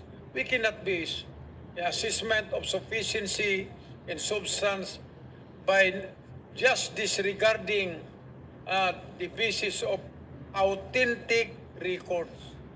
So in its totality, Madam Chair, there is no sufficiency and substance even in on this third ground. Thank you, Vice Chair Dumogan. Are there any other members who wish to make a manifestation? Hearing none. The chair declares our deliberation on the sufficiency in substance of Masa et al. Impeachment complaint terminated. We have come to the point of voting. And for the guidance of all the members, we will be voting first on the De Jesus impeachment complaint. Thereafter, we will be voting on the Masa et al. Impeachment complaint. For the guidance of everyone, let us all be reminded, both have been declared already as sufficient in form. And our voting this afternoon is on the determination of sufficiency in substance.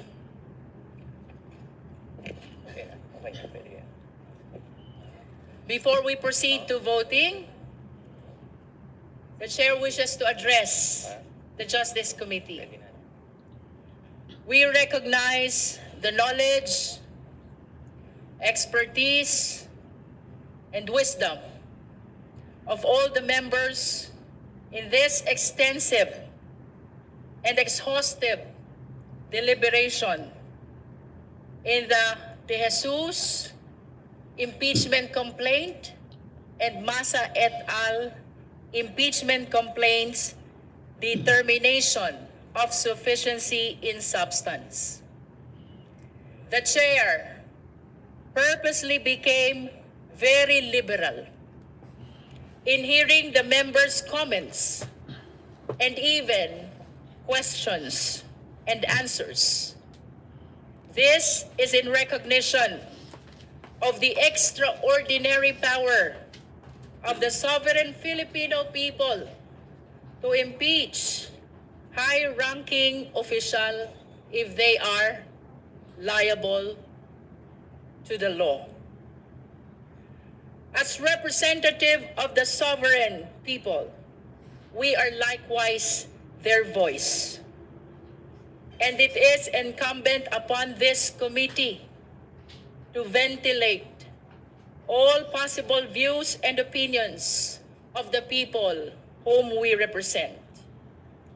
Likewise, the extensive and exhaustive deliberation provided better and wider perspective as we come to the end of our deliberation. Mga kasama, before we vote on the sufficiency in substance of the De Jesus and Masa complaint, the chair would like to remind everyone of the immense weight of the task at hand of this committee. Sa pagtukoy kung may sapat na substance ang mga reklamong ito, laging kinikilala ng komite ang sound discretion ng bawat miyembro. Your vote must be rooted in your individual appreciation of the facts, the allegations, and the annexes attached to the complaints. Although the rules of procedure on impeachment proceedings state that the requirement of substance is met when there is a recital of facts constituting the offense charge and determinative of the jurisdiction of the committee, huwag nating kalilimutan, impeachment is a sui generis proceeding. It is a class of its own.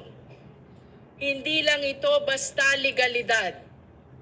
Ito ay usapin ding politikal at moral. Uulitin ko po, ito ay isa sa pinakamakapangyarihang mandato na ibinigay sa atin ng Konstitusyon. The 1987 Constitution has lodged this power in us, the members of Congress, who are duly elected representatives of the Filipino people. It is our duty to determine whether or not the highest officials of the country have committed acts that are so detrimental to the Filipino people that they deserve to be removed from office. Kaya naman, I urge every member of this committee, vote not out of convenience. Vote with your conscience.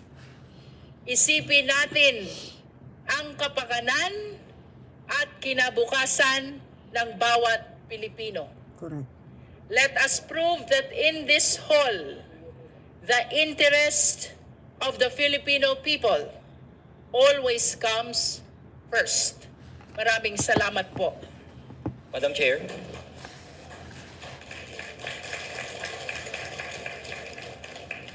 Madam Chair. Madam Chair. The Honorable Nisa is recognized. Before we vote on the De Jesus complaint, I would like to have a manifestation. We recognize the Honorable Nisay for the purpose of his manifestation. Point of order, Madam Chair. What is the point of order of the Honorable I'd like to Abante? add, what is the purpose of the manifestation when he already spoke a lot of things? Let us be reminded that the Honorable Nisay is the endorser of the De Jesus complaint. So I do realize that, Madam Chair. the committee would like to accord. I just would like to ask, what is the purpose of this manifestation? Would you like to answer the question of the Honorable Abante? To explain the arguments and the Madam closing Chair, that has statement. been so The closing explained. statement. Perhaps, Honorable Nisay, you just make a quick closing statement in support of the sufficiency in substance of De Jesus complaint. Thank you, Madam Chair. You may proceed. Madam Chair, we respectfully reiterate, hindi pa po ito trial on the truth. Ulitin ko po ang relevant portion, Section 5 ng Rule 3 ng ating House Rules. The requirement of substance is met if there is a recital of facts constituting the offense charge and determinative of the jurisdiction of the committee. Ang proceedings natin ngayon ay masasabing nasa pleading level pa lamang. At ito ay dapat tumatalakay muna kung ang complaint ay may recital of ultimate facts at ang ultimate facts na ito ay maaaring mga acts, omissions at inactions na may kasamang konteksto na kung i-assume natin na totoo sa ngayon ay magkukonstitute talaga ng impeachable offenses. Keeping in mind that standard, I am respectfully submitting ng mga narinig kong manifestations ng dahilan ng substance insufficiency kahapon para rito sa De Jesus complaint ay mainly nagre-revolve na sa appreciation of evidence at ultimate truthfulness ng mga aligasyon. With all due respect, hindi pa po ito ang panahon ng pagdilitis. Paulit-ulit ang ating Honorable Chair kahapon, ito ay preliminary stage pa lamang. Hindi lang din ako ang taong dapat sumagot dito. May complainant na nakapirma at nag-verify ng complaint na hindi pa naman naiimbitahan sa mga initial na pagdinig na ito. At this stage, the question is narrower. May facts alleged ba? May context ba? At may clear nexus ba to an impeachable ground? Sa unang argument o offense, Madam Chair and honorable members of the committee, sufficiency in substance that not require na may existing criminal charge already filed against the respondent, nor that the pleading uses the perfect criminal law label of kidnapping. Gaya ng mga tanong na ibinabato sa akin kahapon, ang recital of facts sa complaint na ito ay ang inaksyon ng presidente at hindi ng kung anong executive orders mula sa presidente. Maliwanag, Madam Chair, for this offense, the complainant narrates inaction kaya clearly may recital of ultimate facts. Hindi lang ito conclusions. Dagdag pa, these pleaded facts are attributable to the impeachable officer dahil nabanggit ko may mga command responsibility ang ating Pangulo over through PNP. At assuming that this pleaded